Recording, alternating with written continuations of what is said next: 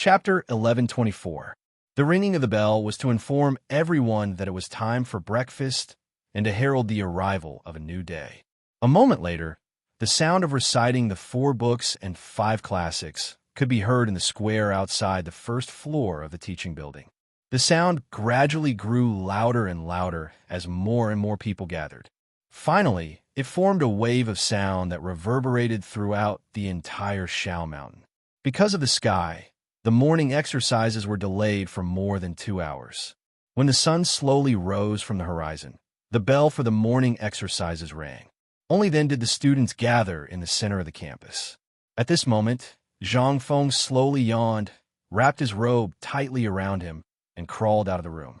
Looking at the fog outside, Zhang Feng rubbed his sleepy eyes and slowly walked toward the teaching building. When Zhang Feng arrived, the 3 rounds of morning exercises had already ended. At this moment, Qian Wanli led the running team and slowly walked past Zhang Feng. The students hurriedly stood still and saluted Zhang Feng. Zhang Feng chuckled and waved at them. Then, when no one was paying attention, he called out to Chen Chumo and the others. When they saw Zhang Feng acting so sneakily, they thought that something big had happened and hurriedly followed Zhang Feng into the small wooden house. Once they entered the small wooden house, everyone felt a trace of warmth. Once they entered the small wooden house, Chen Chumo and the others returned to their natural instincts. They were either lying down or sitting on chairs, minding their own business as they searched for prey or wanted to discover some miracle from Zhang Feng. Zhang Feng glanced at everyone, then stared at Li Chengxian and said, "There are still 11 days until the Mid-Autumn Poetry Meet, right?" Li Chengxian didn't know what Zhang Feng wanted to say, but he still nodded. Yes, there are still 11 days. Therefore, during this period of time, we will also be diligently practicing basketball, football, and morning exercises. When the time comes, I believe that with these 3 things, the fame of White Deer College will definitely spread throughout the world. Is there even a need to say that? With a few of us taking action, it will be hard for us not to become famous. When I think about those little girls in Swallow Descent restaurant, no, those girls' screams, I'm really excited. Seeing Chen Chumo's wretched smile, Zhang Feng was speechless and scolded. Get lost. Can't you think of something else? Women, women, women all day. Sooner or later, you will die on a woman's belly. Chen Chumo just smiled and didn't answer. Zhang Feng was so angry that he didn't want to talk about it anymore. He waved his hand and said, "Okay, let's not talk about this anymore. I have a plan here. You can think about it and see if it works."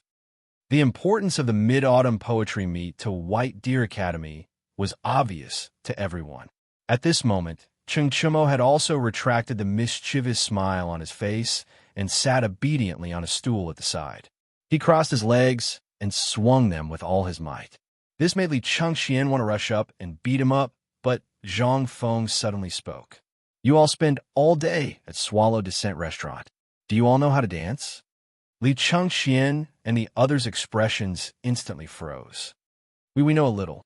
But Li Chengxian seemed to have thought of something and asked hesitantly, "Fengzi, what do you mean? I don't know what you were thinking all day. Could it be that you want to go to Swallow Descent Restaurant?" Basically, we all know a little about the things in Swallow Descent Restaurant. Why are you asking this? Li Chengxian had a bad premonition. Zhang Feng became spirited. He looked at Li Chengxian and asked, "Tell me, what do you all know? Is it a horse-riding dance or something?" "No. Tell me, what kind of dance do you all know? Tell me. Maybe we will know when the time comes." Hearing this, Li Chengxian and the others' expressions suddenly changed. "Dance? I am a crown prince, and you want me to dance? And a man at that? If this was really done, and it was spread back to the palace, someone would die." Li Chengxian didn't know what Zhang Feng meant. But since he had said this, he followed Zhang Feng's train of thought. But no matter how he thought about it, he still felt that it was somewhat inconceivable. He couldn't imagine what kind of terrifying disaster it would be if those coquettish songs changed their faces to his own people. Although the palace seemed calm, it was still turbulent. Everyone's eyes were on him. Because he was the crown prince, if he did anything wrong, he would be bombarded by everyone. At this moment, this brat Zhang Feng wanted him to dance. Even if he died, he couldn't lose face. However, Li Chengxian wanted to know the meaning of this. After a fierce struggle in his heart, Li Chengxian said, yes. After struggling for a long time, he reluctantly said, tell me, what is the difference between this dance you speak of and the dances performed by those singers? If it is the kind of dance performed by singers, then if any man performs that kind of dance in public, he will be chased out of the family, a scandal that will be laughed at for the rest of his life. Zhang Feng also knew what Li Chengxian meant, but he also had the impulse to slap him. His mouth was too fast. Damn it. He didn't think that there would be such an awkward silence. He smiled embarrassedly and said, as brothers, how can I let you do such a thing? The dance I speak of is not the same as theirs. Let me ask you, do you want to learn it? Do you want to amaze the world with a single brilliant feat? Just now, it was just a joke. A joke is a joke. Just treat it as a joke. Chapter 1125. Li Chengxian was speechless. He was almost scared to death by Zhang Feng. This kid actually said that it was just a joke? Li Chengxian became especially cautious. After thinking for a long time, he stared at Zhang Feng for a long time before saying, Fengzi, you should know the significance of this mid-autumn poetry meet. We sincerely want to establish White Deer College. If a woman can't become a great scholar because of this, my brothers will feel uneasy for the rest of their lives. He didn't know what was wrong with Zhang Feng today. He thought that Zhang Feng was testing him. But how was Zhang Feng testing him? Zhang Feng immediately interrupted Li Chengxian's cliché and said, I didn't expect you to be so unyielding in the past. All right, since that's the case, I'll teach you this dance. But don't worry, the dance I'm talking about is different from the dances you know of. It's more powerful and domineering. It shows the might and majesty of a man. I can guarantee that as long as you dance like this in Yanlai Restaurant, not to mention Chang'an City, even the Tang Dynasty won't be able to hold your reputation. No matter where you go, you won't lack girls. I, Zhang Feng, can guarantee it with my head. Cheng Chumo's eyes turned red when he heard the word girls. He jumped up from his stool and walked quickly to Zhang Feng. He stared at Zhang Feng with a burning gaze and asked, Is what you said true? At the same time, a morning class was going on in the military camp. The morning class was actually very simple. They followed the military training method and tossed and turned on the horizontal bar, the parallel bar, and the wooden horse. Then, they had to climb over the net, rope, and obstacle course. However, just as everything was going smoothly, there was a sudden commotion. A moment later, a military officer suddenly appeared in front of Yu Qigong's tent. He hurriedly woke Yu Qigong up. Yu Qigong wanted to slap the person away, but the person seemed to be prepared. When Yu Qigong's palm came, the person quickly dodged and said, General, something bad has happened. Niu Jianhu is in trouble. At this moment, Yu Qigong, who was a little sleepy, heard the words Niu Jianhu, and his drowsiness instantly disappeared. He hurriedly opened his eyes wide and asked, What happened? Niu Jianhu's training was going smoothly today, but I don't know what happened to him. He suddenly broke his leg. The commandant said in a frightened voice. Buzz! Yu Qigong felt as if he had been struck by lightning. He grabbed the collar of the commandant's armor and asked murderously, What did you say? The military officer was already trembling in fear from Yu Qigong's murderous aura. However, he gritted his teeth and hurriedly said, Niu Jianhu broke his leg this morning. He fell down when he was climbing over the net and broke his leg. His leg is broken. With a bang, Yu Qigong could no longer hold on to the commandant. He loosened his grip, and the commandant fell to the ground. Then, he hurriedly scrambled out of the tent. Yu Qigong was no longer in the mood to sleep.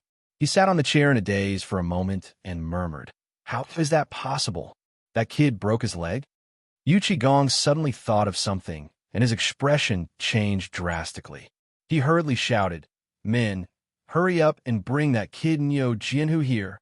Niu Jianhu was his good brother's only son. He was like the apple of his eye. Now, that something had happened to him in his camp, then he really didn't know how to explain it to Niu Jinda. If it had been anything else, he could have just recuperated. However, a broken leg and a broken arm meant that he would have to live with crutches for the rest of his life. If he wanted to join the army, it would be impossible. After a while, the doctor in the army carried the pale Niu Jianhu into the tent. When Yuchi Gong saw Niu Jianhu's face, his heart suddenly changed. He grabbed the doctor and asked, "What the hell is going on? What happened to Niu Jianhu's leg?" How could Lang Zhong not know the relationship between Yuchi Gong and Niu Jinda? How could he not know whose son Niu Jianhu was? Although he was afraid at this time, he still said with a bitter face, replying to the general, "Niu Jianhu. He may not be able to keep his leg." After receiving another confirmation, Yuchi Gong's face instantly turned pale. This old brother of his had been on the battlefield all his life and only had Niu Jianhu as his precious treasure. In this era, breaking a leg, especially for someone who was born in the military, was tantamount to a death sentence. For the incomparably arrogant Niu Jinda, it was simply a disaster. Moreover, Niu Jianhu had only one son in the Niu family. At this time, Niu Jianhu had not yet married and had children. He had not yet left a seed for the Niu family. If such a thing happened at this time, who would be willing to marry him? Yuchi Gong's chaotic thoughts flashed through his mind, and then he hurriedly asked, "Lao Tzu asks you, can Niu Jianhu's leg be saved?" Chapter 11:26. In an instant, Yuchi Gong's face was filled with sorrow.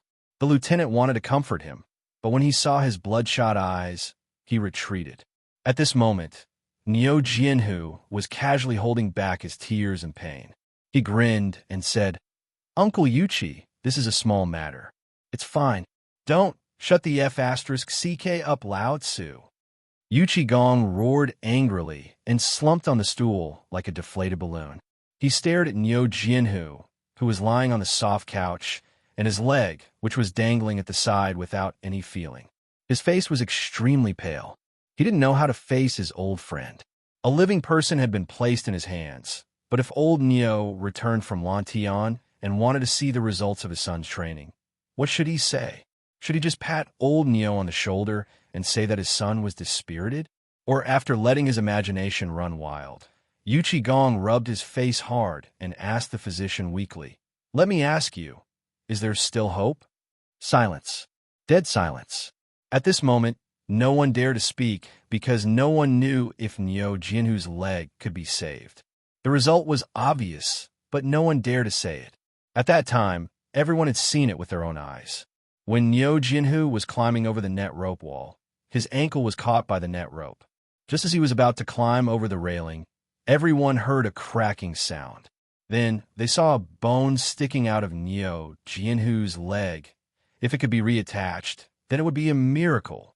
With a bitter expression, the military doctor lifted Niu Jianhu's armor skirt and removed his boots. At this moment, Yuchi Gong discovered that the gap between the skirt and the armor had long been dyed red with blood. Even the underwear was stuck to the blood.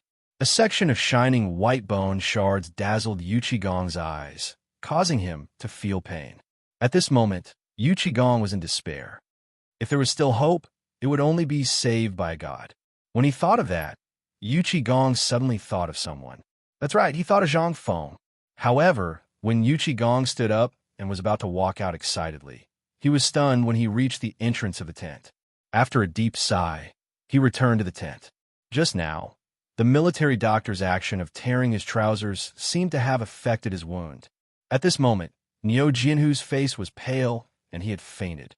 Because of the operation just now, the blood on Niu Jianhu's leg was gushing out even more violently. The military doctor had a panicked expression as he hurriedly ordered a few people to pick up some quicklime and other things that the military used to stop bleeding. Niu Jianhu's bleeding seemed to be making a final struggle. Seeing this, Yuchi Gong could no longer sit still. He tore off his armor and rushed out of the camp. The army camp was not far from White Deer Plains.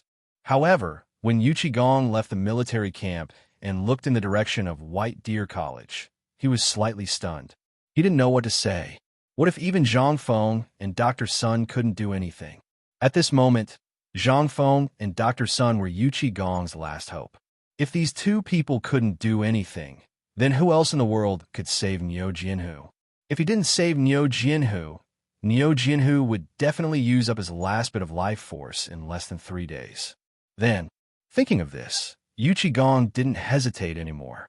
He fiercely kicked the warhorse beneath him. The warhorse neighed in pain and madly galloped in the direction of White Deer College.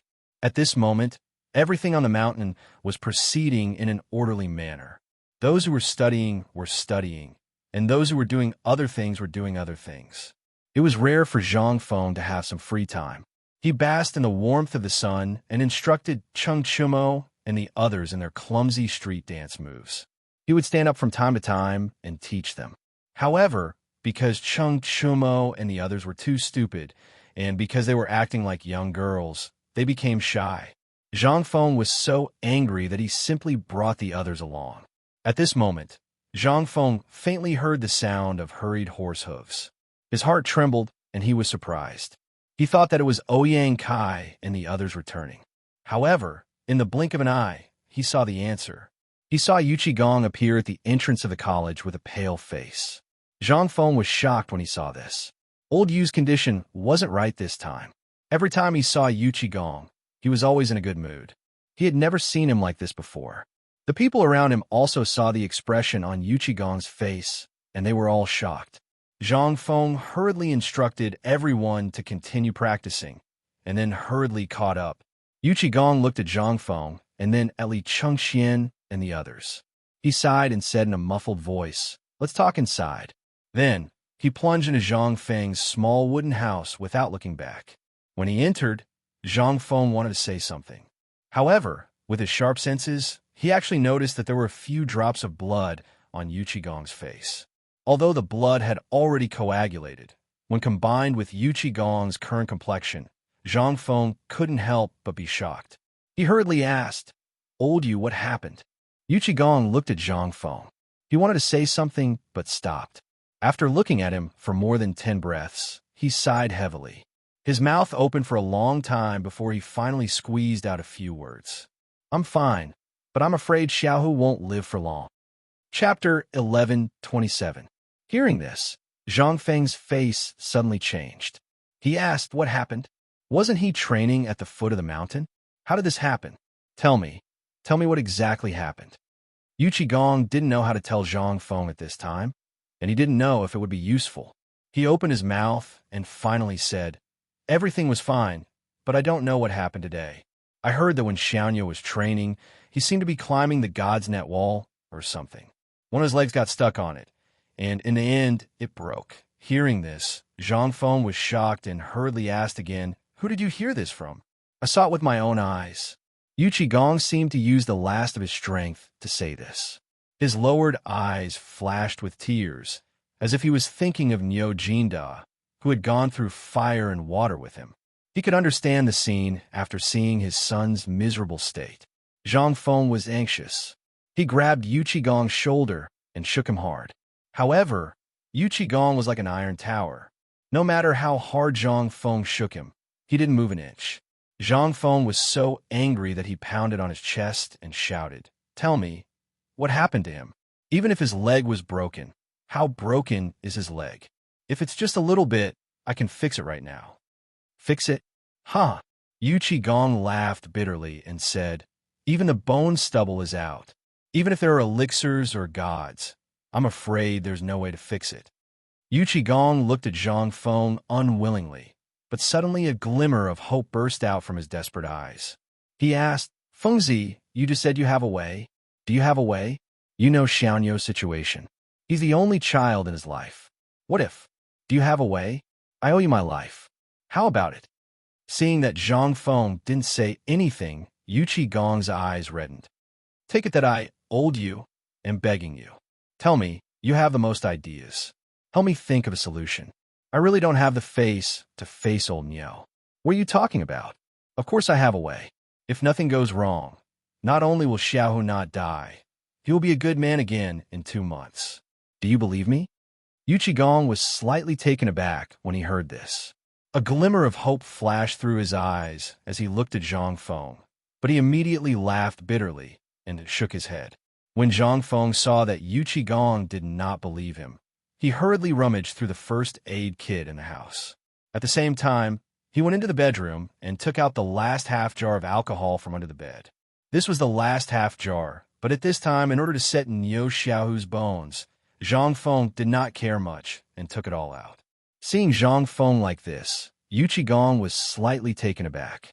A look of surprise flashed through his eyes as he asked, Fengzi, can you really save him?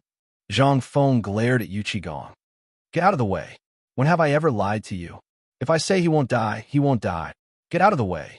Don't block me from saving him. After hearing this, Gong ran behind Zhang Feng with a whoosh and looked at Zhang Feng without blinking.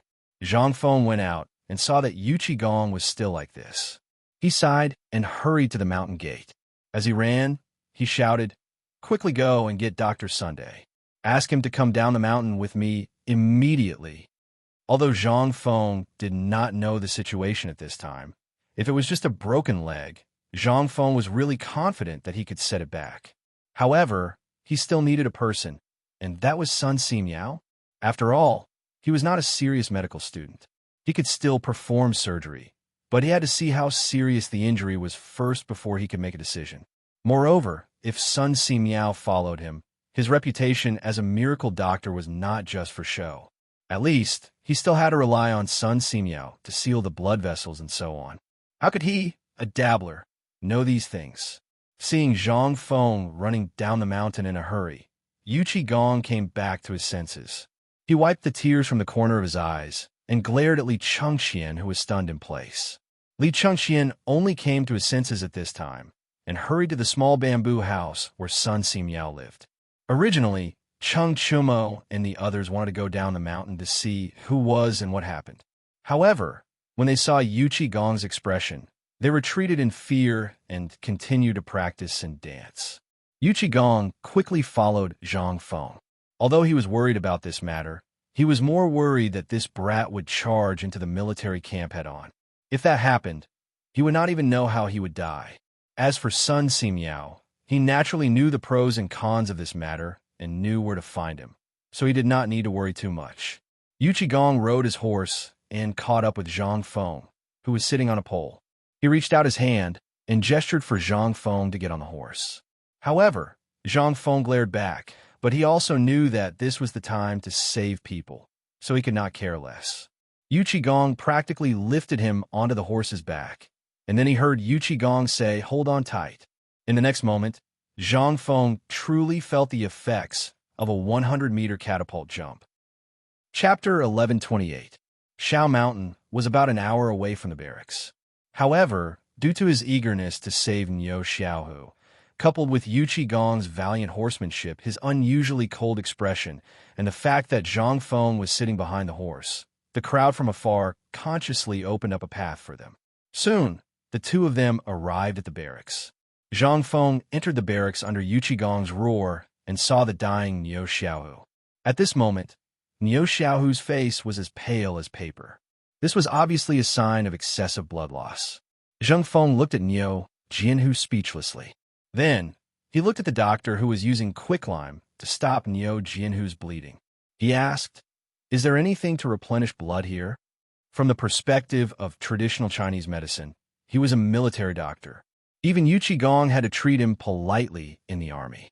When he saw a young man approaching, he wanted to scold him, but when he saw that it was Gong standing beside him, he answered honestly, Yes, there is. Without waiting for Zhang Feng to speak, Gong roared, Since there is, why don't you go and prepare it? What could the doctor say? He hurriedly ordered 2 of his disciples to prepare the herbs to replenish the blood. The doctor felt a little strange. Why was General so polite in front of this young man? However, he also knew that this was not the time to ask. He could not ask. If he angered this fiend, it would be a different matter whether he could leave this place alive today. After Zhang Feng asked the doctor to leave, he took out alcohol from the first aid kit and a disinfectant bowl. He poured some alcohol into the bowl and soaked the dagger that Shiva had given him in it. Then he took out a pair of scissors and asked for a lighter. With a bang, he lit the alcohol and carefully baked the scissors in the alcohol. Only then did he carefully cut all the cloth on Niu Jianhu's broken leg. Even though Zhang Feng was already mentally prepared, he still could not help but feel nauseous when he saw Niu Jianhu's miserable state. He could not help but feel nauseous. His face turned pale. At least 3 centimeters of the bone stubble was exposed. The fracture was still fine. There were no fragments or mud. However, the blood on the wound had already soaked the bed and soft mattress under Neo Jinhu's body. The blood had already flowed down the soft mattress and into the yellow soil on the ground. At this moment, the soft mattress had become muddy. The tent was filled with a pungent smell of blood. Zhang Feng could not care less. He knelt in the pool of blood as if he was making an extremely exquisite piece of art.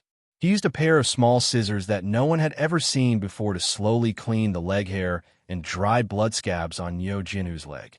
His other hand held an iron clamp with a ball of cotton. From time to time, he would dip the cotton into the bowl filled with the smell of alcohol and wipe it. This continued for a very long time.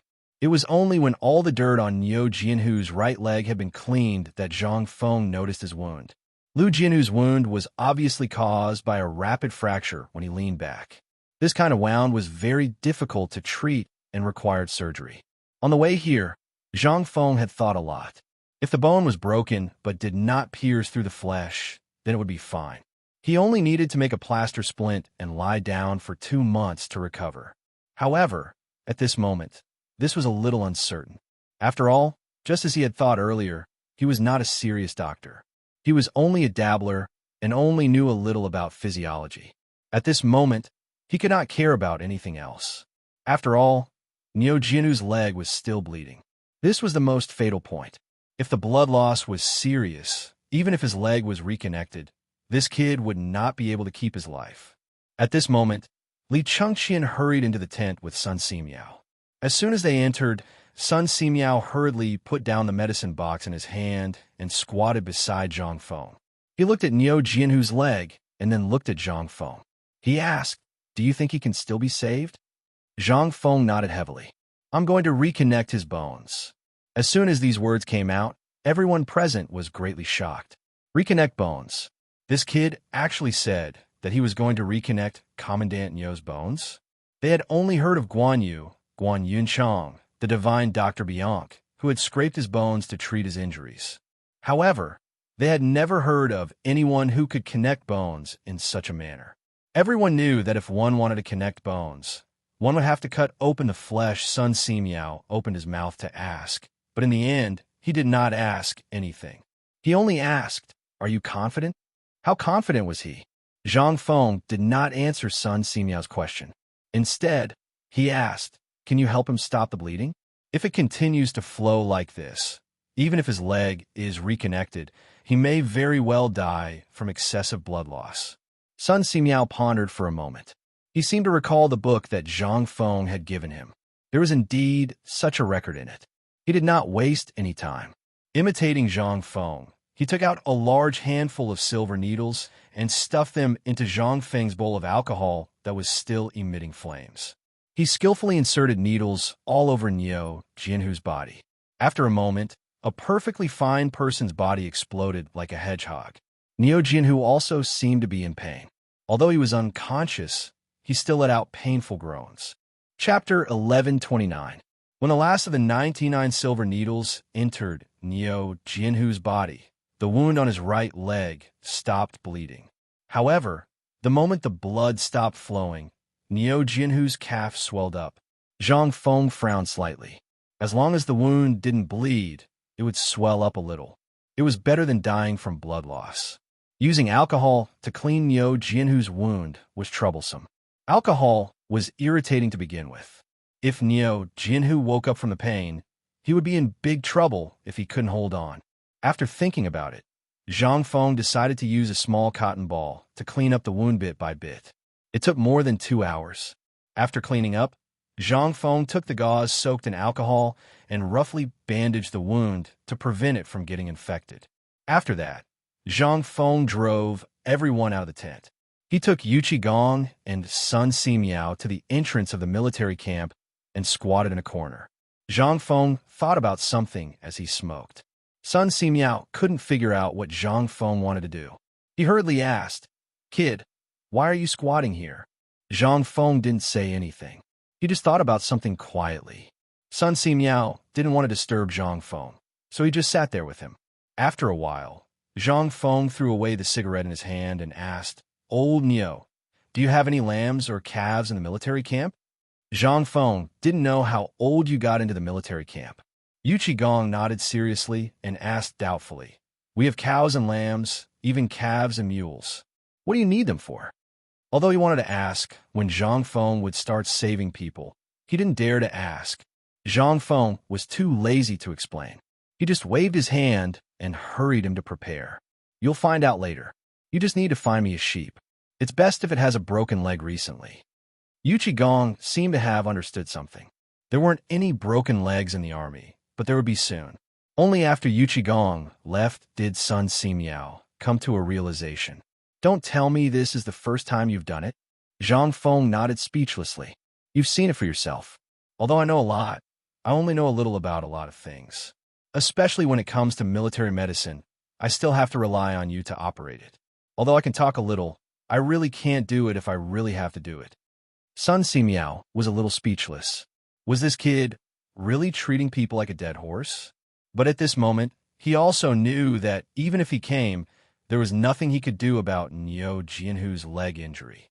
Since this kid said so, he should have a certain degree of confidence. After all, this kid never did things that he was not sure of. Moreover, he had a very good relationship with Niu Jinda.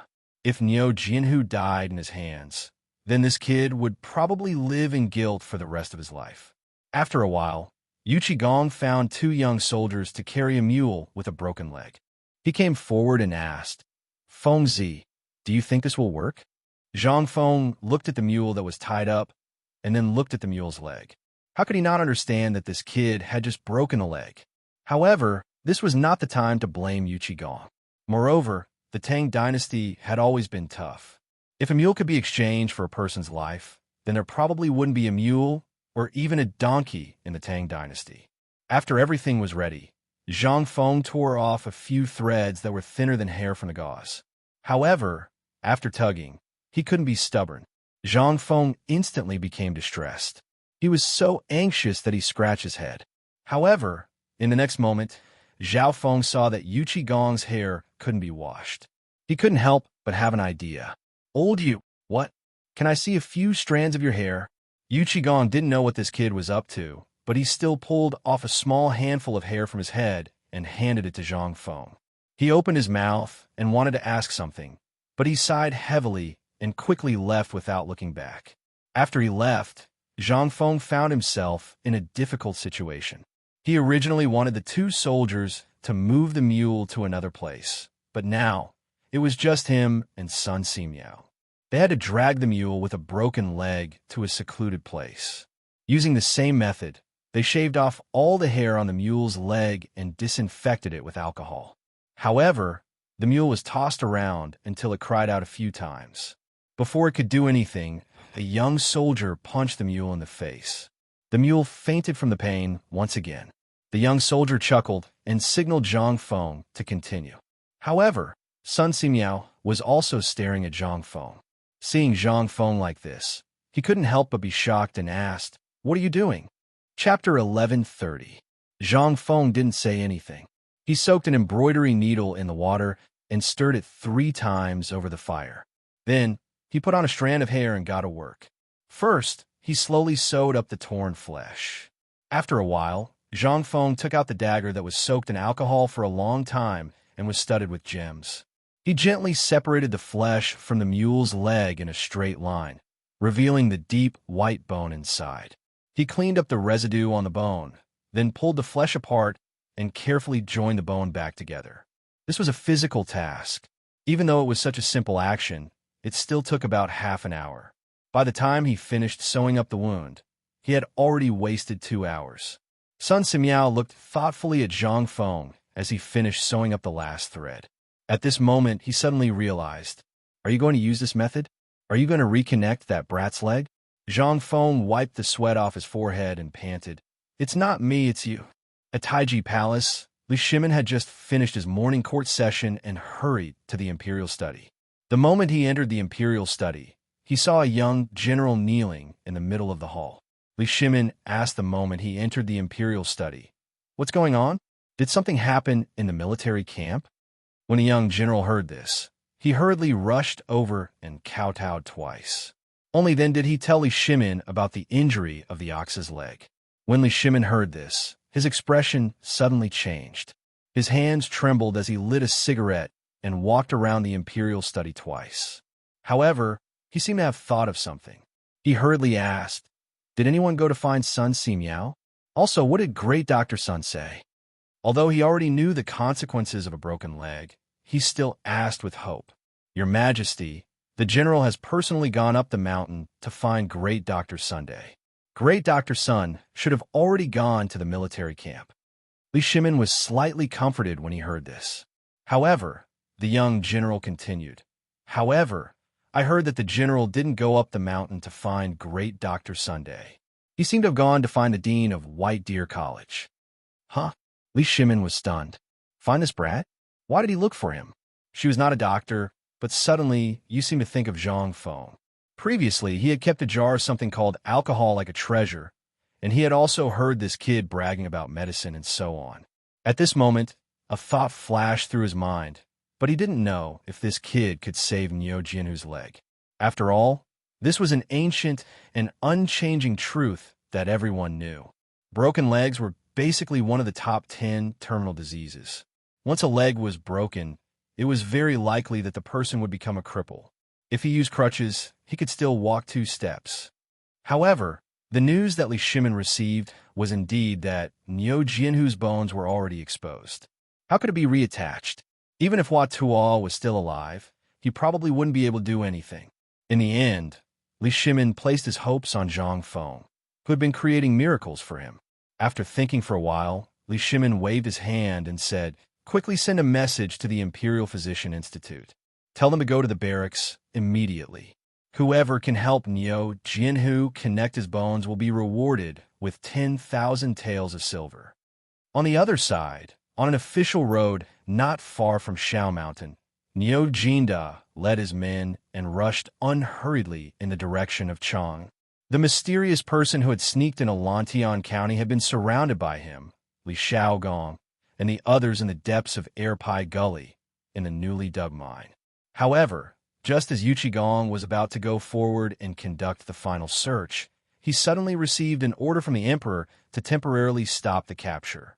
Seeing the mysterious person, who was about to be caught, escape right under his nose, Niu Jinda was so angry that he broke the mo knife in his hand with a punch. He sighed and left angrily.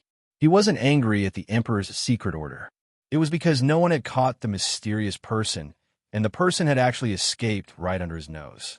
This was a disgrace to him, but he couldn't do anything about the emperor's order. At this time, when he thought of the mysterious person, Niu Jinda was itching with hatred. If he were to find out who the mysterious person was in the future, he would definitely take revenge. Then he would definitely take revenge 10 times over. Thinking to this point, Niu Jinda couldn't help but take out the Mitsubishi military knife and wave it around in his hand. Then he laughed and hid it in his bosom again like a treasure. Although he didn't get the person this time, but to be able to get the 203 rhombus bayonets from Zhang Feng. This was the biggest gain for Niu Jinda. At this time, the sound of hurried horse hooves on the official road made Niu Jinda and the others quickly alert. Everyone gave way to the main road and stood on the side without moving. After waiting quietly for a moment, a jujube red horse hurriedly stopped beside Niu Jinda. Niu Jinda couldn't be more familiar with the general on the jujube red horse and the insignia on his military uniform. At this time, Niu Jinda's eyes slightly narrowed. That little soldier didn't hesitate and dismounted to salute. After he finished, he said, "General Niu, this little one is under the order of General Yuqi to ask General Niu to quickly return to the camp." Hearing this, Niu Jinda frowned slightly and said, "Did something happen in the army? If it wasn't something that even Yu Qigong couldn't handle, why would Yu Qigong be in such a hurry to ask him to return?" Hearing this, that person instantly didn't know what to say. He didn't know if he would still be alive after saying that his son's leg was broken. But after weighing the pros and cons, he still gritted his teeth and hurriedly said, "Niu Jianhu Yu Wei encountered an accident during training and broke his right leg." When Niu Jinda heard this, he was instantly stunned.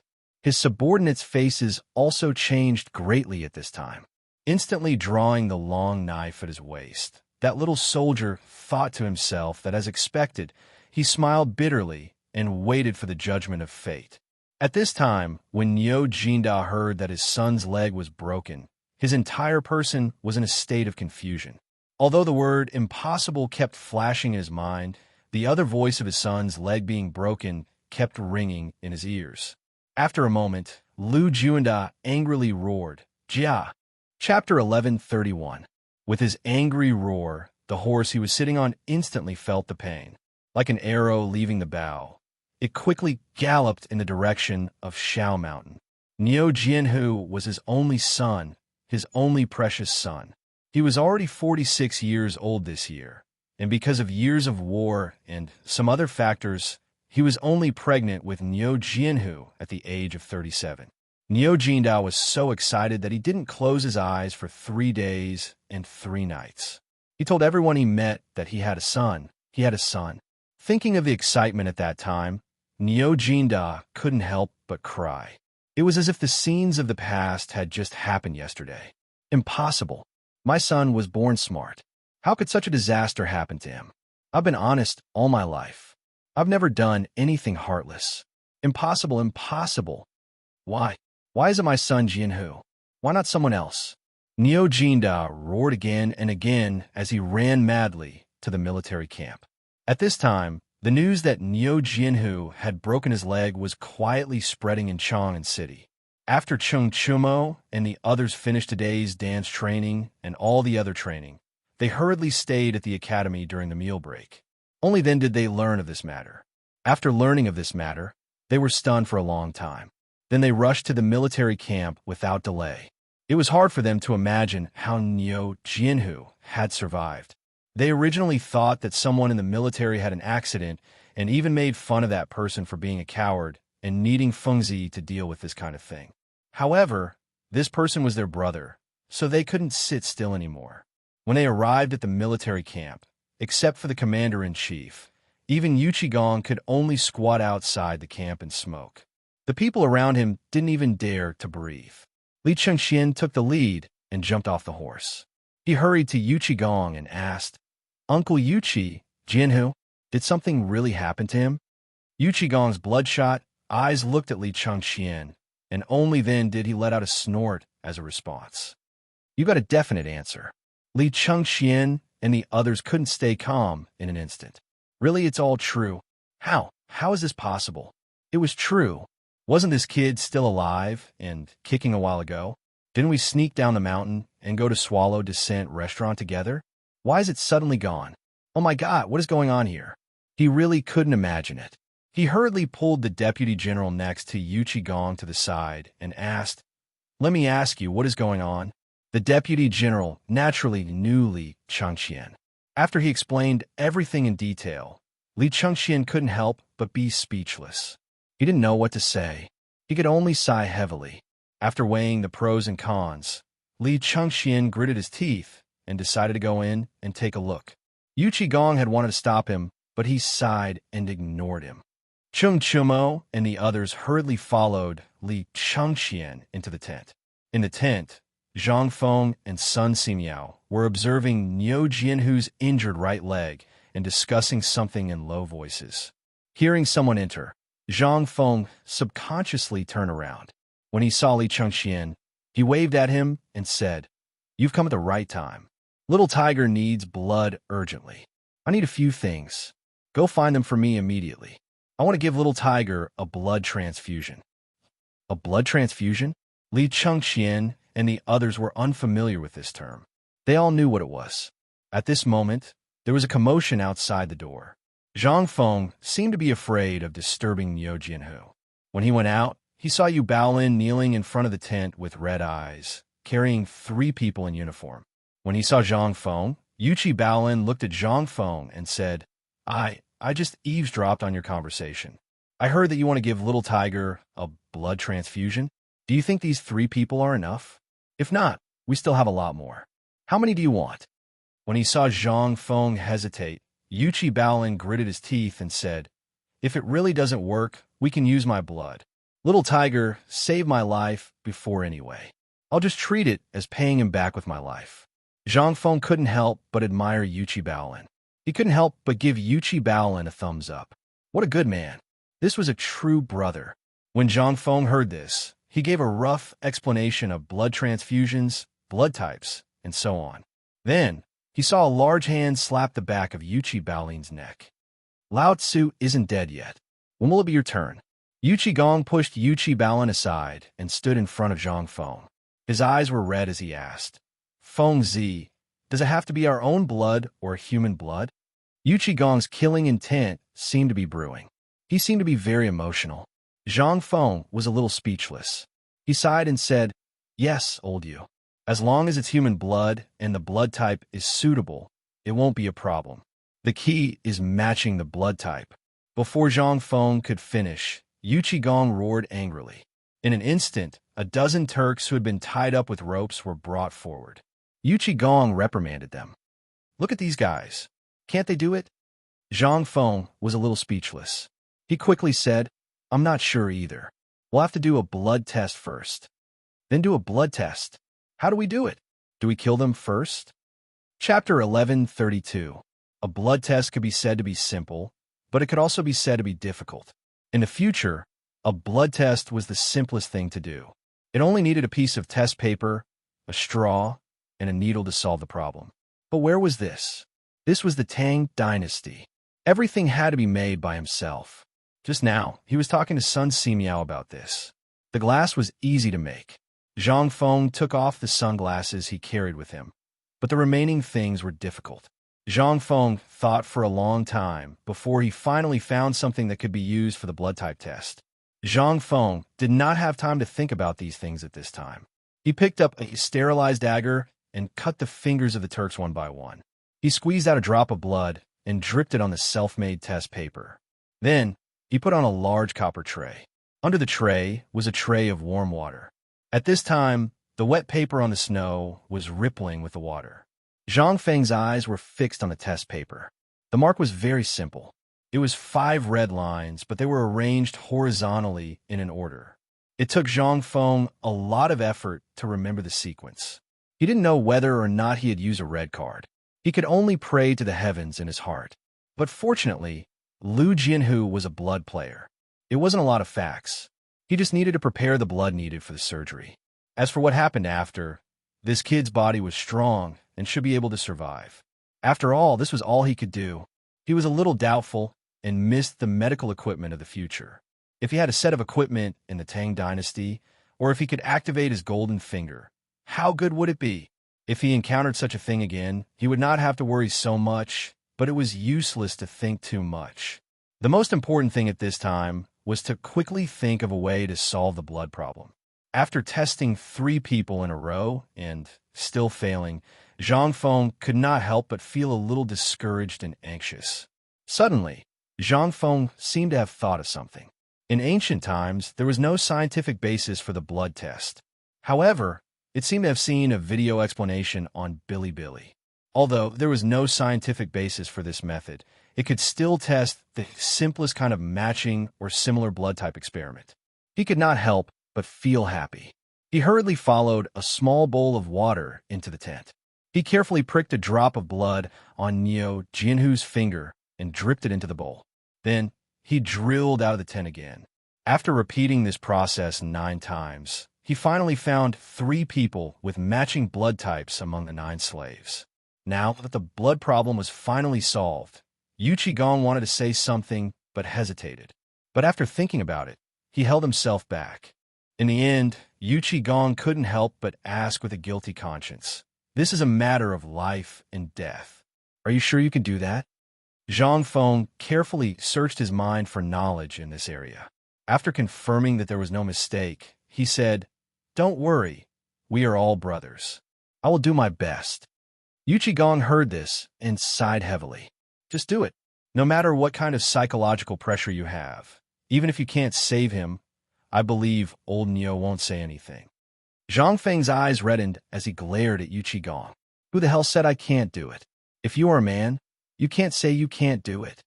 As he spoke, Zhang Feng blocked everyone outside and went into the tent alone. At this time, Neo Jinda rushed into the tent. As soon as he entered the military camp, Neo Jinda saw the people outside the tent. His heart could not help but thump. He felt dizzy and fell off the horse's back. Everyone was so frightened that they hurried over and helped Neo Jinda up. After Neo Jinda woke up a little, he grabbed Yuchigong's hand and asked in a trembling voice, "Brother, my family's here. Don't worry, old Neo. With Fengzi here, it should be fine. You know this kid? He has a lot of ideas." When Neo Jinda heard this, he laughed bitterly and did not say anything. He did not want to put pressure on Zhang Feng, but he also wanted to protect his son. However, he also knew the meaning behind Yuchigong's words. He could only drag his heavy steps to the side and squat on the ground. He stared blankly into the distance.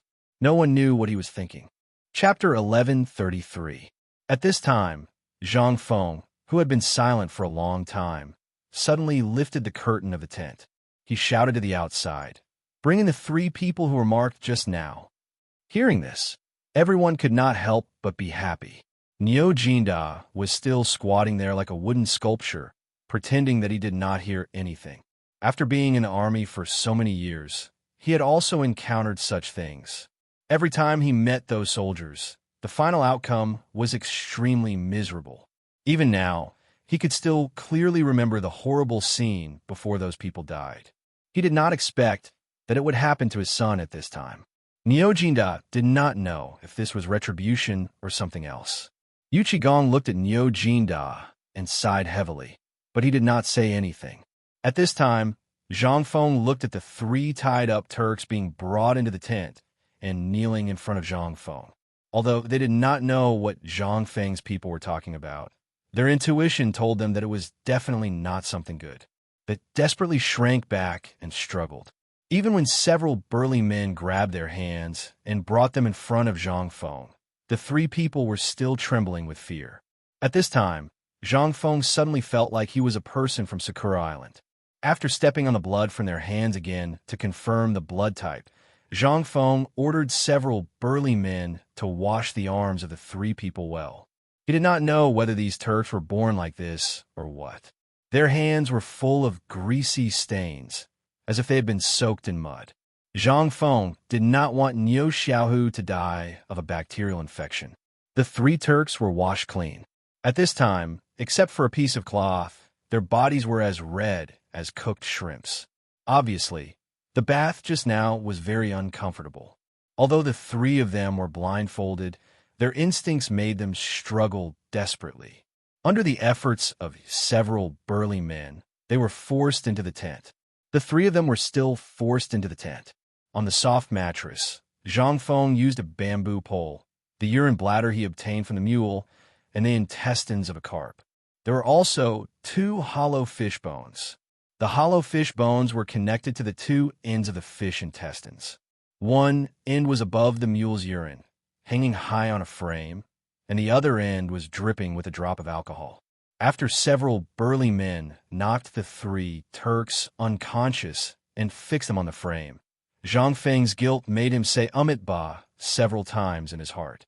Just like the Imperial Army, he suddenly felt that in order to be a good brother, Zhang Feng forcibly brainwashed himself. This was the Tang Dynasty. Gritting his teeth, Zhang Feng rubbed the alcohol on the shoulder of a Turk and then stabbed the fish bone fiercely. In Zhang Feng's worry, the black blood slowly flowed into the mule's urine. Seeing this, Zhang Feng's face lit up. He hurriedly took out another tube, which was connected to the hollow fish bones and the fish intestines from the alcohol basin, and pierced it into the urine. After the blood slowly flowed out from the other end of the tube, Zhang Feng carefully inserted the fish bone into Niu Jinhu's artery. After carefully observing for a moment and seeing that the blood was slowly and orderly entering Niu Jinhu's body, Zhang Feng let out a long sigh of relief. However, at this time, Zhang Feng didn't dare to relax. After all, he had never tried this method before, especially when he wasn't sure if the blood type really matched. He waited for another half an hour. Niu Jinhu's originally weak breath slowly changed, gradually becoming longer. His chest also slowly regained a trace of vitality, rising and falling rhythmically. His slightly purple lips also began to have a touch of blood. Only then did Zhang Feng heave a sigh of relief. He quietly walked to the door and waved his hand at Sun Simiao. Sun Simiao hurriedly entered the tent. When he saw this magical scene, he didn't have time to marvel. Zhang Feng hurriedly said, "Let's check his pulse first and see if this method is effective." Sun Simiao didn't dare to delay. He hurriedly put his hand on Niu Jianhu's pulse. When he saw that the pulse was gradually stabilizing, he was relieved. "It's done." This sentence seemed to affirm Zhang Feng's efforts at this time. Zhang Feng sat down on the chair like a deflated balloon. He let out a few long gasps. After hearing Sun Simiao's affirmation, Li Changxian, who was lying at the door, exclaimed in a low voice, "Xiaohu is alive. Xiaohu is alive." Hearing this, everyone was pleasantly surprised and cried tears of joy. Yu Qigong instinctively glanced at Niu Jinda and sighed heavily. No one knew better than him how his old friend felt at this time. Patting Niu Jinda's shoulder, Yu Qigong sighed and said, "Xiaohu is fine." Hearing this, Niu Jinda was stunned. He wanted to refute, but when he opened his mouth, he didn't know what to say. He didn't even bother to take the cigarette. He hurriedly got up from the ground and rushed into the tent. He looked at the strangely shaped blood transfusion device. Then he looked at Niu Jianhu, who seemed to be sleeping soundly. Niu Jinda, who was like an iron tower, suddenly burst into tears. Chapter 1134.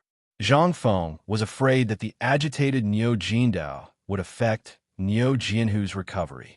She hurriedly pulled him back and motioned for him to calm down. However, who could endure this kind of thing? Niu Jinda suppressed the excitement in his heart and took a deep breath before asking in a low voice, "Fengzi, is Xiaohu really okay?" Zhang Feng nodded heavily and looked at Niu Jianhu. Under the first step, Xiaohu's life is saved. However, if he wants to recover his leg, he still needs a few days. At the very least, he needs to recover his lost qi and blood first. Let him recover some of his physical strength before he can undergo surgery. Surgery to set the bone. Niu Jinda didn't know what surgery was, but when he heard Zhang Feng's words, he knew that Niu Jianhu would definitely not die. Thus, he made a gesture to kneel down. Zhang Feng hurriedly hugged Niu Jinda tightly and said, "Old Niu, if you dare to kneel down, then our brotherhood will come to an end. I, Zhang Feng, will turn around and leave now. I will never acknowledge you as my brother again." When Niu Jinda heard this, he didn't know whether to kneel or stand. After pondering for a moment, he rubbed Zhang Feng's head. Although Zhang Feng hated it when others touched her head, she also understood how a father felt at this moment. Cough, cough, cough. At this moment, a sudden coughing sound caused everyone inside and outside the tent to hold their breaths. Zhang Feng, Sun Simiao, and the other three hurriedly looked at Niu Jianhu on the bed. Niu Jianhu had unknowingly opened his eyes. Although it was a little weak, Niu Jianhu still forced himself to stay awake. He looked at Zhang Feng with a bitter smile and said, "Fengzi, I'm useless. I've caused you trouble." Zhang Feng's eyes became hot. She patted Niu Jianhu's shoulder and said, "What nonsense are you talking about? You've already done enough. Don't think too much about it. Just focus on recuperating. In a few days, I'll let you witness a miracle. Lao Tzu will let you climb back up, just like how you fell." Niu Jianhu laughed bitterly when he heard this. He knew that he couldn't keep his leg. He thought that Zhang Feng was comforting him, so he nodded respectfully and agreed. Only then did Niu Jianhu look at Niu Jinda and call him father with a choked voice. Niu Jinda shuddered when he heard the word father. Although he tried to hold back his tears, his trembling body betrayed him. Niu Jinda sighed hoarsely. Niu Jianhu comforted him. "It's all my fault. I was careless. I hope father won't blame others. I didn't do well enough." I know. Just focus on recuperating. Fengzi said that you'll be able to walk in 2 months. Don't think too much about it. Otherwise, Fengzi will be busy for half a day. Don't cause trouble for lunatic. However, before he could finish, Niu Jianhu fell into a coma again. When he woke up this time, everyone could finally breathe a sigh of relief. When everyone saw that Niu Jianhu had fainted, they wanted to say something. However, Zhang Feng waved his hand, indicating that he was fine and that he had just lost a lot of blood. Then, he asked everyone to leave the tent. At that moment, only Zhang Feng, Sun Simiao, the unconscious Turk, and Niu Jianhu were left in the tent. Zhang Feng looked at Niu Jianhu and said, "Elder son, we only have 3 days to prepare. After 3 days, regardless of whether it succeeds or not, this surgery must be done. If we don't do it on his leg, the wound and bones will become infected. When that time comes, we'll have to amputate his leg." Sun Simiao frowned slightly. He wanted to say something, but in the end, he didn't say anything. He just faintly agreed. After all, the military camp wasn't a place to stay for long. When Niu Jianhu's condition improved slightly, Zhang Feng made a stretcher and ordered someone to send him back to the academy. After all, there were many things that weren't easy to use in the military camp. For example, there were some materials for experiments and surgery, as well as some anti-inflammatory and disinfectant items. When they were on the mountain, they had prepared a lot of things when they had nothing to do. When they came, they didn't know what was going on, so they just picked up the important things and brought some. As soon as they left the military camp, Zhang Feng looked at Chen Shumo and couldn't help but ask, "Why haven't I seen General Yuqi or General Chen since I came from the military camp? It's been more than 2 hours."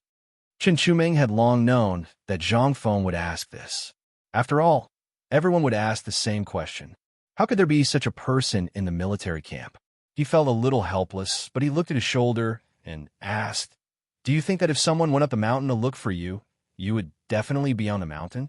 This question made Zhang Feng a little surprised. Chen Tiniu was right. According to the usual practice of the Tang dynasty, Cheng Yaojin might not be here at this time because of other things. After all, such a big thing had happened before, so it would be strange if Cheng Yaojin could sit still in the military camp. As for Yu Qigong, Zhang Feng really didn't know.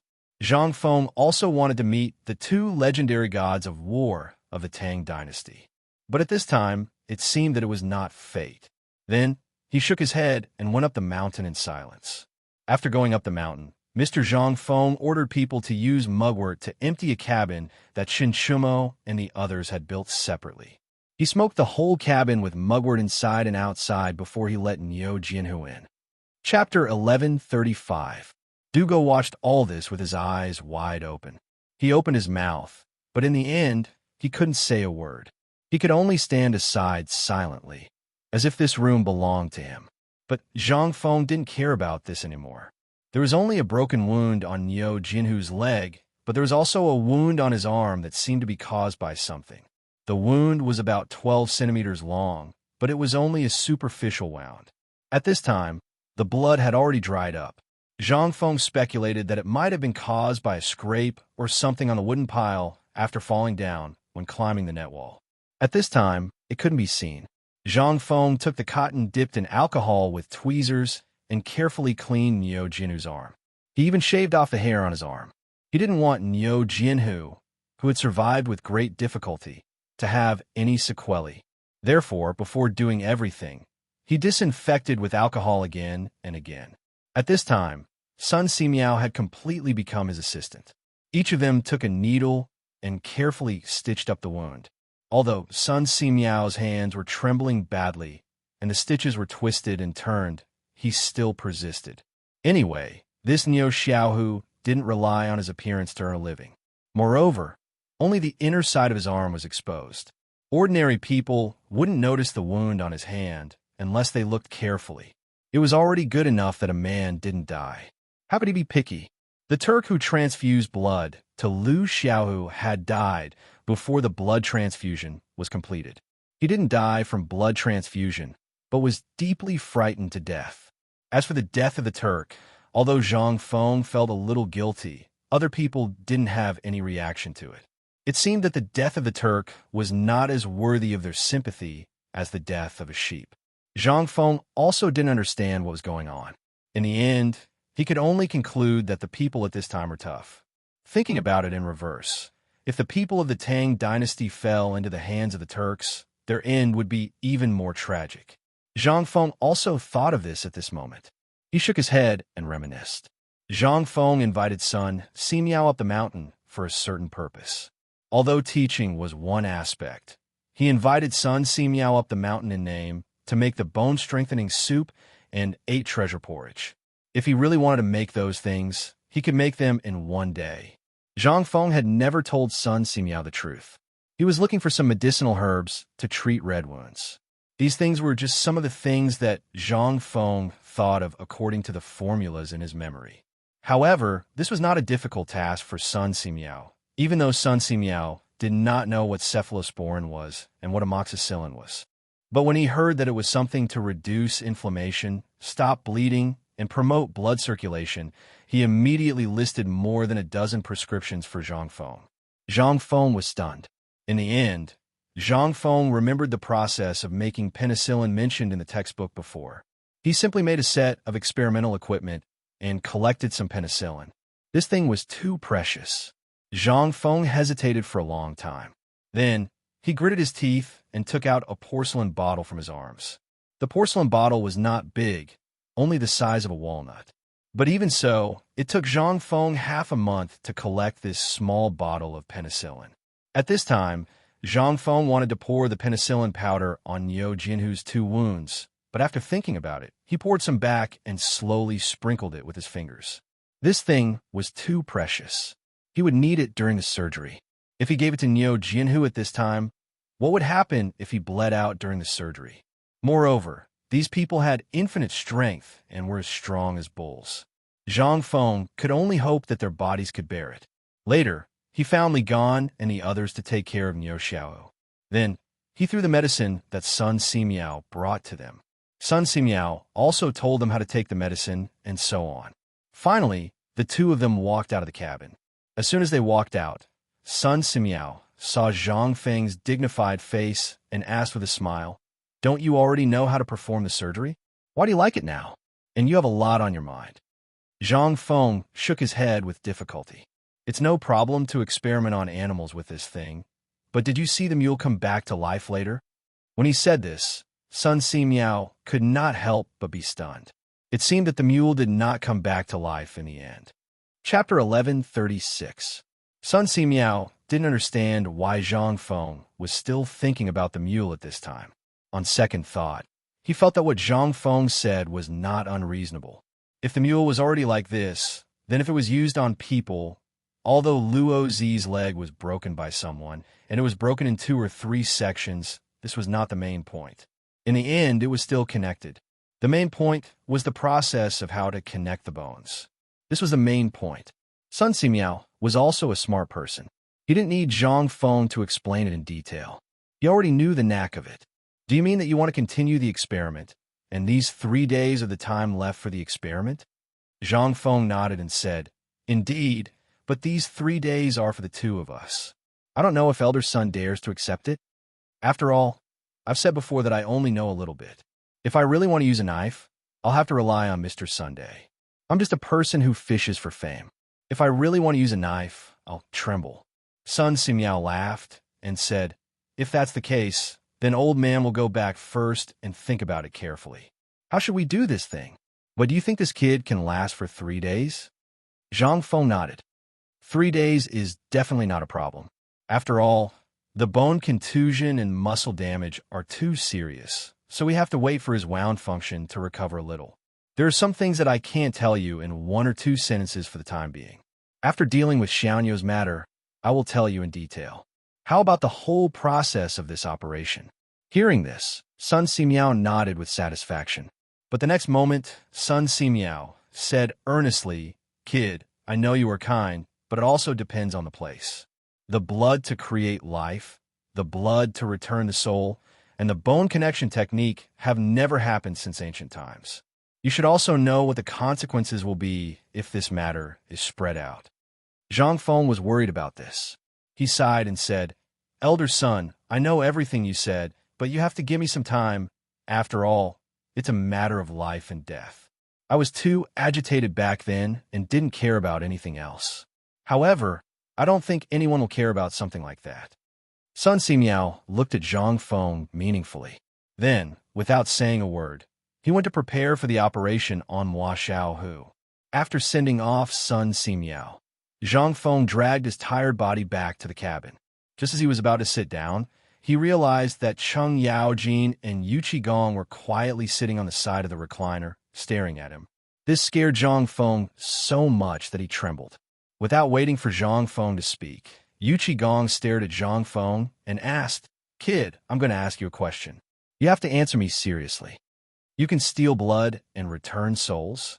Yu Qigong's eyes were fixed on Zhang Feng. He was just short of sticking his face to him. Zhang Feng turned his head with some difficulty. He was not used to talking to people like this. "I can't." Yu Qigong's question was too ambiguous. Moreover, Zhang Feng was still thinking about Sun Simiao's words and the look in his eyes when he left. Therefore, he made a prompt decision to deny it. Otherwise, who knew if this old man would think of a way to make him use the blood-stealing soul-returning technique again. That would be troublesome. However, Yu Qigong obviously had no intention of letting him go. He asked again, "Why did you take a section of fish intestines and 2 hollow fish bones to draw blood into Little Tiger's body?" Little Tiger came back to life, but the 2 Jua died. If this isn't blood-stealing soul-returning technique, then what is? Yu Qigong's eyes were burning with flames as he stared at Zhang Feng. He seemed to be trying to figure out something from Zhang Feng's every move. Zhang Feng was speechless when he saw Yu Qigong's burning gaze. "How could I tell you this? This is some common knowledge that I need to learn during the military training held by the school twice a year. However, it's only common knowledge. This is the first time I performed a blood transfusion and sutured a wound. If I say this, won't you slice me up on the spot? Don't you think you'll cut me up on the spot?" Just like what the doctor in the military training class said, saving lives was just like that. The more you treated the other person as a human, the more likely you were to save them. Humans were actually very strong. There were people in ancient times who scraped the bones of Guan Yu and Guan Yunchang to heal their wounds. The main thing was that Fei did not remember it. After all, he was not omnipotent. He could remember everything clearly. Western medicine originated from barbers. If one could cut people's hair, one could become a doctor. Perhaps even the stupid pig craftsman could become a founder. Letting blood out was a cure for all kinds of diseases.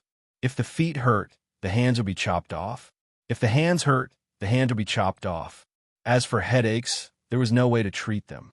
If Lao Tzu knew how to disinfect the brain with alcohol, it was simply a groundbreaking invention. When it came to the latter, wouldn't they worship him like he was their ancestor? Chapter 1137. Just as a madman once said, "What's so great about a car? It's just an engine for people in a metal box." How wise is that? Anyway, I heard that his car company is very popular, and I haven't heard of any major problems. Similarly, what is a person? 2 arms and 2 legs at home, a body full of carbohydrates. If you know the cause, you can treat it casually. Didn't you see that the calf came back to life? As long as the calf can come back to life, it proves that my theory is correct and must be carried forward. Thinking of this, Zhang Feng's heart calmed down.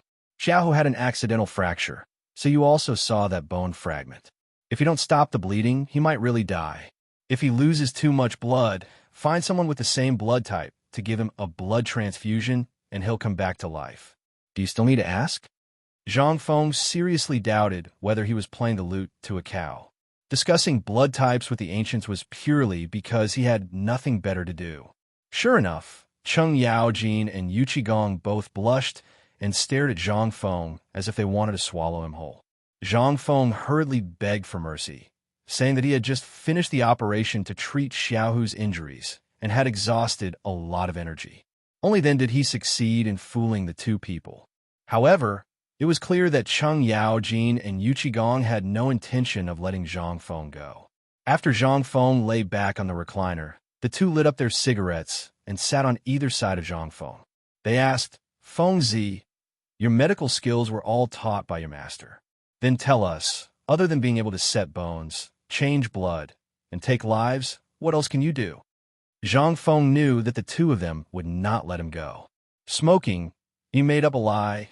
"My master said that learning these things is only a small path after all. There are many things that my teacher is not willing to teach me. He said that life is full of troubles, and it's enough as long as I don't get cheated by others. The more I learn, the more trouble I will have. He hopes that I can live a simple life. Heaven and earth have their own rules, and forceful interference will only add new troubles. It's better to let nature take its course. I understand. I've seen my master perform these things before, and I'm just copying them. Zhang Feng had no choice but to brag to the psychiatrist during his military training and set up a high ranking for him. Yu Qigong was a bit disappointed that Zhang Feng didn't live up to his expectations.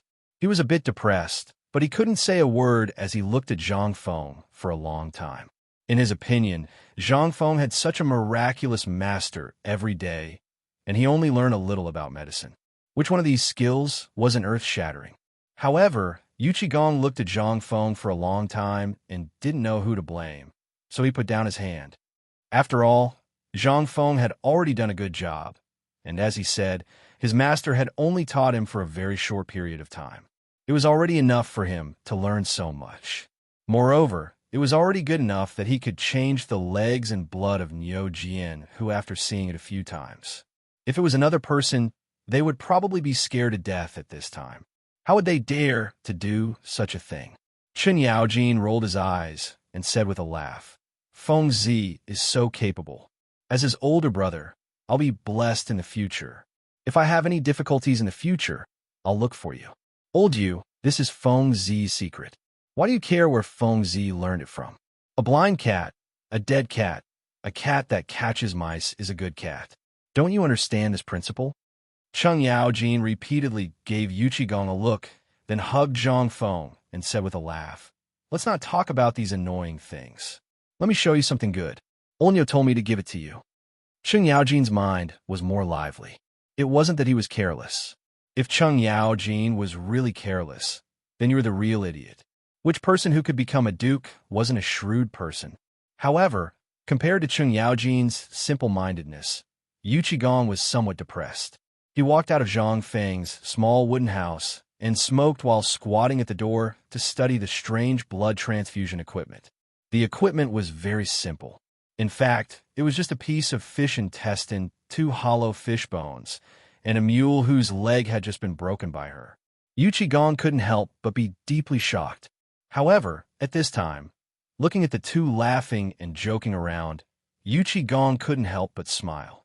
When a person became younger, their heart also seemed to become younger.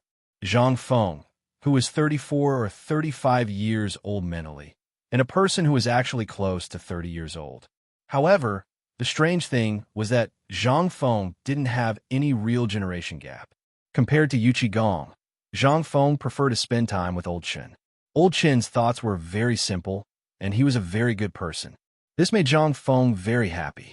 After all, every time he spent time with Old Chen, his mind and body would be extremely relaxed. Zhang Feng couldn't remember when was the last time he laughed and joked around without hiding anything. Maybe it was a month ago. Chapter 1138. Since he had nothing to do, Zhang Feng curiously asked, Old Chen, do you know what's going on with those Turkic slaves in the army? They seem to have just been sent here. You can even tell? Zhang Feng rolled his eyes. I'm not a fool. I really can't tell. What do you take your brother for? Chen Yaojin laughed and told Wang Zhong the whole story. During this period of time, more and more soldiers had been garrisoned in the Lanzhou and Liangzhou camps, even extending to Chiaotzi City. However, with more people, more military supplies were transported. This also attracted the attention of the Turks who were pacing back and forth on the east side of the hall. They were also short on supplies, and they didn't even have enough to eat. When they saw a long line of caravans, there were naturally people who were willing to take the risk. The ones who were caught were a group of Turkic scouts. Half a month ago, according to Old Chen, his camp had been ambushed by these people. After sacrificing more than 30 people, Old Chen's subordinates had finally managed to kill these Turks. Even so, these people were still lying on the salt bags like mad dogs, crazily eating the salt one handful after another. They also lacked salt. Cheng Yaojin had kept the price of salt at 1 yuan per caddy. Moreover, there was a price, but no supply. How could this not cause resentment among the people? Chung Yaojin opened up the supply of vinegar cloth and a small amount of fine salt to eat. At least it had the taste of salt. Anyway, the common people usually didn't eat much salt. The purpose of this was to strictly prevent the Turks and the streamers from causing trouble and spreading this precious thing. After all, the salt sold to the public at this time was poisonous. This was something only a few of them knew. If the matter of these years was spread out, it would be big trouble. Therefore, Chung Yaojin did not care about anything else and kept these people here. In this regard, Zhang Feng also faintly felt that the Turks lacked salt. The Turks' geographical location was very special, belonging to the high-altitude plateau. No one could last more than a few days in a high-intensity activity. Moreover, the situation was unclear at this time, and the Tang army had dispatched so many troops to sneak here. In order to survive, these Turks were originally good at long-range raids, so they had evil thoughts. They took the risk out of desperation, and when Chung Yaojin and the others were not paying attention, they were able to take advantage of the loophole. However, they didn't expect that this group of caravans was actually the transport team of the officials of the Tang dynasty. Those who could escort the officials were all good men in the army. In this battle, Chung Yaojin lost more than 30 people. One could imagine how tragic this battle was. According to Chung Yaojin, only a few of the 7 Turkic fishermen were left alive. They even knew how to open a trap and brought them back. As for the rest, regardless of whether they were crippled or not, they were all killed. Thus, the scene that her husband saw in the camp happened. Living in a peaceful world, when had she ever experienced such a tragedy?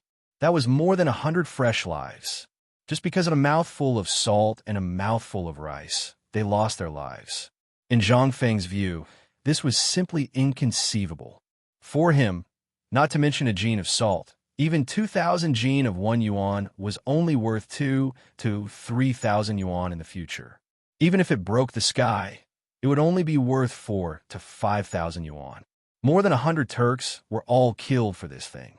Zhang Feng didn't think that the other dozen people who fell into Old Chen's hands could survive safely. After all, Old Chen was only a businessman. The real power to execute these people was in the hands of the 2 great generals in the army. However, even if one's head was cut off, it would only be a scar the size of a bowl. Why did rich people cherish their lives more? As the saying goes, the richer you are, the more afraid of death. This was an eternal truth. Poor people lived a life of suffering. If they couldn't even bear this, there was no need for them to live. They couldn't stay in the house anymore. There were 2 big chimneys. God knew how long they had been smoking in the house. At this time, after smoking 2 cigarettes, Zhang Feng was so choked that he couldn't speak. He hurriedly went out to see the sun. He simply lay on the grass and looked up at the clouds in the sky that came and went in a hurry. Seeing this, Chung Yaojin and Yu Qigong smiled and lay on the grass and looked up at the sky like Zhang Feng. The sky around Xi and in the Tang dynasty was very pure. There wasn't a trace of pollution. It was as pure as a newborn baby. The sky was so blue that it was a little dark. The clouds in the sky were like a bunch of cotton ready to fight in the air. When the wind blew, the clouds would ripple. Looking at the deep black, there was a sense of vicissitudes of mystery in the dark blue. Unlike in the future, it was extremely rare to see a trace of blue in the sky of Xi'an. Not to mention Xi'an, it was also extremely rare to see such a pure blue sky in other places. Chapter 1139. The weather at the beginning of August was very strange.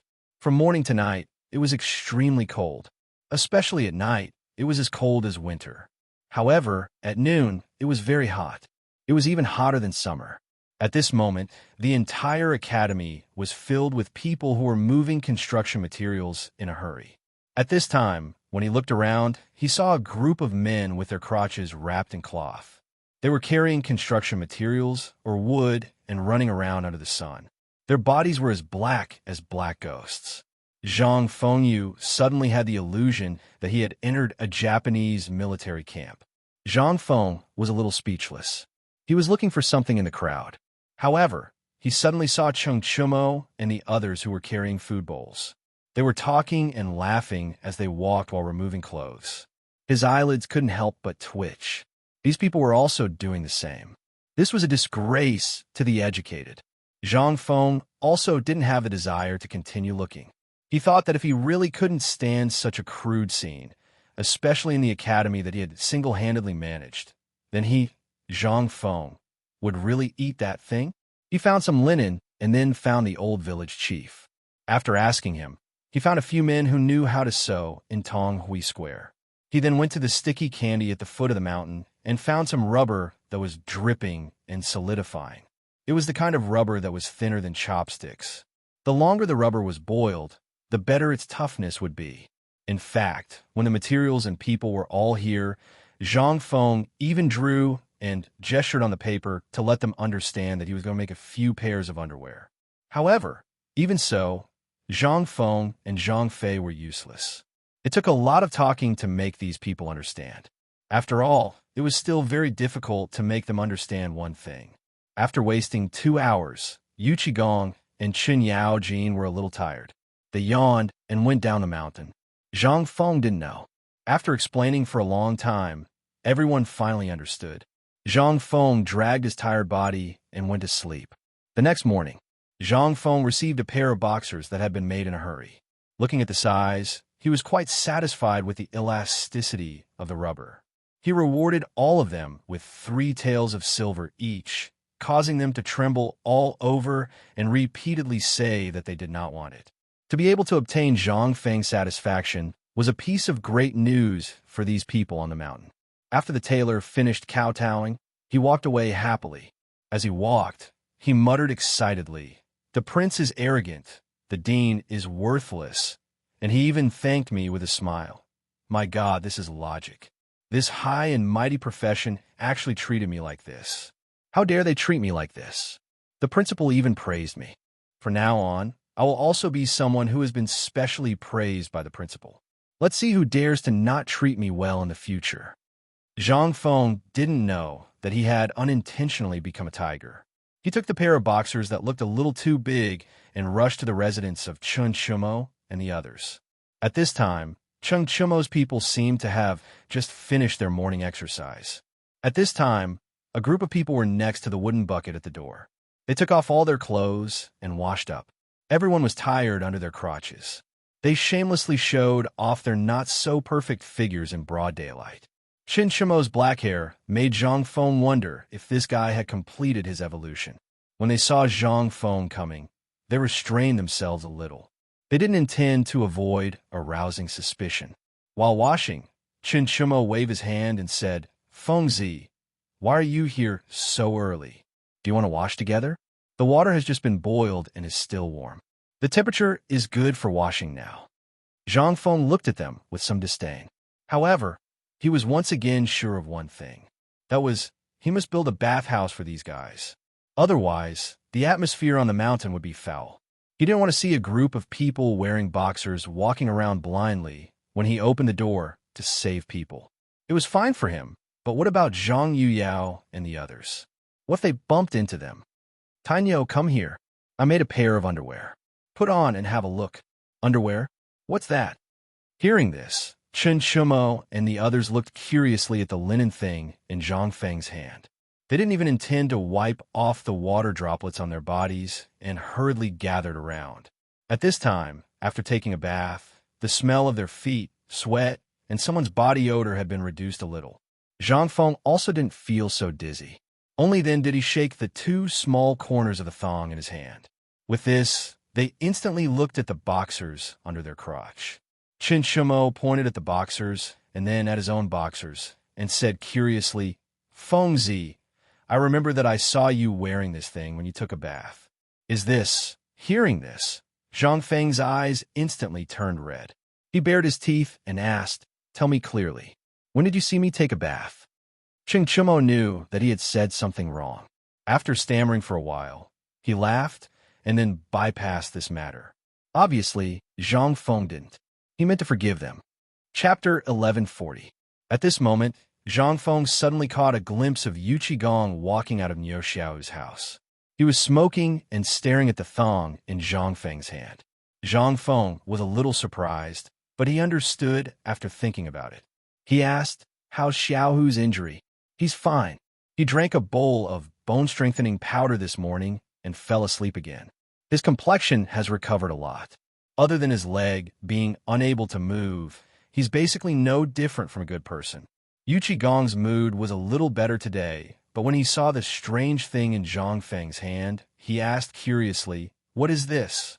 Seeing this, Zhang Feng shook the thong in his hand and said, "This is that, crotch cloth. I don't know what's going on these days. They all like to wear crotch cloth when running around. It's a disgrace to the academy. So when I saw them like this yesterday, I really couldn't bear to look at them, so I got someone to make one for them to try first. If it fits, then I'll get someone to leave this matter to me. You should take a good rest. Treat Xiaohu's legs first. Leave these miscellaneous matters to me." Yu Qigong didn't wait for Zhang Feng to finish and interrupted him. He took over this matter. He also didn't know what this thing was and whether it would be awkward to wear. But since it was made by Zhang Feng, it was definitely a good thing. So, Yu Qigong made a prompt decision and packed it up. After all, he had already taken over the textile factory. In his opinion, this thong should belong to this category. As long as it belonged to this category, he would be in charge. Zhang Feng was a little stunned, but before he could speak, Yu Qigong took the thong from him and threw it on Chen Shimo's head. "Go and change it for me now. Ask Lao Tzu to see what magical thing it is." "Okay." Chen Shimo was overjoyed when he heard this. He hurriedly put the thing on his body in front of everyone, following Zhang Feng's instructions. After putting it on, Chen Shimo really did look better. Chen Shimo walked back and forth, even showing off his butt, twisting it in front of Zhang Feng. Looking at Zhang Feng, Chen Shimo was embarrassed, but he suppressed his embarrassment and pretended not to see it. This guy really deserved to be taught a lesson. Finally, Yu Qigong couldn't take it anymore.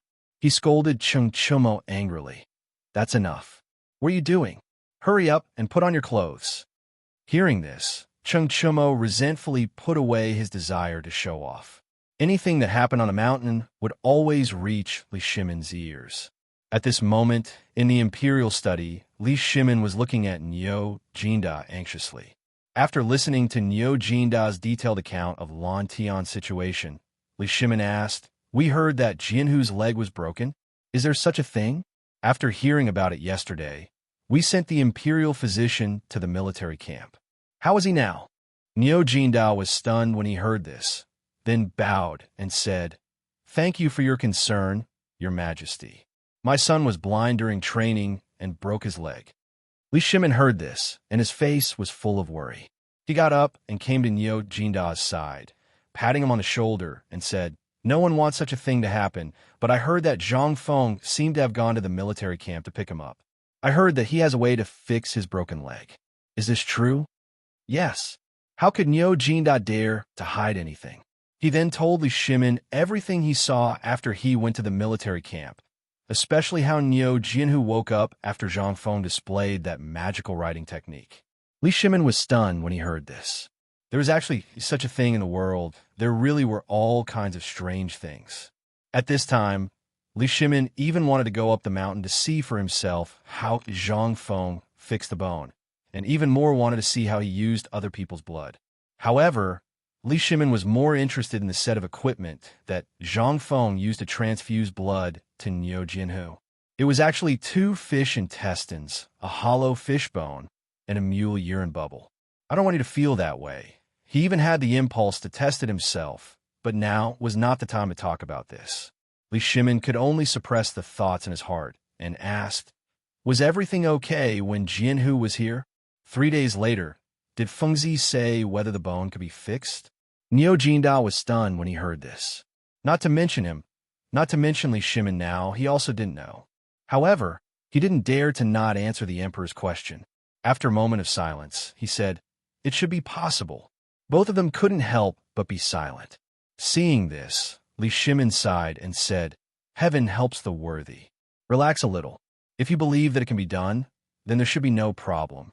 Don't you believe in Fengzi's ability?"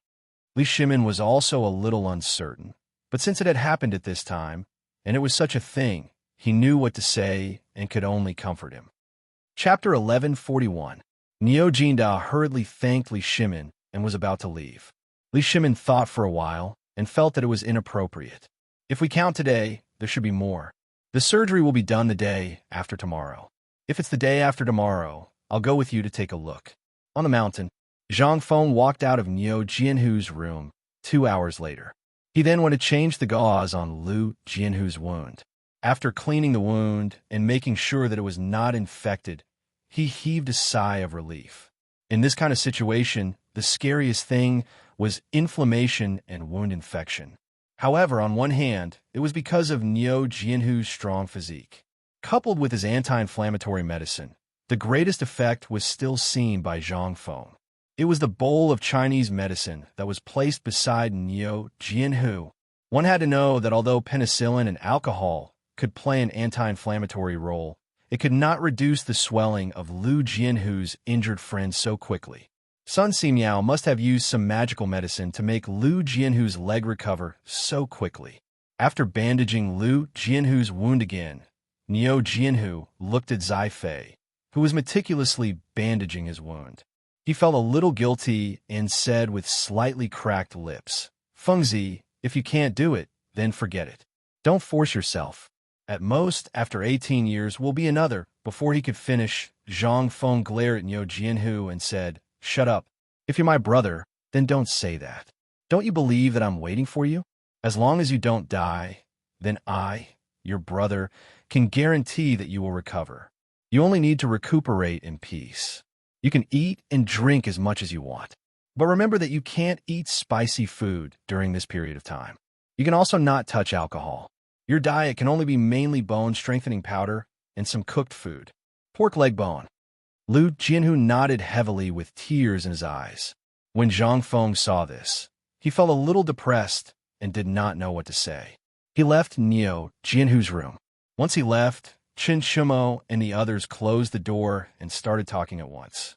It was Zhang Feng's turn. Little Tiger's head and leg injuries shouldn't be a big problem. There's no inflammation or infection at the moment. This is a very good sign. Zhang Feng did not dwell on this matter. After all, it was an endless process. Telling them was like playing the lute to a cow. It was far better than playing the lute to a cow. Sun Simiao was straightforward. After all, if you played the lute to a cow, would the cow understand? Hearing this, the few of them were relieved. They didn't know what was wrong with the weather at this time, but it was slowly becoming hot and dry again. The room was so stuffy that Zhang Feng couldn't breathe. At this time, he realized that the back of his clothes had long been soaked with sweat. Cheng Chumo, as if he was presenting a treasure, revealed a jar of grape wine from under the bed and invited Zhang Feng to drink. However, after filling Zhang Feng's glass with wine, he took a bowl and gulped it down. The warm wine could instantly increase one's qi and blood. Zhang Feng slapped Qin Chumo's hand and said, "How can you spoil things like this? How can you drink this grape wine without ice?" Li Chengxian couldn't help but ask in surprise, "Fengzi, you actually know that grapes taste better with ice?" Seeing that Zhang Feng didn't speak, Li Chengxian said, "After the grape wine is chilled, it is indeed very refreshing to drink. However, at this time, where can we get this thing? Even in the ice cellar of the Imperial Palace, this thing is probably very rare." Hearing this, Zhang Feng's heart couldn't help but tremble. Shao Mountain is White Deer College. Tai Niu used some unknown ability to secretly hide a jar of grapes. If it weren't for you working hard during this period, he wouldn't have been willing to take out this plate of grapes. It was said that this grape wine was inadvertently given to Uncle Chun by Lord Zhang's son when he drank with his father last time. Hearing that it was given to Yuqi Jiaoyang from the Imperial Palace, Zhang Feng's eyes lit up. He hurriedly picked up the wine cup and sniffed it. It really was different from the usual grape wine. At this time, Chun Chumo, Wei Shuyu, and the people crossing the ditch had already been tempted by the chilled grape wine mentioned by Zhang Feng. Looking at the steaming grape wine, they no longer had the desire to drink wine. Qin Chumo licked his face and shook Zhang Feng's arm. He chuckled and said, "Fengzi, do you have a way to get ice? If that's the case, then it's really great. Tell me, where can we get ice? I'll send someone to get it now. As long as it's not too far away, maybe we can drink it tonight." Zhang Feng only thought of this method of artificial ice by chance. It was also during this period of time, when Niu Xiaohu's leg was broken, that he thought of it unintentionally. However, after hearing what he said, Zhang Feng also missed the iced grape wine a little. Chapter 1142. It is indeed impossible for others to make some ice now. Where we get ice at this time? Unless we go to the ice cellar in the palace or go to the depths of the Turks, we might be able to get some if we go back to the Qi nation. But if we go back and forth, we might as well wait for winter in the main hall. Everyone was a little disappointed when they heard this, but Zhang Feng chuckled and said, "But I am talking about others. As long as you can find saltpeter, I can make the ice for you." Cheng Chumo was too lazy to even ask about the method. He got up and rushed out of the room. Saltpeter was not easy to get, but he vaguely remembered that there were some saltpeter in the barracks at the foot of the mountain. Moreover, there was saltpeter in the smoke.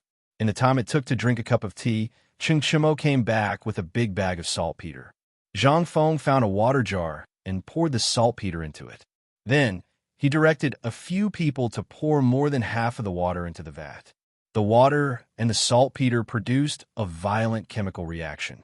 The water splashed, and there were occasional bursting sounds, as if the water was boiling. Those who saw it were greatly surprised. Under the gazes of the few people, the water's surface gradually calmed down. Zhao Feng poured the prepared cold water into the copper basin and let the basin float on the water surface. Soon, under the astonished gazes of the few people, some white ripples began to appear on the water surface.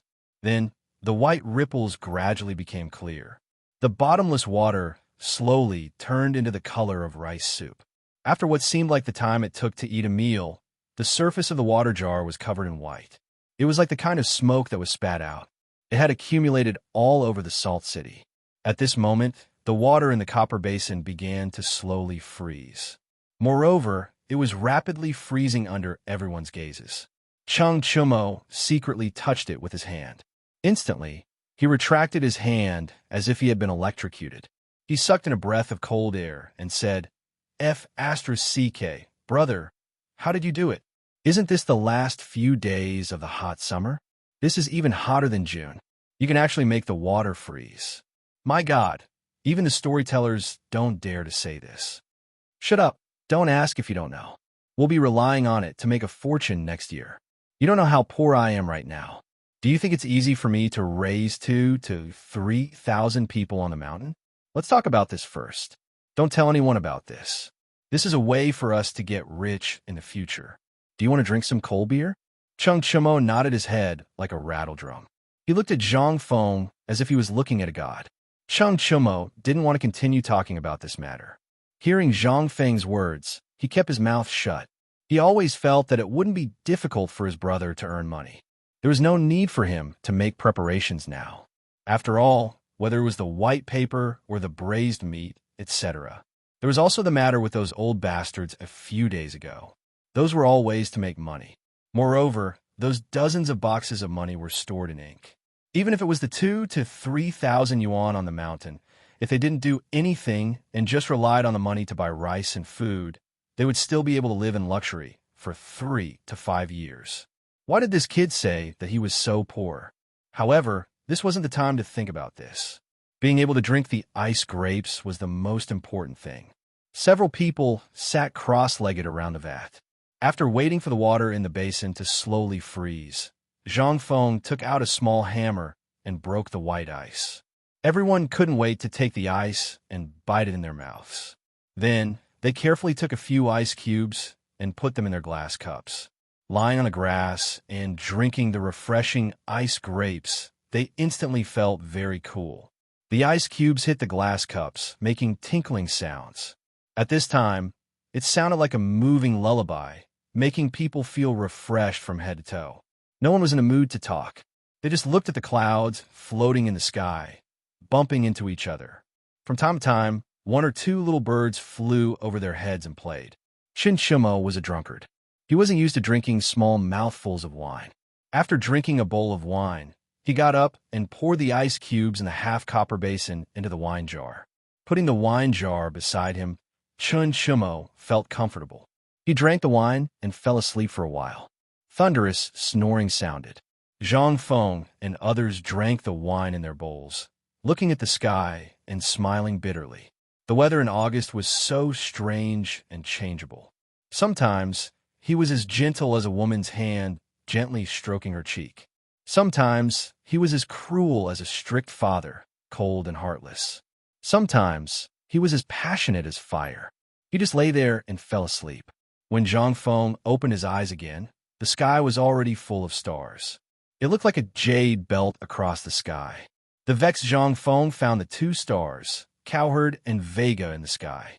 He couldn't help but smile bitterly. They would have a chance to meet each other once a year. As for him, he still had such a chance. The distance between him and his old mother at home was more than thousands of years. This was more than 1,000 years. Not to mention this life.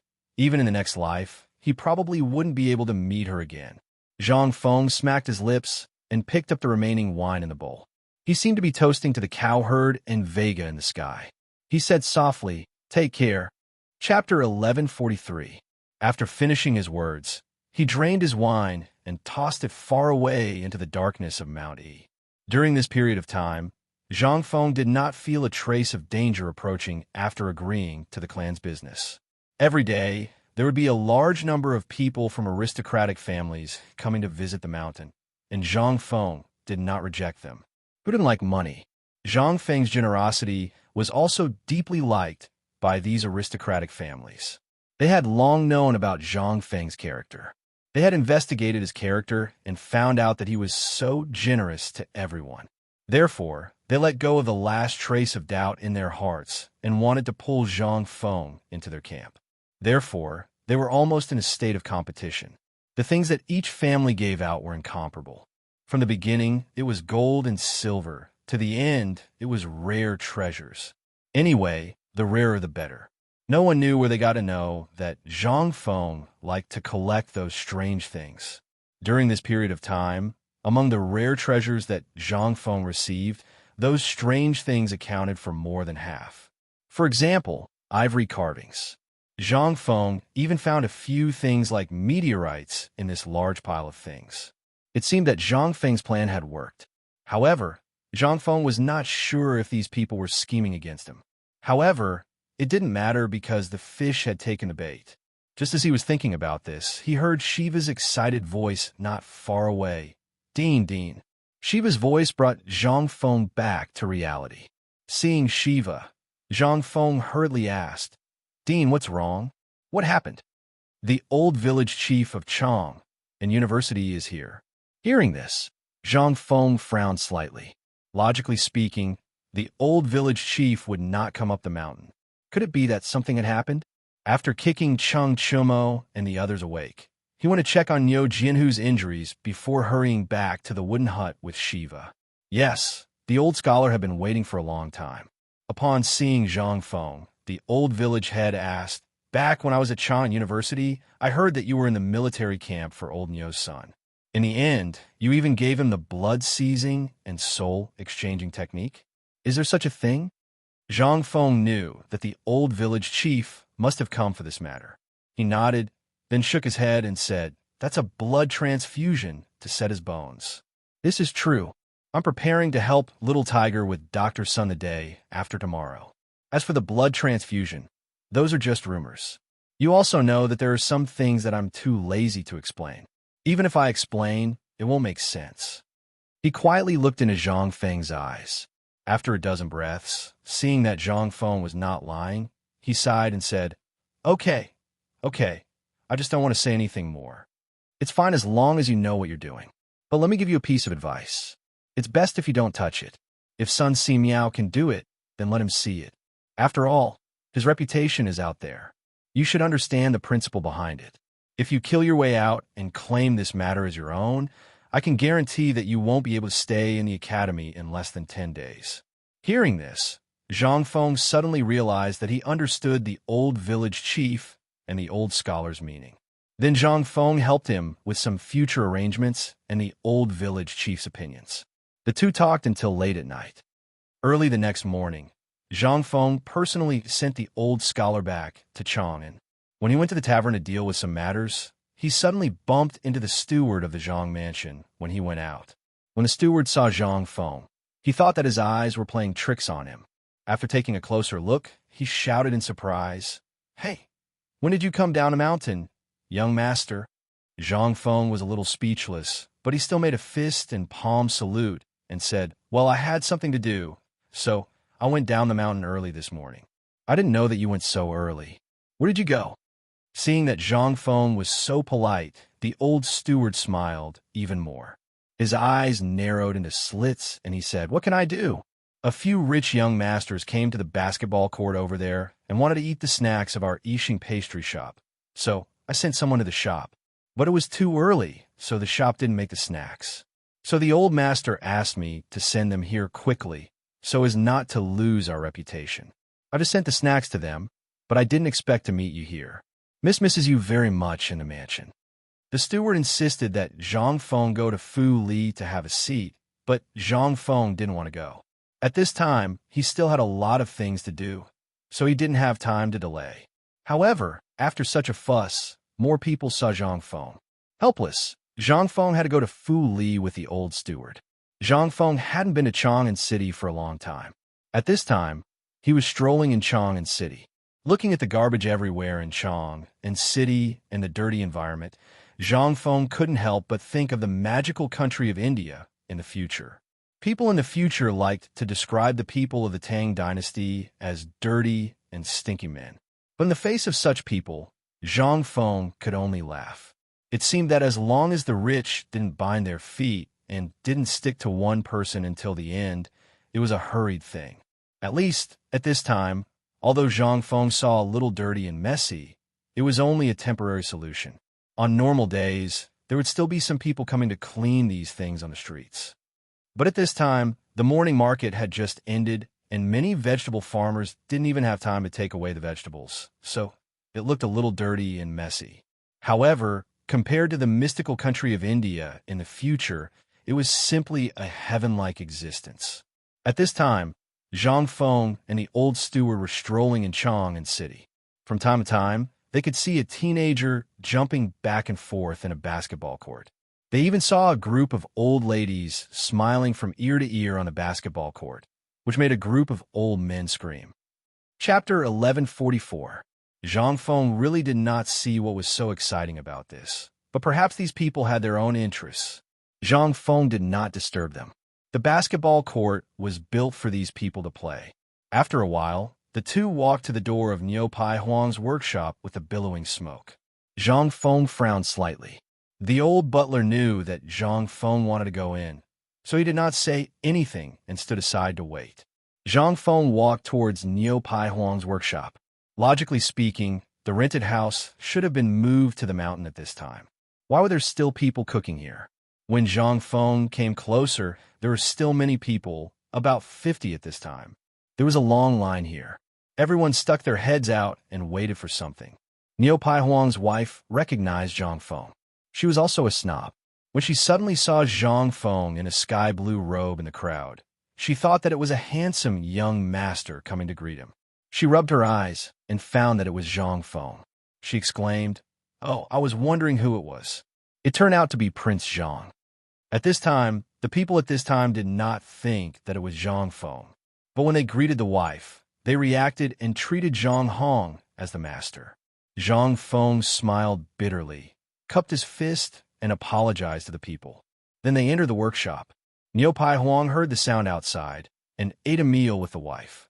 Then he accompanied Zhang Feng into the workshop. After entering the bridal chamber, Zhang Feng asked, "Old Niu, what's the matter? Didn't I tell you to move to the mountain? Why is it still here?"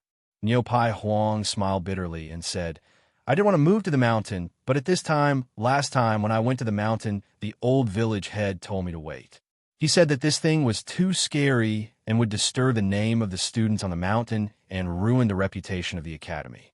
So I heard that the workshop is being repaired in a valley downstream of the paper mill." Zhang Feng heard this and understood. It was indeed so. Originally, Shao Mountain was just a barren land. But because of this academy, this barren land gradually gained away in an academy. Even now, it seemed to be more lively than Chang'an City. He could not help but think of a wonderful idea. Now the basic industries in Chang'an City were controlled by those big families. It was harder for ordinary people to buy real estate and land than to reach the sky. If his brain could develop Shuanshan and turn it into a residential area, that would be.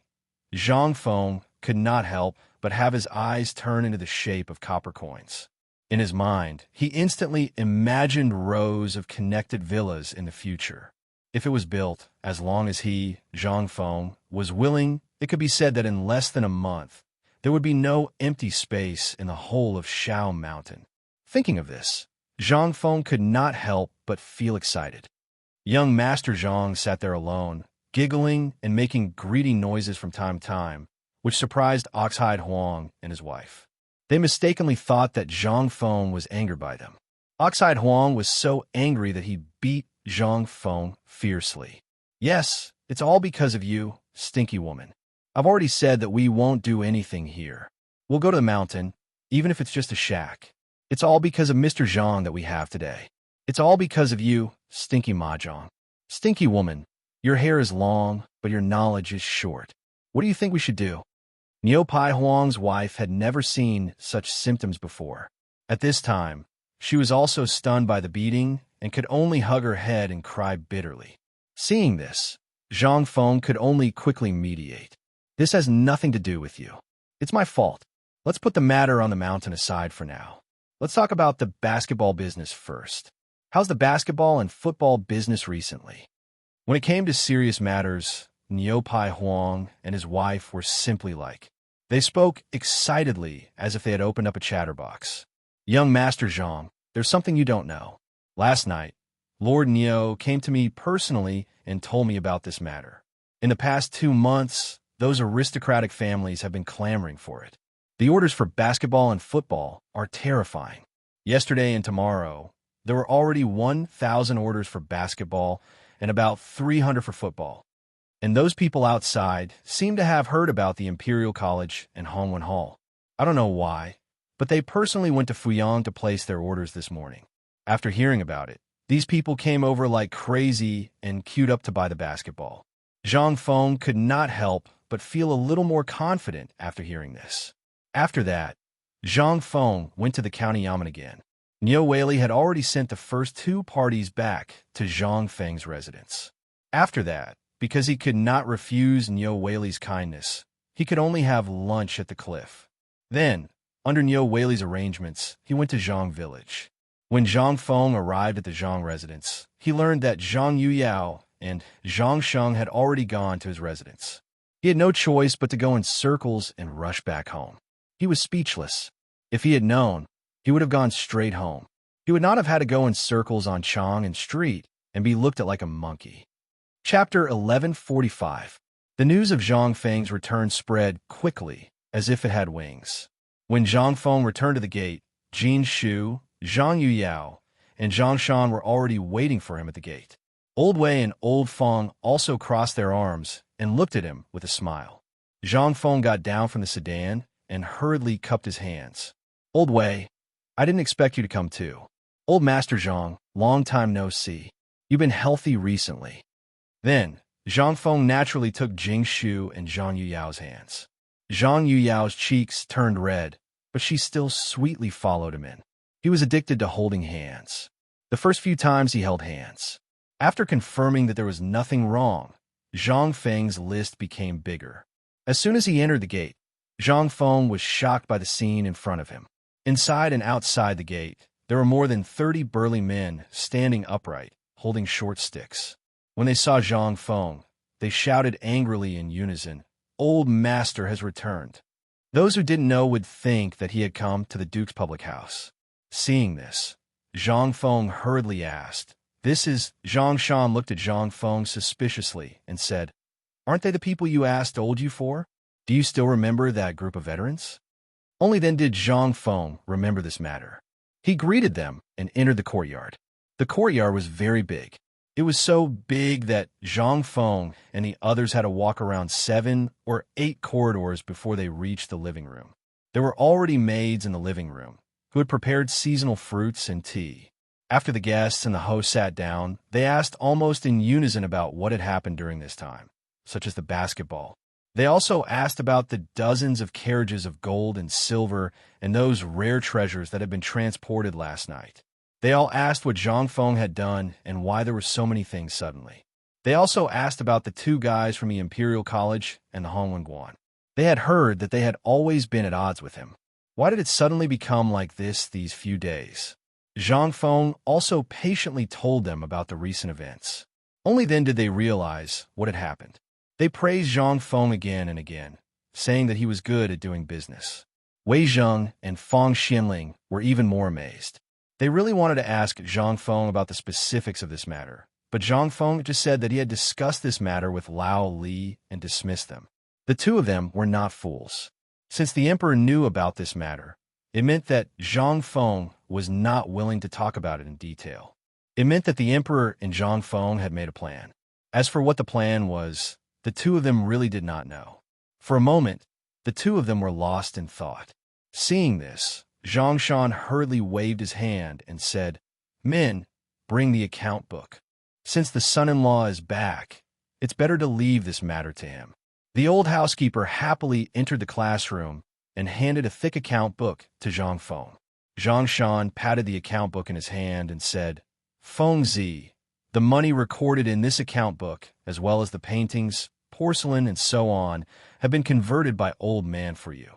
There are about 20,003 taels of gold, more than 1,000 taels of silver, and more than 50,000 strings of copper coins. As for the other things, I don't know what strange things they are. I have put them in the study for you to see later." Zhang Feng could not help but be stunned when he heard this. Where did so much come from? Without waiting for him to finish, Zhang Shan smiled and stroked his beard. "This is all thanks to you. If it weren't for you, where would we get so much money from by handing over all the branches of Chong and Hotel to them? You let each of the Guanlong 8 great families buy the joining fee of 1,000 branches in one breath. These are only a part of it. There are also some, such as the Shangshiwan clan, Longshili Shi, and others. Recently, they have also been negotiating with us. But we dare not agree. After all, I also know that you have conflicts with them. I was thinking of going up the mountain to talk to you, but I didn't expect that you would make this matter become like this. So, how do you think we should deal with this matter?" Zhang Feng did not have any good ideas for a while, so Zhang Feng hurriedly said, "I can't deal with this matter. You can leave it to Lao Li and Old Wei. After all, they are businessmen. They are very insightful in this regard. I'm too busy these days." Wei Zheng and the other's eyelids twitched. This kid is really cunning. He wants to leave this matter to them. Obviously, he wants them to take the lead. Who in the imperial court didn't know that they did not get along with those involved? But at this time, they can't say it. After all, the emperor knows about this. Now that Zhang Feng said this, they have to go back and discuss with the emperor before making a decision. After a while, Wei Zheng waited for Zhang Feng to talk about the business before asking, "Xiaohu's leg, are you sure you have a way to cure it?" Wei Zheng's eyes flashed with a trace of pleading. Although the poison blood life-changing method aroused his interest, he was more concerned about it. What he wanted was the bone-setting method. Chapter 1146. In the early years, it was a clan brother of Wei Zheng's. Because of the war, his legs were crippled. Until now, he had been bedridden. He had thought of many ways and even invited a miracle doctor to take a look. But all he could do was forcefully stuff the exposed bone fractures back into his body. But even so, he still felt unbearable pain all over his body when he moved. He used to be a man like an iron tower, but after a few years of suffering, he was as thin as a stick of firewood. Today, when he heard about this, Wei Zheng could not help but come forward to ask. When Zhang Feng saw this, although he was a little impatient, he still nodded and said sympathetically, "As long as the bones are not broken, it should be fine. The day after tomorrow, I will prepare to set Xiaohu's bones. If you're interested, do you want to go up and take a look?" Of course, he had to go and take a look. The two of them decided that 3 days later, they would witness Niu Xiaohu's miracle on the mountain. Then, Wei Zheng left in a hurry, ready to pass this good news back home and let his family be happy. After Wei Zheng and Fang Xianling left, there was nothing else to do. They simply chatted about the recent gossip and interesting things. The servants in the house had just brought the dishes to the table. In the courtyard, a servant rushed in. Zhang Shan was a little unhappy. He frowned slightly and said, "Why are you panicking?" The servant said in a panic, "Old Master Zhang, it's not good." When Zhang Feng heard this, he could not help but frown. Before he could say anything, Zhang Shan's face darkened. "Bastard, tell me what's not good?" The servant looked at Zhang Feng and then looked at Zhang Shan. Then he said, There's an employer who wants to escape." When Zhang Shan heard this, his face turned cold. "Bastard, I'm being kind to them. I've served them good food and drinks for so long, and they want to run away. Do they think this is a charity hall? Chase after him. I want to ask him what he's trying to do." The meal could no longer be eaten. The mansion was in a state of chaos, and some people even brought their dogs. Zhang Feng was looking forward to the two girls following Zhang Shan out of the living room. From afar, he could hear a burst of angry cursing coming from the back pavilion or the east hall. He went forward to take a look and saw a thin and weak body under a winter sweet tree in the east pavilion. He was being chased by people. Everyone picked up their weapons and pressed the person on the ground to beat him. The person was beaten until he screamed in pain and wailed loudly. Seeing this, Zhang Feng hurriedly stepped forward to dissuade them. Only then did they stop. Zhang Feng took a closer look. Although this person was covered in dirt and had unkempt hair and a dirty face, he looked to be about 14 or 15 years old, similar to the dog's age. He asked, "Yu Yao, what's going on?" Zhang Yuyao briefly told Zhang Feng what had happened. After Zhang Feng moved into the villa more than 10 days ago, there seemed to be a lot of food left. Therefore, Zhang Shan decided to give the money to the refugees in Chang'an. However, in this way, the refugees were bound to stay at the gate of Zhang Mansion every day. Zhang Shan was quite helpless, but there were more and more refugees. Seeing that there would be more and more problems if this went on, Zhang Shan picked out some people he was quite satisfied with among these people and handed them to the steward of Zhang Feng's villa. It was a job for them so that they would not be freeloaders. However, after this matter was settled today, these people actually wanted to run away after lunch. How could Zhang Shan not be angry? Zhang Feng also had a rough idea of what he meant. He was also a little angry. This bastard, not only is he addicted to freeloading, but he has also become a dog skin plaster. Not only is he an idiot, he even steals the food of my Zhang family for half a month. If this spreads out, my reputation will be ruined. Zhang Feng patiently followed in front of that person and asked, "Why are you running away?" I want to go home." That person cried as he rubbed his swollen eyes with heart-rending pain. Zhang Feng asked again, "Why do you want to go home? You are here to work. You have to know where your duty lies." Hearing this, the young man immediately wailed and said, "My father wants to work in the field." Zhang Feng was speechless. Seeing that Zhang Feng did not speak, the young man wailed again. "My father wants to work in the field. If he doesn't work, he will starve to death. He won't be able to spend the new year this year." At this time, with the young man's crying and wailing, more and more people gathered. Even the servants in the house frequently looked at him. At this time, Zhang Feng was also close to this young man, and the sympathy in his heart gradually disappeared. If he appeared too weak, there was no way to deter these people. After all, this was a family, and at this time, only Zhang Yuyao and the technical department were in the house. He was often not around. If these people thought that he was easy to talk to, wouldn't the price be chaotic in the future? Who could suppress them? Zhang Feng's face turned cold. He asked someone to bring a chair over and sat in front of the young man. He asked, "What does this have to do with your father?" "My father wants to wait for my clothes. He wants to work in the field." Zhang Feng was stunned when he heard this. The young man continued to cry and said, "If I don't go back, he won't have clothes to wear. If he can't work in the field, I will starve. When the sun is dry, I have to go back. Otherwise, he will whip me. Everyone in the family will starve. My brothers and sisters may not survive this year." Zhang Feng couldn't help but be moved when he heard this. He asked, "You and your father were the same pants." Chapter 1147. Lowering his head, he saw that the young man was wearing a pair of extraordinarily large breeches. The young man sniffled. In his oily hand, there was actually a lump of dirty booger. He rubbed it against the large breeches with familiarity. Zhang Feng was so disgusted that he almost threw up his dinner from last night. He let out a long sigh and looked at the other people who had caught up. They were the newly recruited workers, and their situation did not seem to be much better than the young man's. Zhang Feng turned around and looked at Zhang Shan. Pass down the order. Make a new set of clothes for every worker. Hurry. Zhang Shan hesitated for a moment, but swallowed the words he wanted to say and nodded. In his opinion, Zhang Feng was too benevolent, too benevolent. This was not a good thing for such a big family. But after all, this was Zhang Feng's own family matter. It was not good for him to interfere. It was also not good for him to say anything. At this moment, the young man heard that he had new clothes to wear. I finally have my own clothes. In this era, he did not have any concept of new clothes. That thing seemed to only appear when his mother saw him getting married. To most people, clothes did not exist. He resisted the urge to make a sound. Zhang Feng could not bear to see such a poor person crying. He could not help but have the urge to curse. Zhang Feng turned around and walked away, hypnotizing himself as he walked. Lao Tzu was here to do business and earn money, not to do good deeds. After he finished speaking, he led the two girls away. The young man was stunned, lying on the ground like a dog.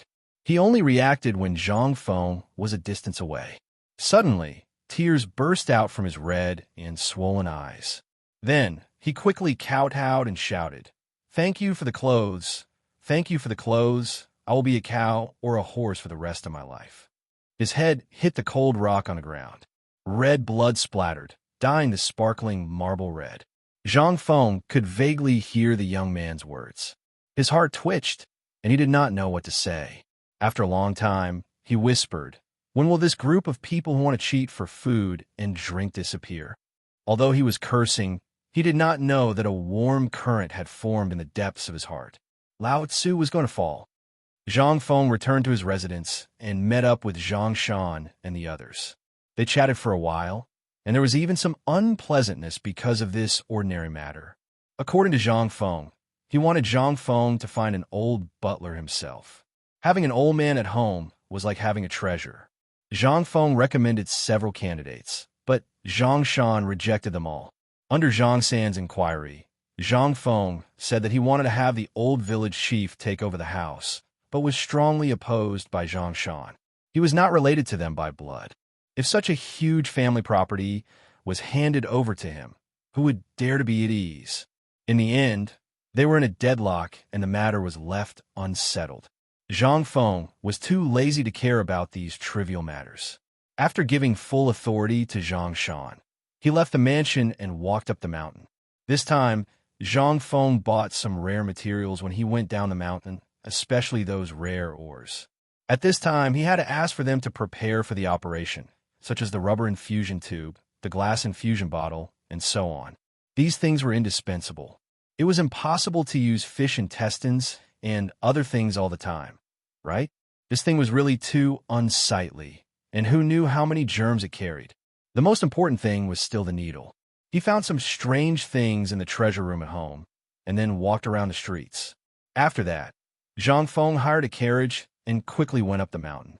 At this time, the smelting factory had already entered into a regular operation. Basically, it could produce about 300 gene of steel every day. However, this was under the condition that there was not enough coal. If there was enough coal, it should not be a problem to produce 500 gene a day. By the time Zhang Feng arrived, the sky had already darkened. Everyone was extinguishing their fires and preparing to rest. Arjunan strolled leisurely to the entrance of the workshop. As he looked at the sky, he saw a lantern slowly approaching. Just as he was wondering who it was, Zhang Feng coughed. Arjunan was shocked and hurried to greet him. "Mr. Dean, why are you here at this time?" Zhang Feng did not say anything and asked, "Is Mokito in?" "Yes." "Well, ask him to come out. I have something to discuss with the two of you. Let's go to my cabin." While talking, Zhang Feng left with the lantern.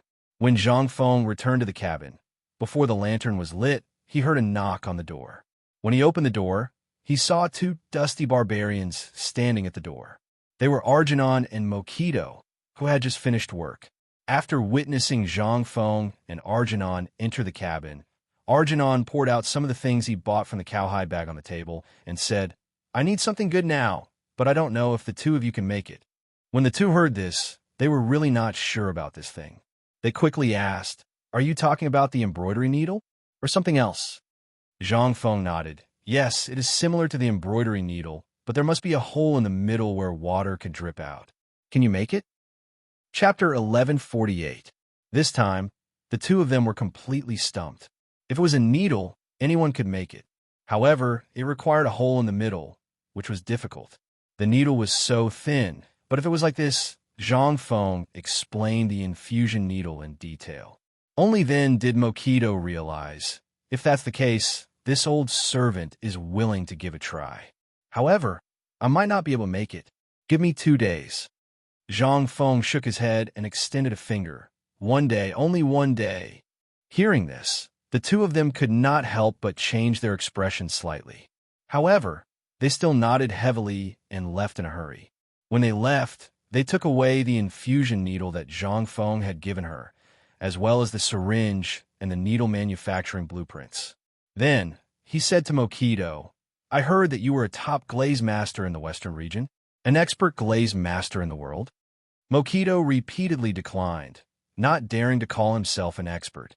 Zhang Feng smiled and said, "You are worthy of this title. Don't decline. I don't have so many rules here.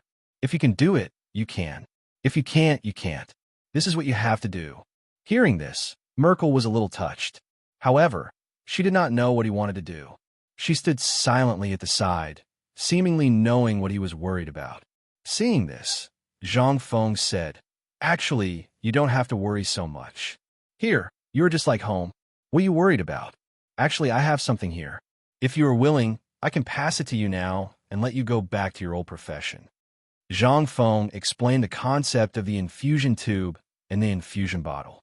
When one of chewing gum's place, Zhang Feng wanted to talk about this.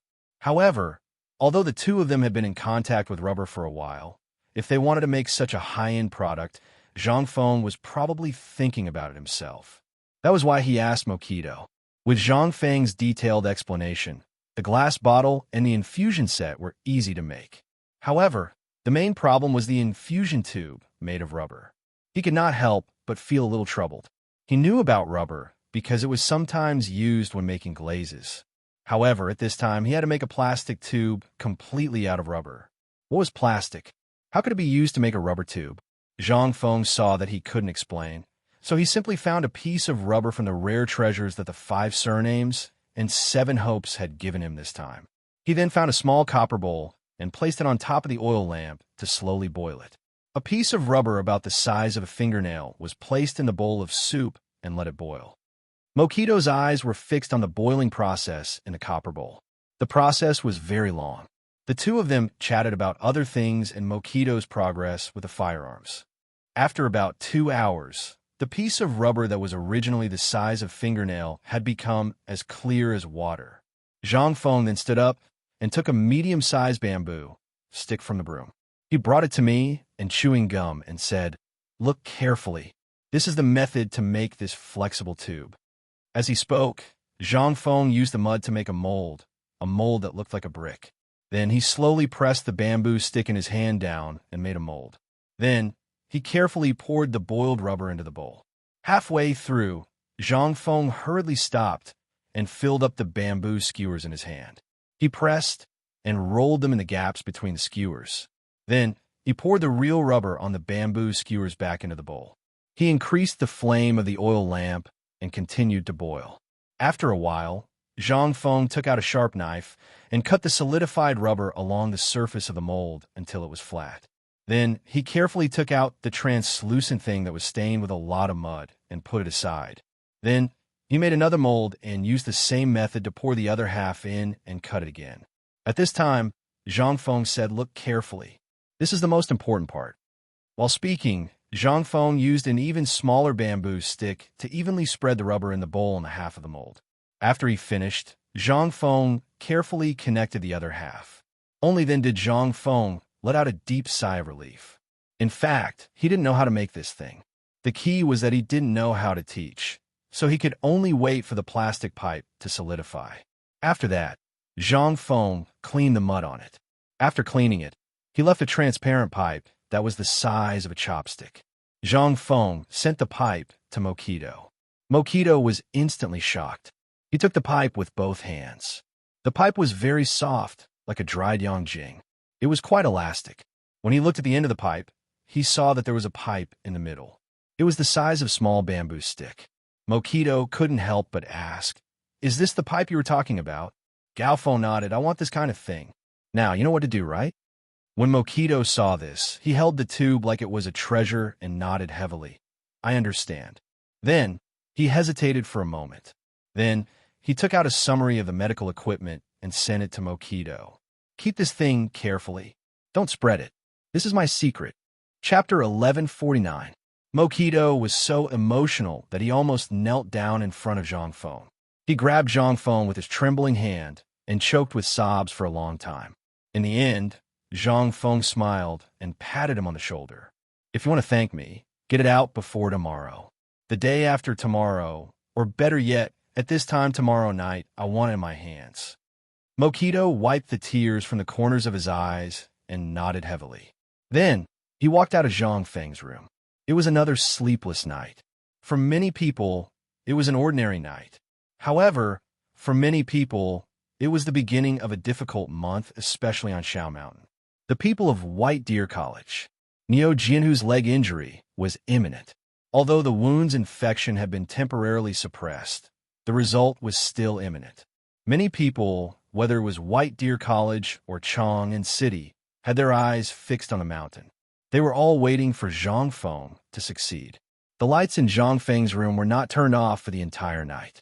Only when the sound of running exercises could be heard did Zhang Feng slowly drag his tired body to a chair in front of the door and sit down. After washing his face with cold water, he hurriedly walked to Sun Simiao's bamboo house. Sun Simiao was brewing tea. When he saw Zhang Feng, he was not surprised.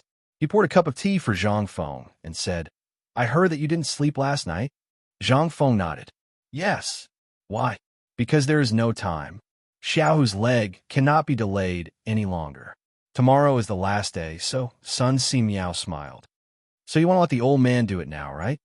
He nodded and said, "To be safe, I still want to test it to prevent any mistakes." "Old man, I've thought about it a long time ago. Even if you didn't mention it, I would have thought about it too. I'll look for you later. I heard that Lao Li and the others will come to the mountain to watch tomorrow." Zhang Feng didn't know who spread the news, but he still nodded in tacit agreement. Sun Simiao didn't say anything. He just looked at Zhang Feng and received it. "Last night, I heard from Old Fart that a lamb in the sheep pen on the mountain broke its leg when it climbed over the fence." Zhang Feng couldn't believe it. How could it be so coincidental? However, he still heard Sun Simiao say, "The sheep are already prepared next door. Let's go to Old Gao's place now. There are fewer people there, and no one will disturb us. It should be a good place to go." Zhang Feng nodded. "Let's give it a try. But there's one thing, Elder Sunday." This time, without waiting for him to finish, Sun Simiao laughed and said, "I know what you want to say. I've discussed your matter with Mr. Bo Shi and the others. Isn't it because the situation is unclear at this time? Don't worry. When the time comes, I'll announce that these things were made by me. It won't cause you any trouble. What do you think?" Zhang Feng couldn't help but hesitate. He stared at Sun Simiao, who looked indifferent. "I didn't expect Elder Sun to do this. I'm afraid that it will affect Elder Sun's reputation. Why don't we think of other ways? A person values himself very much." Zhang Feng couldn't help but think of one thing. That was the profession of doctor, especially doctors in ancient times. They all lived by reputation. If such a thing happened at this time, it was very likely that something unexpected would happen. Some people might not be able to practice medicine because of this. However, Sun Simiao laughed and said, "Kid, you're thinking too much. What do you think the old man relied on to become a student? He relied on the old man's magnanimity. If the old man felt that it was right, he would do it. The old man never cared about reputation. As long as it was useful, it was the right thing to do. So I'll give you a piece of advice. Sometimes reputation is a good thing, but sometimes it's a poison that harms people." Zhang Feng's expression changed. He hurriedly bowed and said, "I'll remember the Church of Grace." Sun Simiao nodded with satisfaction. After drinking a cup of tea with Zhang Feng, he said, let's go. Let's go see that lamb. At this time, the farm was very quiet. The infusion was basically done here on Monday. Zheng Tufu had already moved to the foot of the mountain. Only Gouda and Ma Zhou were left here. Although it was a little dirty, it was considered a quiet place in White Deer College. More than half of the pigs in the farm, as well as pigs, sheep, chickens, ducks, geese, and other animals, had disappeared. Some were eaten by the people on the mountain, but more were sent to the tables of the people in Chang'an. As for the farm at this time, there were only a few boars and sows that were deliberately left behind. There was also a group of piglets that were playing around, as well as a dozen groups of chickens, ducks, and geese that were leisurely strolling around. At this time, thinking about it again, it was simply a world of difference from a month ago. A month ago, this place was known as the first in the entire Chang and city and even the surrounding areas of Chang'an. But now this place seemed so empty. The wild grass frantically exuded its fragrance in the farm. Before it could sway in the wind, a little piglet's mouth sniffed it and then bit it off. Chapter 1150. He grew healthily and became the pig's delicacy. Then he grew with all his might, and the pig nibbled on him again. The cycle repeated itself. Elder Gao seemed to have known that Zhang Feng and Sun Simiao were coming. He was already waiting at the door. When he saw the two of them, Elder Gao cupped his fists and gestured for them to enter. The second floor is ready. The hot water and all other aspects are also prepared. We can begin now. Zhang Feng didn't say anything. He just followed Sun Simiao into the spacious room that used to belong to Butcher Zhang. It was now empty. A lamb was placed on the table in the middle of the room. It was tied up on the table, and its left front hoof drooped weakly on the edge of the table. When the lamb saw them enter, it looked at them in horror. Its mouth moved as if it was asking them what they were going to do. Zhang Feng patted the lamb's head and said, "Then when do we start?" "Now let's start now," Sun Simiao said as he organized his medicine box. There was no time now. The failure of the mule experiment last time left a huge psychological shadow on Sun Simiao. At this moment, Sun Simiao seemed to be afraid to face it. Seeing this, Zhang Feng didn't say anything. The two of them carefully cut open the lamb's skin. There weren't any clamps or the like at this time, so they could only let Ma Zhou hold the cut open skin. After all, it wasn't Ma Zhou's first time doing something like this. Although he was good at it, he still felt a little pale when he made such a big cut on a lamb's leg. Even so, he still wanted to see what Zhang Feng was going to do. He also wanted to see the miraculous result. After doing all this, Zhang Feng basically plucked all the hair off the lamb's leg. The skin below the thigh and the part above the hoof were all peeled off. Because it had been fed the anesthetic soup beforehand, the lamb looked at them in horror. Its head rubbed against Zhang Feng's hand from time to time, as if it was asking, "What is this? What are you doing?" Zhang Feng didn't explain all this to the lamb. He didn't want to. In no time at all, he had separated all the muscles on the lamb's body according to the location of the fascia. The lamb's bones had been broken into two. One of the bones had already popped out, while the other was inserted into the bone marrow of the other broken bone. Zhang Feng looked at the wound. Although he felt a little disgusted, he endured it and cleaned the wound. Then, he put down the dagger and looked at Elder Sunday. "It's up to you now." Sun Simiao nodded. Although this was his first time personally handling a knife, he was only an assistant the last time he was in the military camp. Therefore, it was inevitable that he would be nervous for the first time. Fortunately, the lamb's leg was completely cut open. After the muscles that wrapped around the bone were all cut open, the broken bone was taken out and soaked in alcohol to disinfect it. Then, according to Zhang Feng's instructions, he slowly looked for the cracks of the broken bone and pieced it back together. After all this was done, they naturally stitched up the muscle and fixed it. Zhang Feng didn't have to worry about this. After all, Sun Simiao had done it before, so he was quite familiar with it. Although it seemed very simple, it still took a full 4 hours to complete. When the two of them stopped, they were sweating profusely. However, he realized that old Gao and Ma Zhou were staring blankly at the lamb leg that had recovered to its original state with pale faces. The leg of the lamb was restored, and even the outer fur was sewn back. However, the broken part of the leg was firmly fixed with pieces of bamboo. After doing all this, Sun Si Miao pulled out the acupuncture needles from the lamb's body one by one. The lamb still didn't seem to feel anything. It shook its hooves and realized that they were touching its hooves. It panicked and used its nose to rub the bamboo on the ladder. It even stuck out its tongue and sneezed a few times. Sun Si Miao said, "Make it drink all the things we prepared. Let me know when the effect of the anesthetic is over." After finishing all this, the two of them dragged their tired bodies back to Old Gao's bedroom. They drank a big jar of water before they recovered. The two of them couldn't help but smile at each other. They couldn't hide the excitement in their eyes. The lamb's experiment seemed to have succeeded. Once the effects of the anesthetics wore off, if the lamb was fine, then it would be truly alive.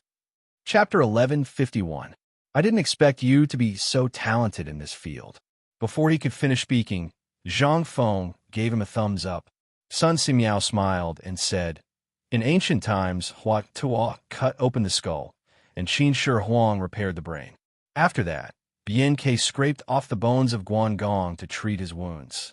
Although these stories were passed down by word of mouth, and the old man had also cut open people's chests with a knife, this was the first time he had set a bone. Although he was a little unfamiliar with it, this was still the old man's first time. He had a different understanding of medicine, so he was still confident. Indeed, after coming into contact with Zhang Feng's magical medical skills, Sun Si Miao had really yearned for it. However, after personally experiencing it, he felt as if he had opened a brand new door in the field of medicine. After that, Zhang Feng and Sun Si Miao once again studied the entire operation in detail. They even repracticed the operation with Niu Jian many times. After that, the two of them dragged their tired bodies back to their respective rooms. The moment Zhang Feng entered the room, he went to sleep. Everything was ready. He was just waiting for the night to go over and see how the lamb was recovering. If the lamb was alive. If it was alive, that meant that the success rate of Niu Jian, whose operation was already 90%. If there was even the slightest problem with the lamb, this matter would be a little troublesome. After all, Zhang Feng did not specialize in medicine. He only knew some general knowledge about physiology. Besides, this matter really had something to do with him. He did not want old Yu and old Niu to be so sad. Speaking of which, this was also his mistake. Although his two old buddies wouldn't blame him, Zhang Feng still felt guilty in his heart. After scolding himself in his heart, Zhang Feng slowly fell asleep. He had not slept well for a few days. At this moment, under the exhaustion, he finally fell into a deep sleep. The Mid-Autumn Festival Poetry Meet was imminent. With the mess at home and the mess at the academy, Zhang Feng did not have time to prepare these things. He could only beg Li Chengxian and the others to put in a little effort. After all, if they only trained one kind of street dance in 12 days, as long as they put in a little effort, there should not be any mistakes. After all, the poetry meet was mainly about poetry. Even if they made mistakes, he would be there to support them. Although it would not be perfect, it would not attract too much attention. What Zhang Feng wanted was not just a chance to become a great scholar, but more importantly, he wanted to make his name known to the world. When he woke up the next morning, the sky was still dark. Zhang Feng opened the window and allowed the cold breeze to caress his cheeks. He looked out the window at a few women from Tongwei Square, carrying buckets of water, going back and forth between the cafeteria and the mountain gate. In the small wooden house's storeroom, there were faint sounds of people handing over the day's food. Everyone seemed to have been attracted by the sound of Zhang Feng opening the window. They instantly turned their heads and saw Zhang Feng get up. They all went up to greet him.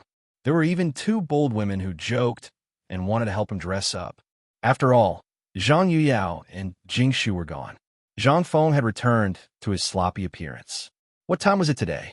But this was the time when the three major departments of the Ministry of Works and Rights, as well as elders from all parties, gathered at White Deer College to witness Zhang Feng's opportunity. If he went like this, wouldn't he be embarrassing White Deer College? However, Zhang Feng waved his hands and declined. When the two women saw this, they had no choice but to find Old He and his wife. Oldie's wife didn't say anything and directly pressed Zhang Feng onto a stool. With Oldie's wife personally handling the scythe, he finally calmed down. However, When he saw the scythe in Old He's hand, he couldn't help but feel scared. He asked, Old He, what are you doing with the scythe? Old Ho pointed at Zhang Feng's chin and the black hair between his lips and said, I'm shaving your beard. A man's beard needs to be trimmed to be better and thicker. Don't you know this? Zhang Feng was so scared that his whole body trembled. He was about to go on strike. Okay, I won't shave. I'll do it myself when the time comes, okay? I won't shave today. I think it looks good like this. This is called personality. After Zhang Feng repeatedly begged for mercy, Old He reluctantly put down the scythe. When he left the room, Steam Bun had returned to the mountain.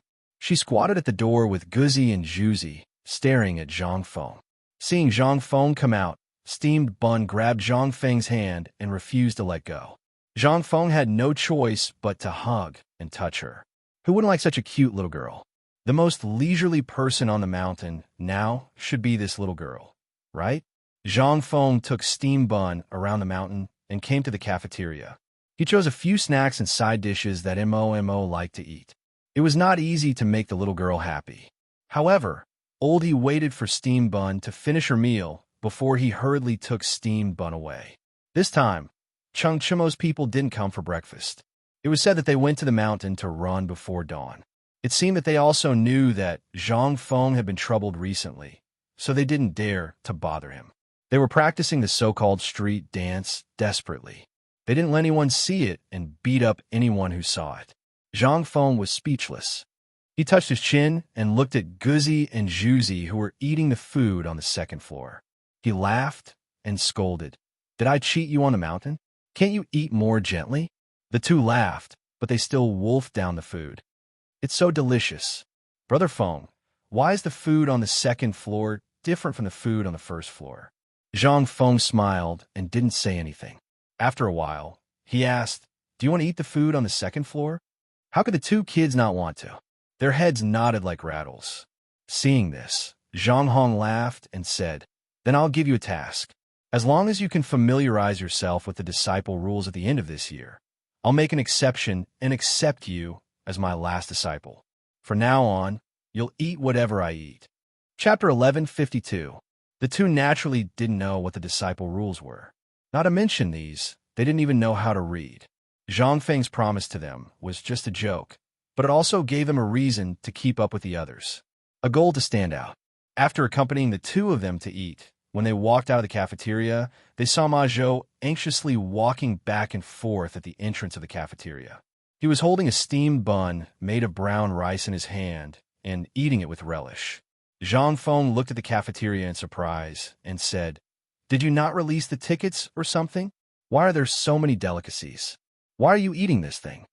Ma Zhou smiled awkwardly. I'm used to it. I still have to save money.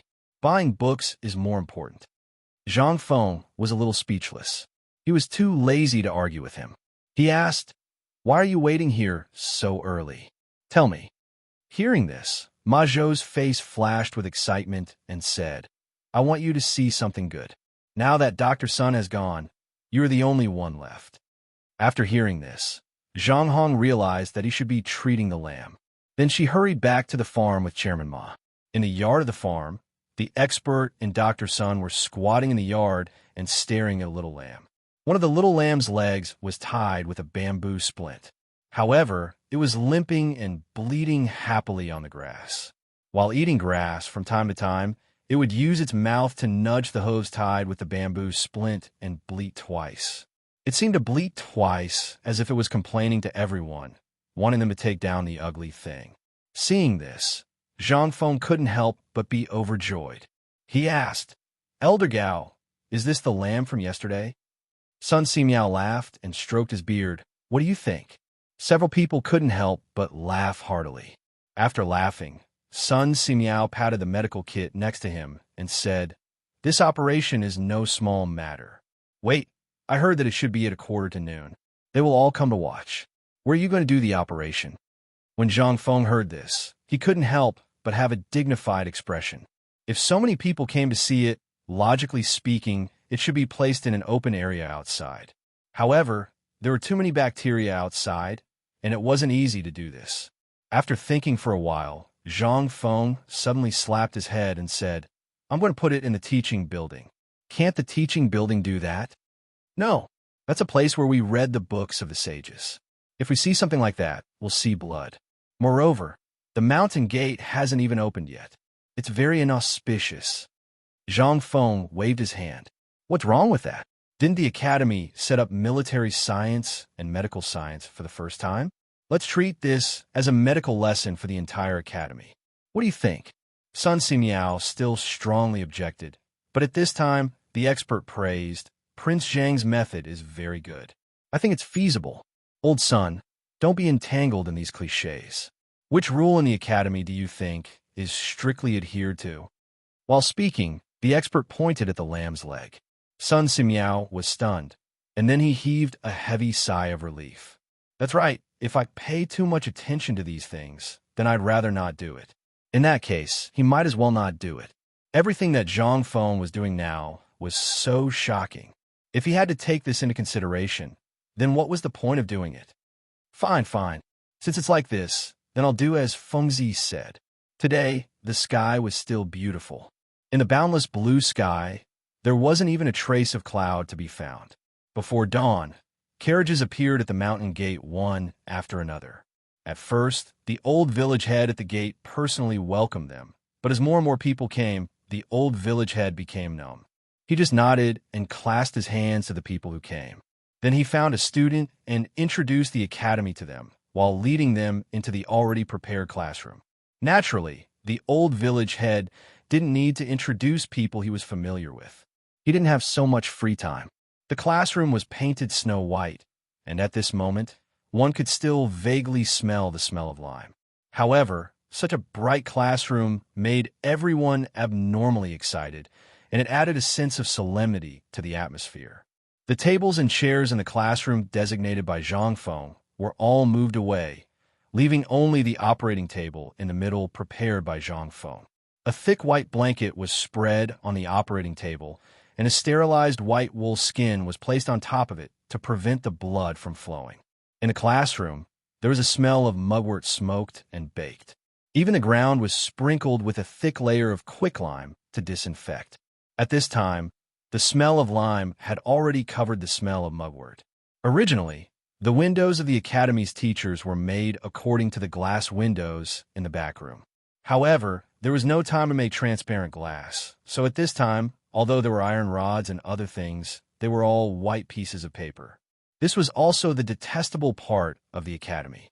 It was good to have white paper, but at this time the window paper had already been poked with holes of various sizes. Chapter 1153. A group of people blocked the classroom door, as well as the window, staring. They looked at Niu Jianhu, who was lying on a bed, blinking, discussing something. When had Niu Jianhu ever seen such a scene? These people here were all big shots. Moreover, they had come especially for him. As he lay on the bed and greeted everyone with a smile, he urged Zhang Feng to hurry up. Zhang Feng was so angry that he threatened him that if he dared to move again, his legs might not be guaranteed. Only then did Niu Jianhu hurriedly shut his mouth. Li Shimin did not come. But Li Yuan came late, with his hands behind his back, ignoring everyone's dissuasion. He walked straight into the classroom and sat next to Niu Jianhu. Soon after, a servant set up a small table next to him and put some incense on it. There was even a small tea stove. Zhang Feng glared at Li Yuan and had an impulse to kill someone. But the more Li Yuan ignored him, the more he sat down to boil tea and drink. Seeing this, Zhang Feng could only sigh and no longer care about him. He did not see him at that time. After everyone had arrived, Zhang Feng and Sun Simiao looked at each other, nodded and said, "Then let's start. Wait for Fengzi." At this time, Niu Jianhu was anxious and said, "My father doesn't seem to have come." Just as Zhang Feng was about to make a move, Lu Jianhu did not find him in the crowd. Although Niu Jianhu was not afraid of death, he also hoped that his father was by his side. Zhang Feng looked out the window after hearing this, but he really did not see him. He looked at Yuchi Gong outside the door and said, "Pervert old you, why didn't old Niu come?" Yuchi Gong looked to the side. Speechless, he said, "What? You still want me to invite you?" Hearing this, Zhang Feng knew that Niu Jinda had come long ago, but he did not want to see Niu Jianhu's current state. He heard that his father came. Only then did Niu Jianhu lie down in satisfaction. He put on a generous appearance and said, "Come." Seeing this, Sun Simiao passed a bowl of numbing soup and sleeping pills to Niu Jianhu after getting Zhang Feng's permission. Seeing this, Niu Jianhu gulped it down without hesitation and even waved his hand at the door. Seeing this, Sun Simiao said, "Fengzi, should we make some preparations?" Sun Simiao was the one who had stage fright. Zhang Feng waved his hand and looked at Yu Qigong. "Old Yu, I remember that there were still 2 Turks left after the blood transfusion. Where are they?" Everyone's eyes lit up when they heard this. Was this kid really going to use the blood exchange life-prolonging technique? Everyone could not help but stare unblinkingly at Zhang Feng. Yu Qigong said, "Wait a moment. That's good. Look at me. I can't believe I forgot something so important." He didn't forget about it. In fact, he had already prepared it. He just wanted to see if this kid really needed it. Yu Qigong hurriedly waved his hand.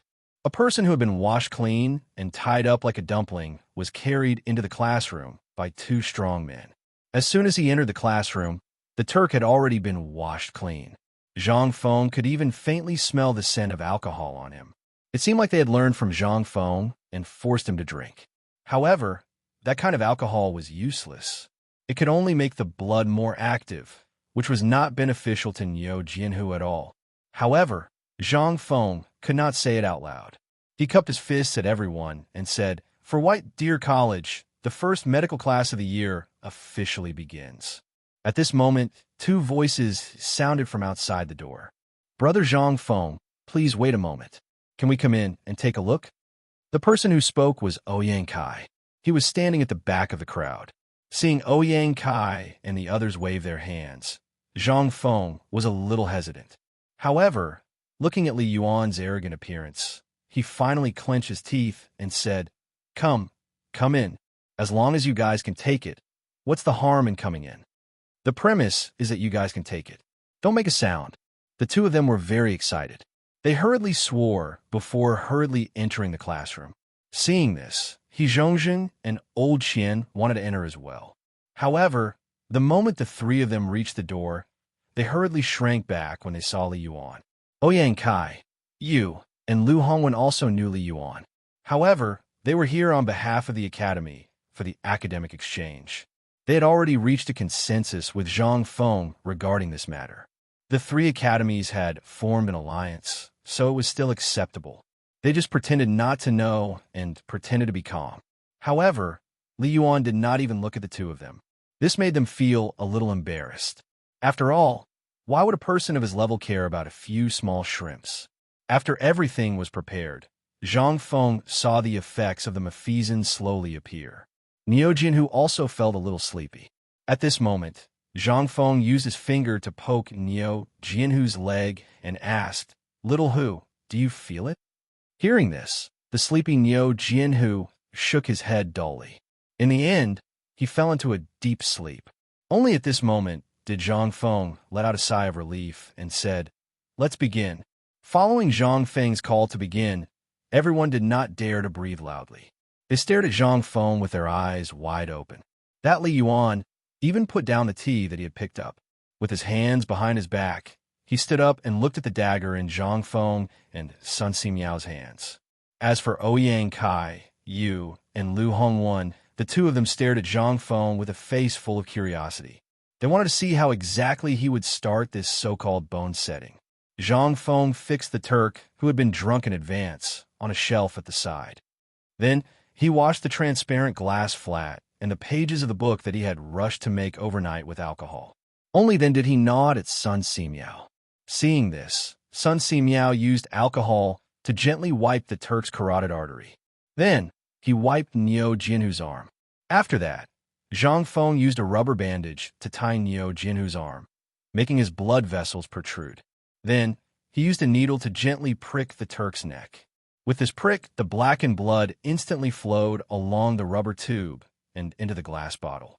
Seeing what was inside, everyone could not help but be shocked. Was this that kind of blood exchange technique? Chapter 1154. After everything was done, the blood slowly filled up about half of the infusion bottle. Zhang Feng then slowly inserted the needle on the other side into Niu Jianhu's arm. After a cycle was formed, and Niu Jianhu did not have any abnormalities. Only then did Sun Simiao examine Niu Jianhu in detail. He slowly inserted the 99 silver needles into his various acupoints. After that, Zhang Feng covered Niu Jianhu's body with a piece of white cloth. Only his face and injured leg were exposed. At this moment, everyone's heart skipped a beat. Yu Qigong's expression changed slightly. He looked at Niu Jinda, then at Niu Jianhu, and then at Zhang Feng. He saw a flash of disappointment in Zhang Feng's eyes, and he couldn't help but frown. Logically speaking, this white thing filled with bad luck was meant for people who had passed away, right? Why did this kid give it to Niu Jianhu? Could it be that he had no other choice? Was he just doing his best? At this moment, almost everyone present had such thoughts. Even Li Yuan frowned slightly. He coughed softly and hurriedly reminded Zhang Feng. Fengzi, isn't the white cloth a little inappropriate? What's wrong with it? However, as soon as the words left his mouth, Zhang Feng instantly remembered that this was the Tang dynasty. Moreover, the people were quite wary of these things. 100 steps could not be used by living people, except for mourning. The expressions of Zhang Feng and the others were very strange. Yu Qigong's expression was also a little pale. Zhang Feng hurriedly explained, "Everyone, don't misunderstand. The reason why this cloth is used is because this is a pure colored cloth that has just been woven. This is medical knowledge. There are irritating ingredients on the cloth that has been dyed. If it covers the body, it will be thick and troublesome. However, this batch of cloth has been boiled in boiling water and then repeatedly detoxified, so there's no other meaning. Everyone, don't worry. It's just for the sake of a more perfect success in this operation." Hearing this, everyone's expressions became slightly better. Zhang Feng heaved a deep sigh of relief. He was very worried that if word of this got out, if he was careless and did not explain, if the surgery failed, how would he face old Niu? In this era, only wearing white things on one's body was tantamount to something inauspicious. Zhang Feng really didn't think of this point. Although this matter had been explained, he was still somewhat skeptical. However, Zhang Feng did not have the time to explain. After all, time was of the essence. If he delayed any longer, the weather at night would be fine, but during the day, the temperature at noon would be too high. The possibility of bacterial infection was very high. After washing his hands, he and Sun Simiao did not hesitate to gently cut open the skin and flesh above Niu Jianhu's calf bones. As soon as the two sabers slashed down, it instantly caused a wave of exclamations. Although Li Yuan was used to this kind of bloody scene, it was really the first time he saw a knife on a living person at this time. His face couldn't help but become somewhat pale at this time. Everyone's hearts were in turmoil. Ouyang Kai's entire body was trembling.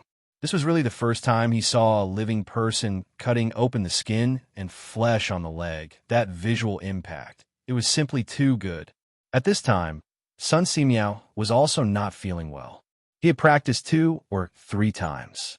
If he were to do it now, due to the success of the lamb last time, Sun Simiao's mood was greatly relieved. He no longer had the previous worries. Although the saber in his hand was still trembling, the action of cutting open the skin and flesh still leaked out a little. After all, this was doing something on a living person. He did not dare to guarantee that nothing would happen. Now, Niu Jianhu's leg bones had been exposed for 3 days. At this time, the cells at the front of the bone were slightly dry, and the bone stubble was a little black. Zhang Feng took out the 3-edged bayonet that he had prepared in advance and used it as a brush. He rubbed away the broken parts at the front of the bone, trimmed it slightly, and cleaned the stains and coagulated blood on it. This work was very meticulous. Zhang Feng could only do it himself. When the people present heard the sound of the file, they could not help but feel their hearts churn. Even their legs were trembling. After another hour, Zhang Feng finally finished everything. He looked at Sun Simiao and said, "Elder son, wait for me to count to 3. When I count to 1, Let's use our strength together and reset his leg bones. What do you think? Sun Simiao did not have time to answer at this time. He only nodded heavily. At this time, outside the door and inside the door, the three people stood on their tiptoes and stuck their heads out to see how they were going to reset the leg bones. At this time, Zhang Feng was holding Niu Jinhu's leg. His heart was beating faster. After he was ready, he looked at Sun Simiao, who was holding Niu Jinhu's leg, and said slowly, 3, 2, 1, pull.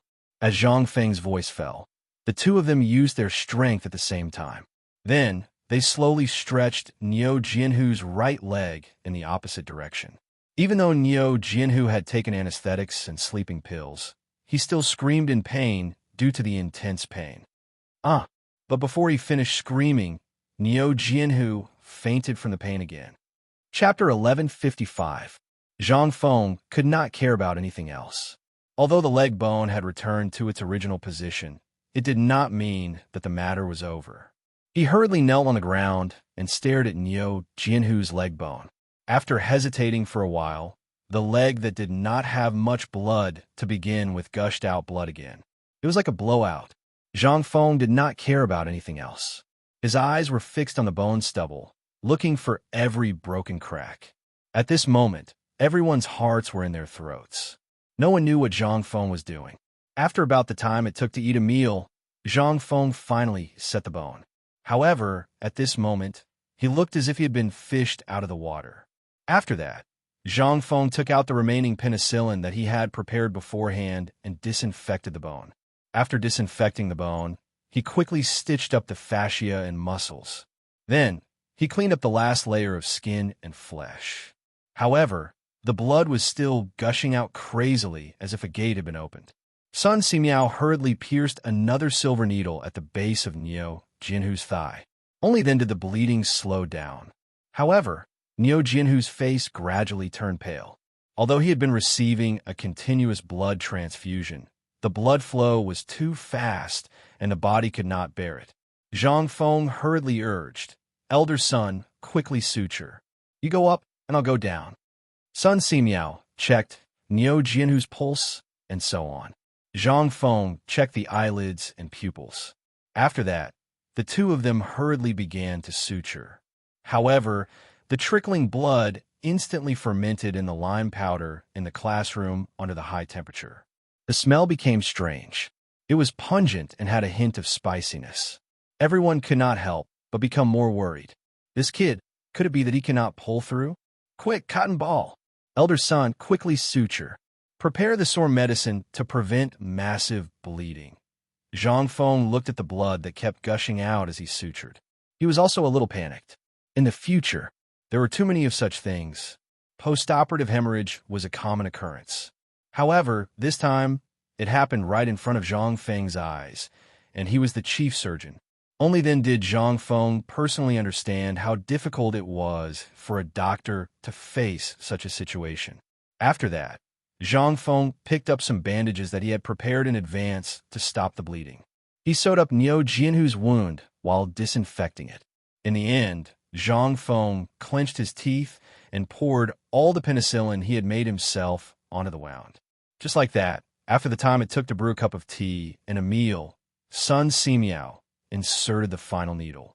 The surgery was finally a success. The two of them didn't dare to be careless. After all, Niu Jinhu's right leg was still bleeding.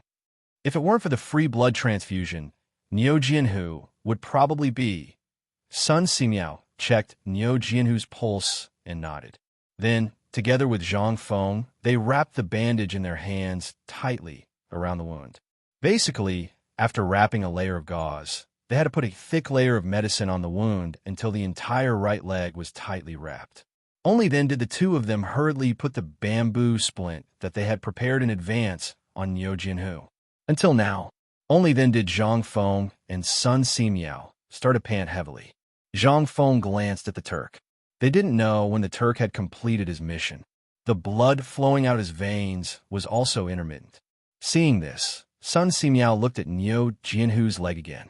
Only then did he hurriedly insert needles on his leg and chest again. Zhang Feng's eyes were also fixed on Niu Jinhu's leg that was constantly bleeding. Gradually, the bleeding stopped again.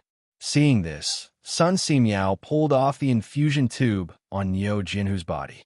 After doing all this, the two of them basically sat down on the ground at the same time. Zhang Feng and Sun Simiao looked at each other, then hooked their fingers at Li Yuan. They pointed at the cigarette in his hand. Li Yuan rolled his eyes. He fumbled around in his arms and took out a pure gold cigarette box. He took out 2 cigarettes and handed them to the two of them. He asked, "This is it? This kid is fine?" Zhang Feng didn't say anything. After taking a few deep puffs of the cigarette, he stood up and glanced at Niu Jinhu. He then said, "Everyone, brother Xiaohu's leg is saved. If there are no accidents, he will be able to walk on crutches in 2 months. In half a year, he will be able to walk on the ground." Hearing this, everyone couldn't help but heave a deep sigh of relief. Even Yu Qigong was so excited that he shouted, "Beautiful! I knew you could do it. Old Niu, listen. King, listen. Your Xiaohu is fine." Niu Jinda had been listening carefully to all the sounds in the classroom, but he didn't dare to look.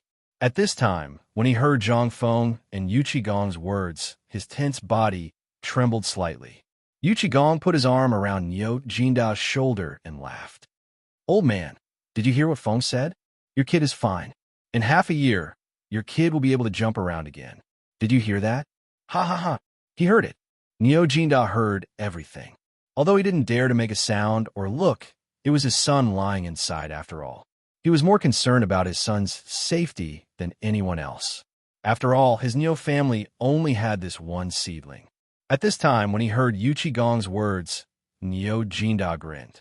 He seemed to want to enter Zhang Feng, but for some reason, his vision turned black and he slowly fell down again. Chapter 1156. At this time, everyone present began to think about what to do next. Although they had seen bone resetting, it was only a minor injury. Before coming, everyone had heard about this matter, but in everyone's opinion, this seemed to be a false rumor. After all, who could have a way to make such a serious broken bone on the street? Moreover, this bone stubble was exposed. Although before, there were indeed people who had heard about leg resetting and bone resetting, but the bones were not exposed and there were no red wounds. Brother Yong used a bamboo clip to pick him up, and after lying in bed for a year and a half, he could still walk with a limp, but this leg, it was basically a cripple. If he wanted to recover, it could only depend on whether he was sincere to God or not.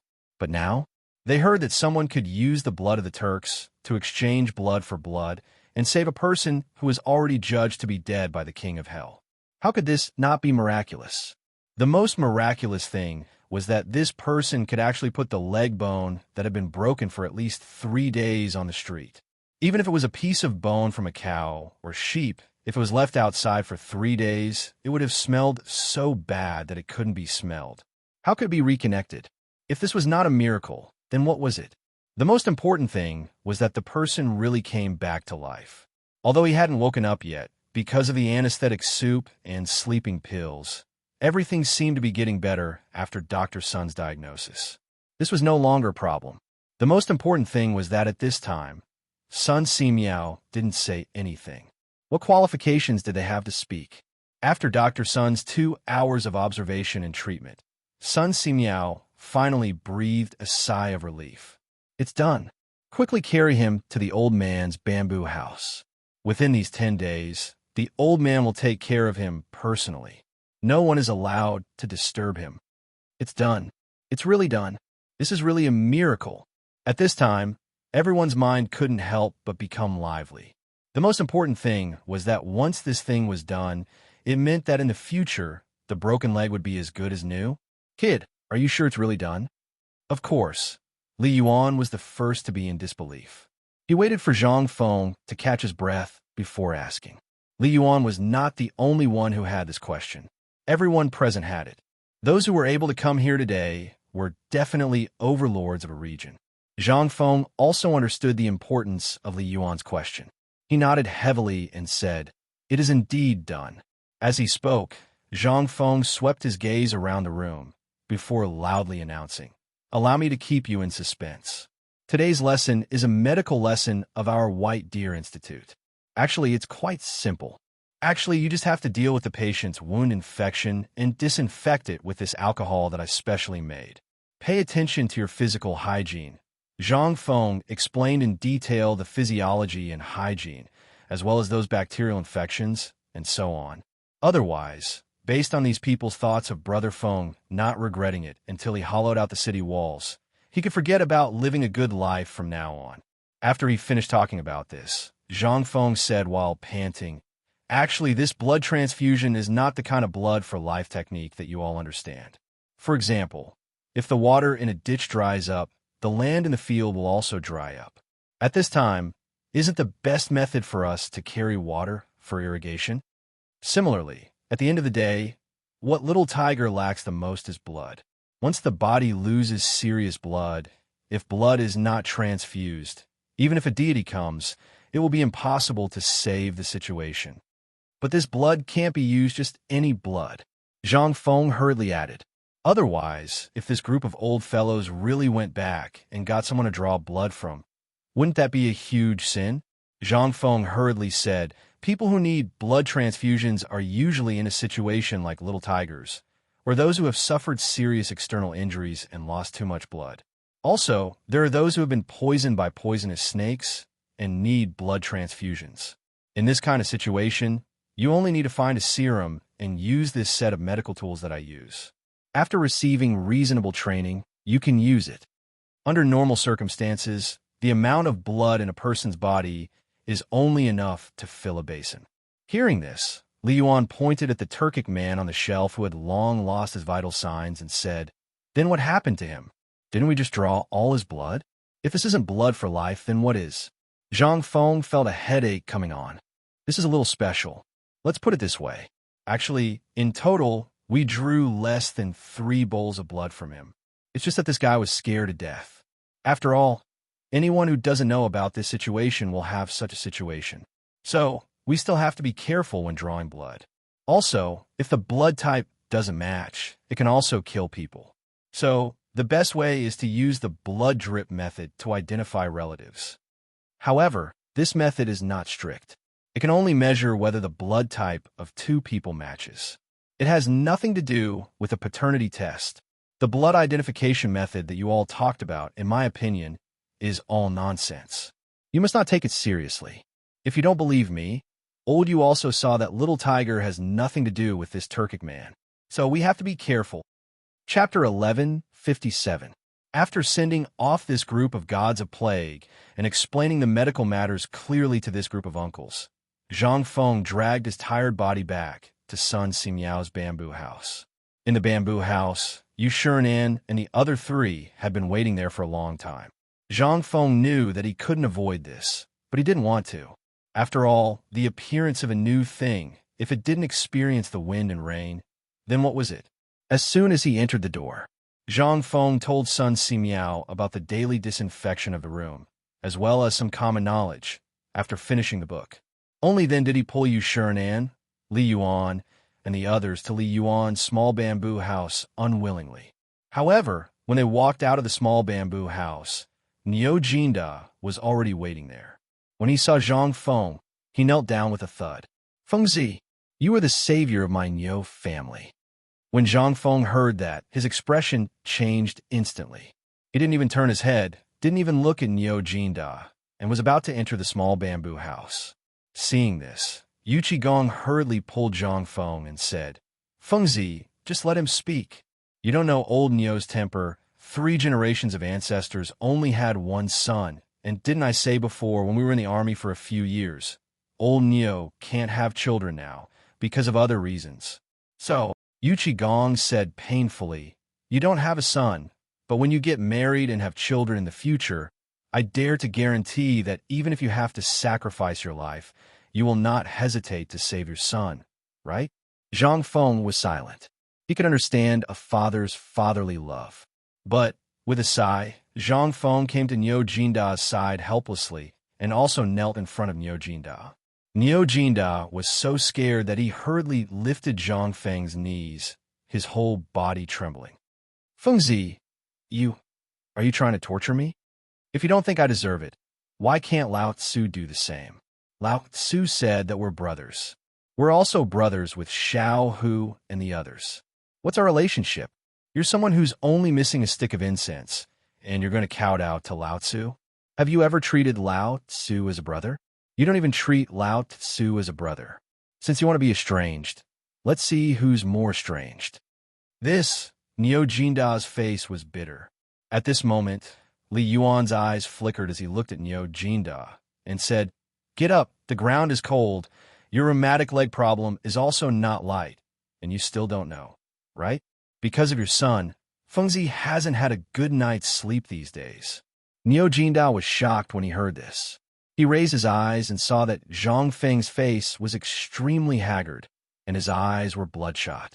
He was instantly at a loss of what to do.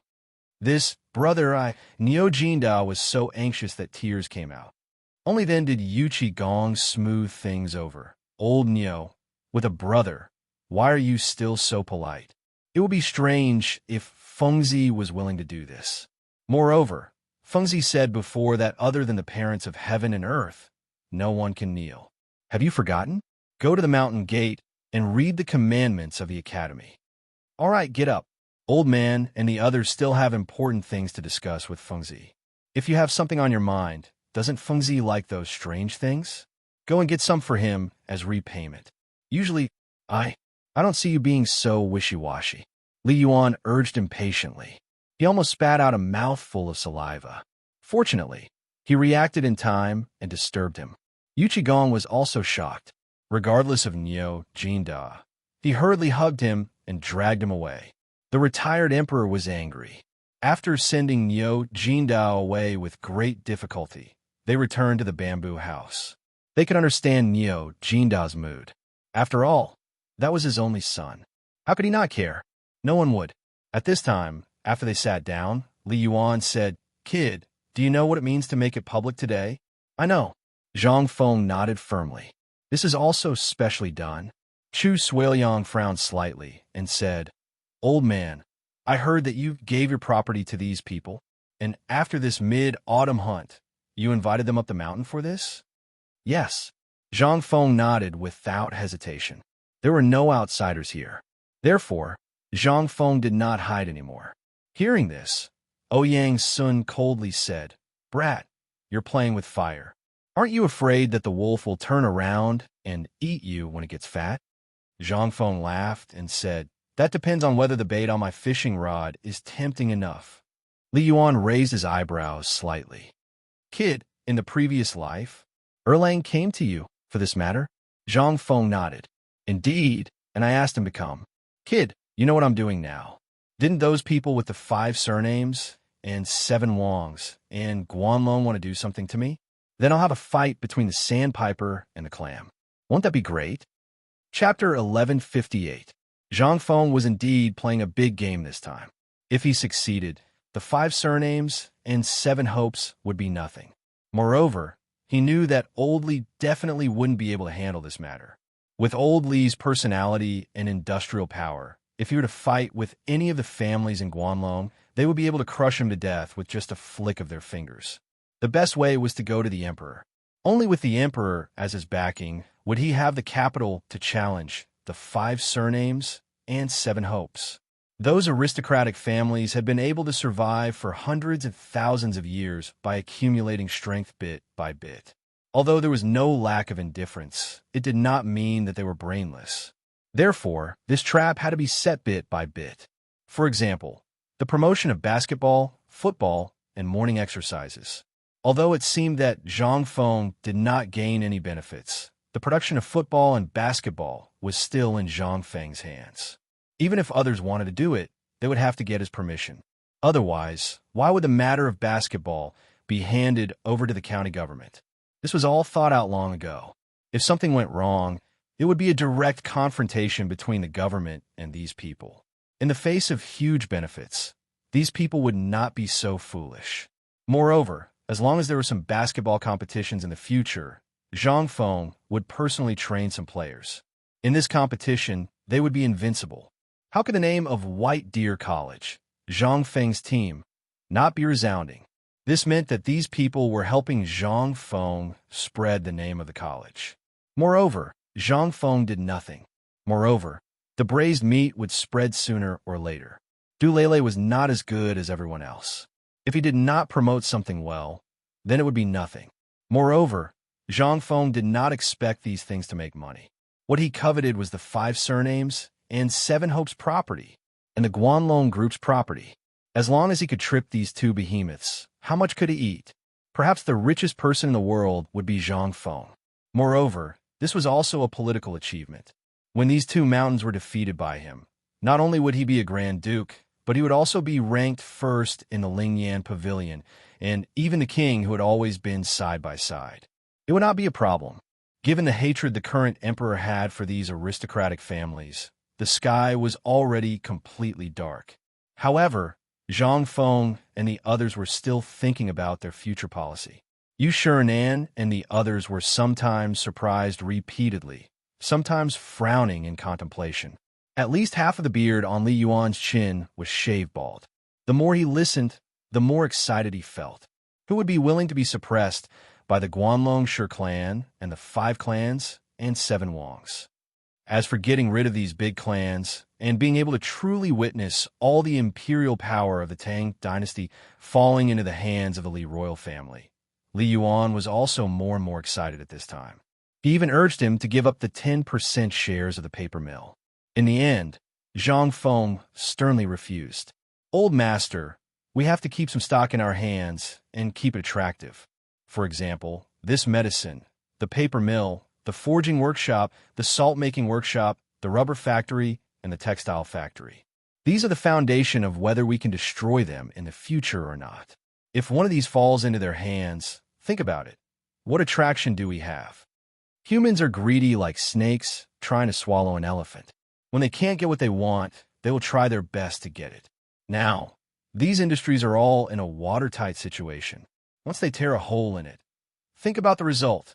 Although I still have a backup plan in the future, once the canal is opened, the initiative will not be in our hands. Now I want to give them meat to eat. They have it. When the time comes, it will be the meat in our hands. We have to think about how to give it out." Attraction. Li Yuan and the others could not help but feel shocked. They were very suspicious about what Zhang Feng was thinking about, but they also knew that this kid was really annoyed by Guanlong's people during this period of time.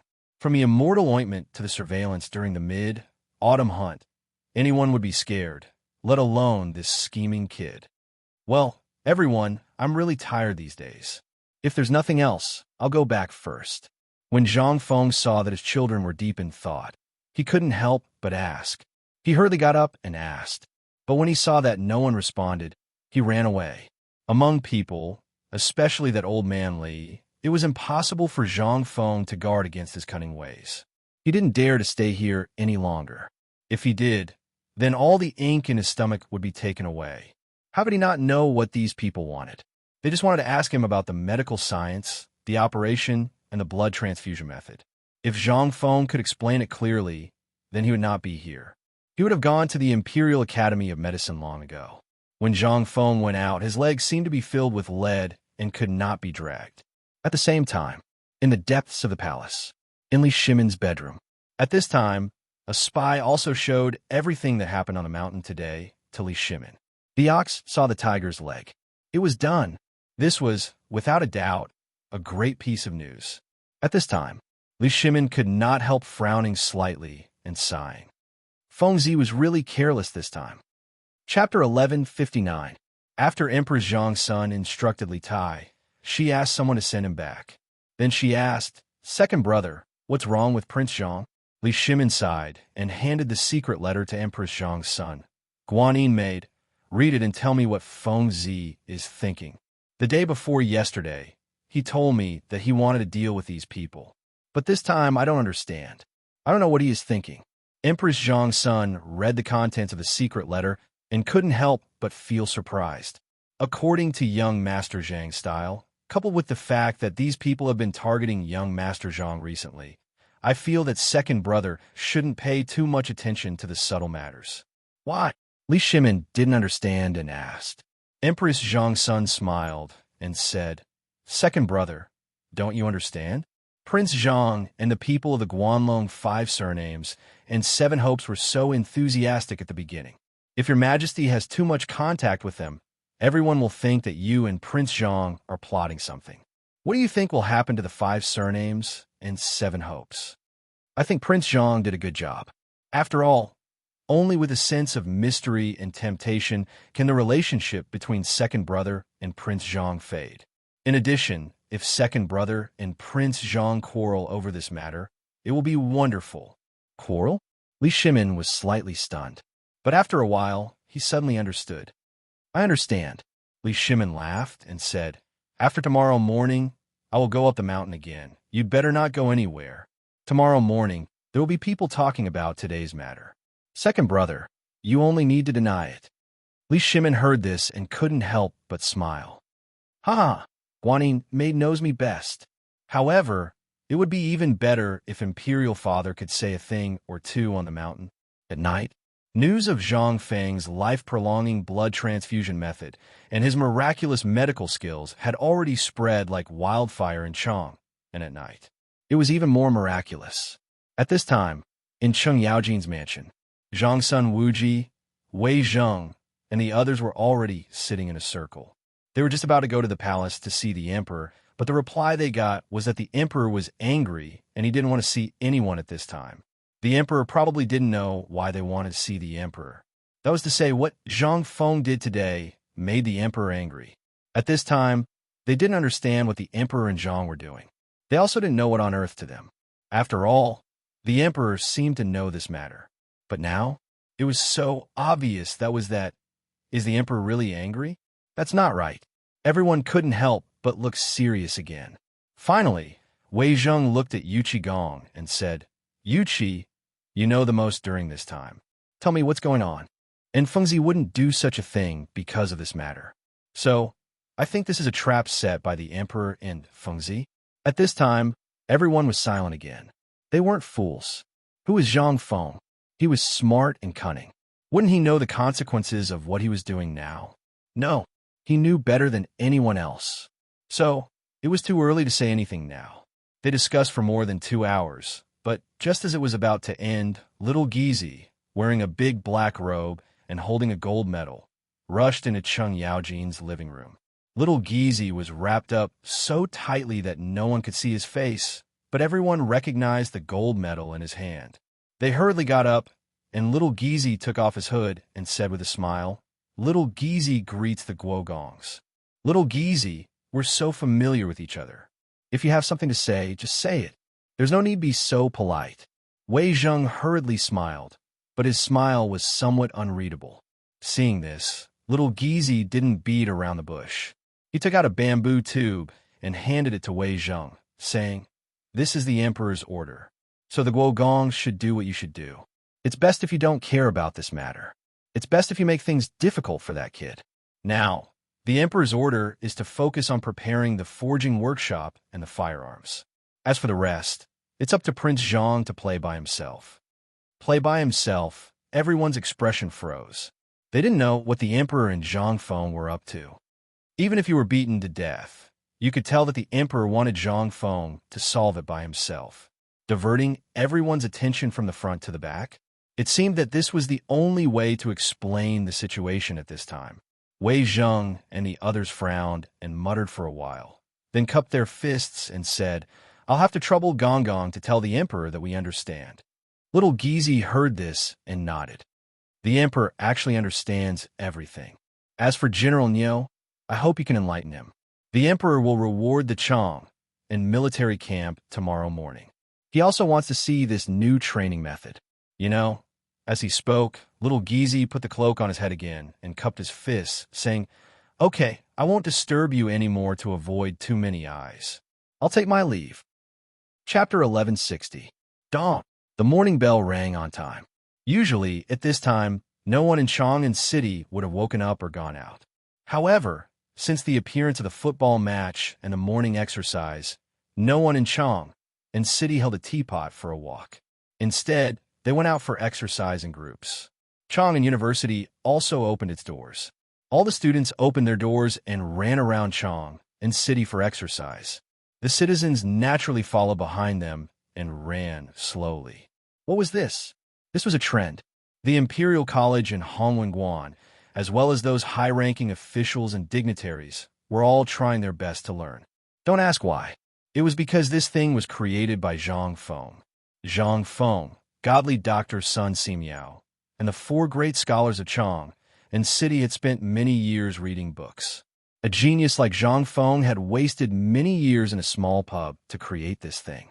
At this moment, White Deer Academy was basically considered to be a gathering place for those mystical things. Not to mention the rare building method, just the facilities of the academy and the series of earth-shattering things that appeared made it impossible to find any fault even if you wanted to. Chang'an University was definitely the first place that White Deer College promoted these things in Chang'an City. Although the public couldn't go to White Deer College, they only had to look at Chang'an University to know what White Deer College had done during this period of time. In addition, the Directorate of Imperial College and the Hongwen building were also present. Previously, everyone only knew that these two were not on good terms with Zhang Feng.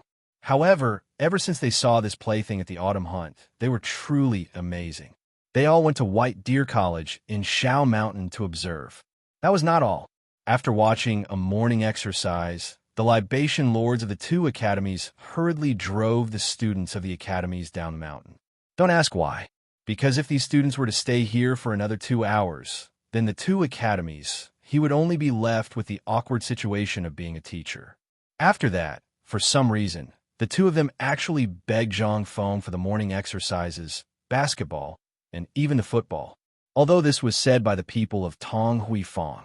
However, in Chang'an City, the people of Tonghui Lane have become the most dazzling neighborhood in Chang'an City. They were also one of the most important channels for people to get to know more about the mountain. 121, 1 2 3 4, 121. As the horns sounded at the door, the people of Chang and who had been waiting at the door hurriedly followed behind the students and began to run. It was as if they were competing with each other. At first, Chang'an University was the only big university. In the end, Imperial College and Hongwen joined in. Good Lord, these two universities were even more aggressive than Chang'an University. They ran from dawn to the last quarter of an hour before stopping. Their roars seemed to be announcing that this thing belonged to them. They even suppressed the roars of Chang'an University. In the end, Zhang Shan of Yisin Pastry, who was Zhang Feng's future father-in-law, and the old village chief of Tonghui Lane, raised their arms and called for the people of Tonghui Lane to join in naturally. The people of Hongwen and Imperial College were defeated. However, they didn't lose their temper. If it were anyone else, these two universities would definitely curse them to death. However, one of them was Zhang Feng's father-in-law, and the other was Zhang Feng's neighbor. They could not afford to offend them. Every time they started from Chang'an University, they would go around the Vermilion Bird Gate, and then to the illustrious Virtue Gate. After passing through the two cities, they would stop at the entrance of Zhang Feng's tavern for a while. This was the main point. In the end, they decided to start from the 16 royal cities and focus on Zhang Feng's tavern. Only then did Chang and City not fall into chaos. Moreover, this order came from the palace. Obviously, this had been tacitly approved by the emperor. What was this? If they did not King run, how could they face the emperor?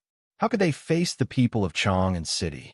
At this time, the officials who were attending the court did not dare to sit in the sedan chairs because they were flustered. Although those people who were running did not say anything, they still looked at their sedan chairs or horses and greeted them. They always felt that these people were greeting their ancestors. In the end, Cheng Yaojin had no choice but to take the initiative to pull Wei Zheng and the others to run to the court. This time was serious. How could they not go when the Duke had already gone to attend the imperial court? Could it be that they were more powerful than the Duke?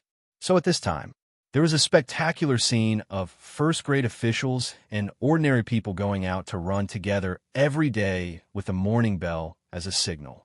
At this time, the foreign officials stationed in Chang and could not help but be completely dumbfounded. They stared at all this in Chang and mistakenly thought that the Tang dynasty had entered the stage where all the people were soldiers. How could this be? How the F***CK could this be? As the information was sent out of the Tang dynasty and into the hands of the monarchs of various countries, all the countries were shocked.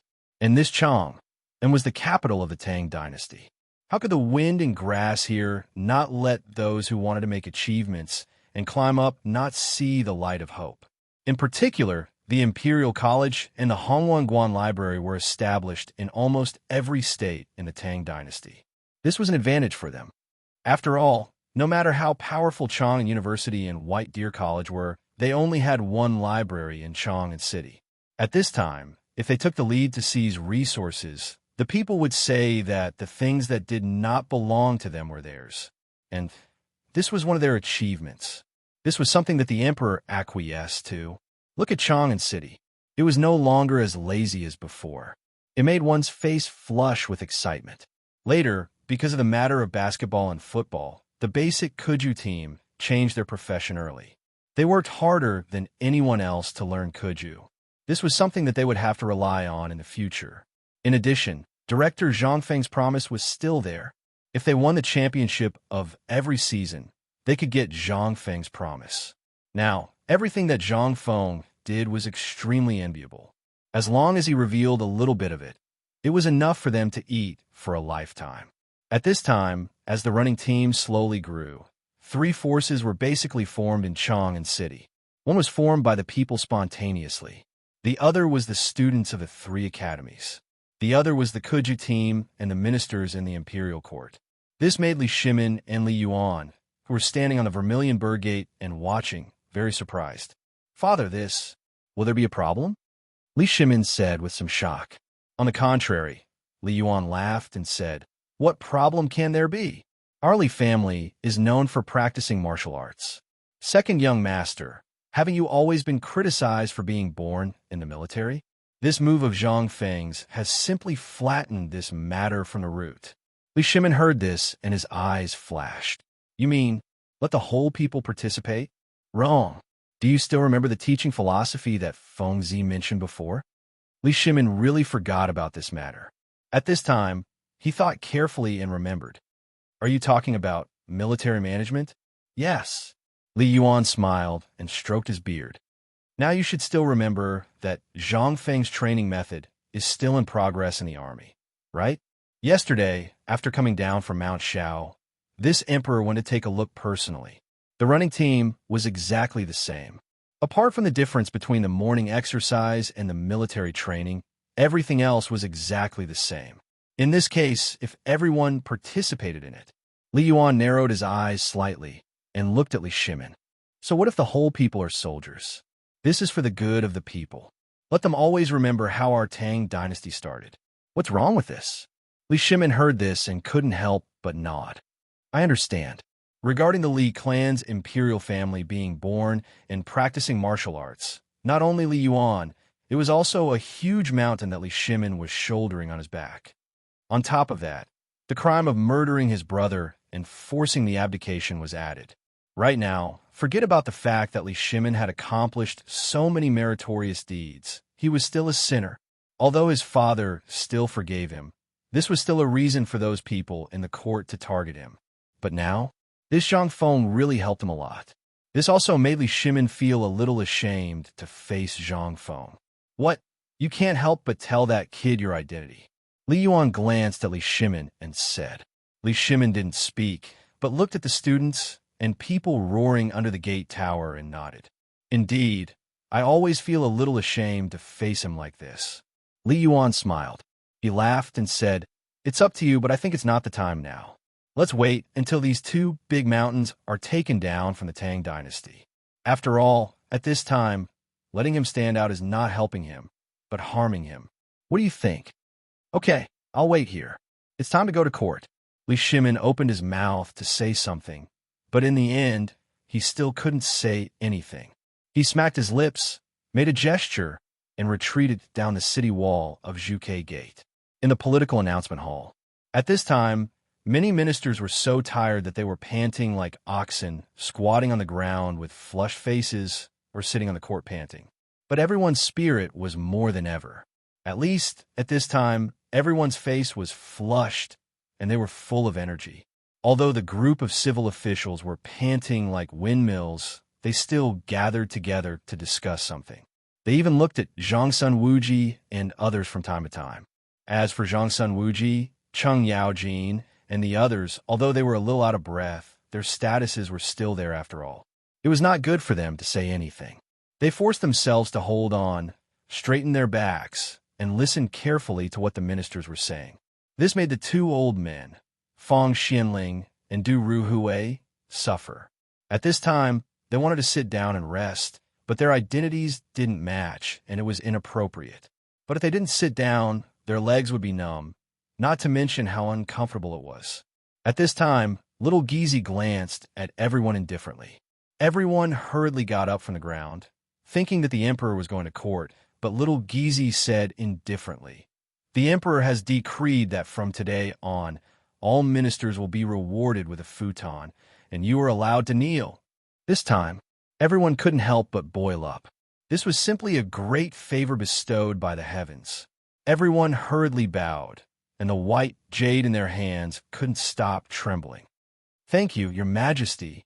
In the midst of everyone's cheers, the little eunuchs had already rushed out of the political announcement hall, and orderly took out a futon and placed it behind everyone's buttocks. The ministers looked at the futon and wanted to sit down. But without the emperor's permission, they didn't dare to. After the futon was distributed, little Gizi retreated to the side of the dragon throne and said loudly, "The emperor is here." Immediately, the ministers hurriedly tidied up their clothes and then respectfully greeted. Li Shimin was very happy today because just now he could say that he saw these ministers still stride into the political announcement hall. Although this formation looked a little out of place, it was a good start.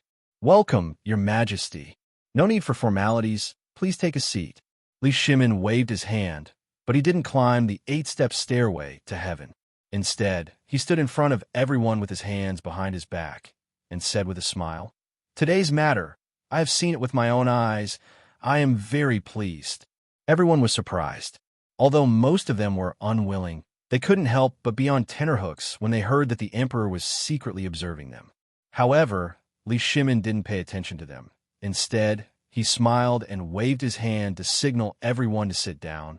But before he could speak, Wei Zheng hurriedly said, "Your Majesty, this old minister thinks it's inappropriate." Li Shimin smiled faintly and said, "Let's hear it. What's inappropriate?" "Your Majesty, since ancient times, there has been a difference between the monarch and his ministers. Since the Han Dynasty, there's been a change in the etiquette system between the monarch and his ministers. From the beginning of the previous dynasty, the difference between the monarch and his ministers was even more prominent. This is very useful. At least it can highlight the etiquette between the monarch and his ministers." "Ha ha! Prime Minister Wei, you might as well say in detail." Li Shimin waved his hand and said. Hearing this, Wei Zheng hurriedly knelt and said, "Since ancient times, when has there been an emperor standing, but the hundreds of officials in the hall are sitting? This is not in accordance with the etiquette system. If your Majesty just feels that the officials have worked hard today, I can understand, but..." Hearing this, a few of the officials also thought it over. Li Shimin stroked his beard, came to Wei Zheng's side, and sat cross-legged on the ground. The officials were so scared that they hurriedly knelt on the ground. "What about now? Now that I'm sitting, can you sit down?" Li Shimin looked at Wei Zheng, who was kneeling in front of him with a smile, and personally helped him up, then said, "In the laws of the Tang Dynasty, is there anything I can't change? In my opinion, this thing is actually just a formality. Some people are wholeheartedly thinking about the Tang Dynasty, but I know what other people are thinking in their hearts. You all know. Therefore, Prime Minister Wei, you don't have to talk about the etiquette system anymore. I made up my mind." While speaking, Li Shimin stood up with Wei Zheng's help and said, "This so-called morning exercise and the 8th set of radio gymnastics were done very well. I've decided I'll immediately issue an edict." Li Shimin waved his big sleeves, then walked up the 8-step stairway to heaven and sat on the dragon throne and said, "I've decided from today onwards, starting from the imperial palace, whether it's the harem or the minister of internal affairs, as long as they're not on duty, Everyone must do morning exercises when a morning bell rings. Otherwise, if you don't do morning exercises more than 3 times a month, your salary for that month will be deducted. Little Geezy, I'll leave this matter to you inside the Imperial Palace. As for outside the Imperial Palace, I've decided to leave it to the Crown Prince. Wei Zheng, Zhang Sun Wuji, Fang Xianling, Du Ruhui, Cheng Yaojin, Yu Qigong, and the others will assist in supervising the morning exercises of all the ministers. When everyone heard this, their hearts trembled. This time they're doomed. This old life will be completely lost. However, just as Wei Zheng and the others were about to receive the edict, a minister hurriedly stepped out and said, "Your Majesty, Chen Yubin wants to submit a memorial." Li Shimin glanced at the person who came and snorted coldly, but he still waved his hand and said, "Allow." During this time, His Highness the Crown Prince hasn't left the imperial court. At this time, the officials have already been talking about it. I hope Your Majesty can make a clear judgment. If this goes on for a long time, I'm afraid there will be chaos in the imperial court. Li Shimin smiled faintly. Then what do you think? That minister hurriedly said, "Your Majesty, this old subject has heard rumors before. Although the Crown Prince and the others are in charge of White Deer College and did do some things in the beginning, this is what the Crown Prince should do. However, if he doesn't come to the imperial court because of this small matter, isn't that a little simply ridiculous? Official Wang, everyone has seen what White Deer College has done during this time. I'm sure Official Wang's house still has a large amount of white paper, right? If the Crown Prince wasn't in charge of this on the mountain alone, would you use such good white paper? Also, this braised meat. I heard that Official Wang's concubine wanted to eat braised meat, so she stole your family's food and gave it to your son. In the end, you broke her legs. Is this true? You, Cheng Yaojin, you're maliciously slandering me." Cheng Yaojin smiled coldly and ignored that person. Instead, he cupped his hands and said to Li Shimin, "Your Majesty, the truth of this matter has been spread all over the streets of Chang'an. Moreover, all the officials present should know what kind of person this Wang Qinggong is. He is really a stingy person. You, Cheng Yaojin, you're doing this on purpose, aren't you? Old man has no enmity with you. Why did you injure the old man so severely? Your Majesty, you have to uphold justice for this old subject." Hearing this, the group of old subjects who didn't want to speak couldn't sit still anymore. They all shouted angrily, "Cheng Yaojin, this is the imperial court. You're speaking such filthy words and publicly slandering an official. How should you be punished? Cheng Yaojin, you're simply despicable. Do you think that people won't know you're running to White Deer College every day? Surnamed Cheng, does old man have to report you to His Majesty for having ulterior motives?" Li Shimin looked at the crowd indifferently and didn't say anything. When Cheng Yaojin and the others saw this, they couldn't help but understand something. Cheng Yaojin became even more furious. He put his hands on his hips and glared at the group of civil officials and started scolding them. The generals on Cheng Yaojin's side also found a rare opportunity to angrily scold them for being fake refined. The morning exercises and running exercises were all from White Deer College. They had just heard them say that these exercises were good for the country and the people. Now they were saying that these exercises were smelly dog shit. One of the generals couldn't help but jointly request, "Your Majesty, these people simply don't put Your Majesty and the Crown Prince in their eyes. It's simply a waste of food to keep such people in the imperial court. We don't want to be associated with them." That's right, Your Majesty. These people clearly know about the Crown Prince's great achievements, but they just don't mention it. They're just grabbing onto the Crown Prince's weak points. What is their intention? The civil officials, especially Wang Qinggong, were secretly shocked.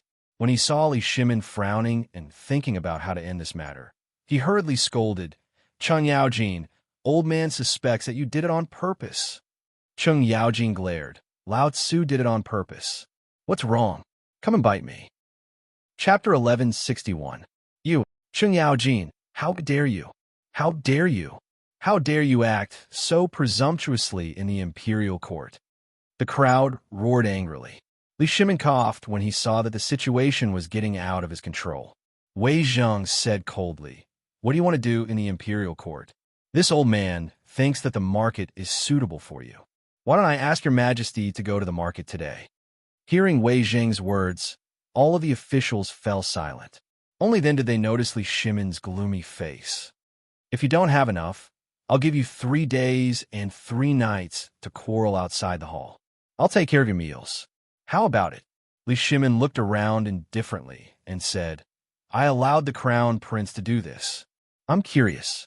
Beloved Minister Wang, since you've brought this matter up, I'd like to ask, how many of you think the crown prince did something inappropriate? Regarding this matter, the group of civil officials looked at each other. No one dared to say anything. What was there to say now? The emperor had given his permission.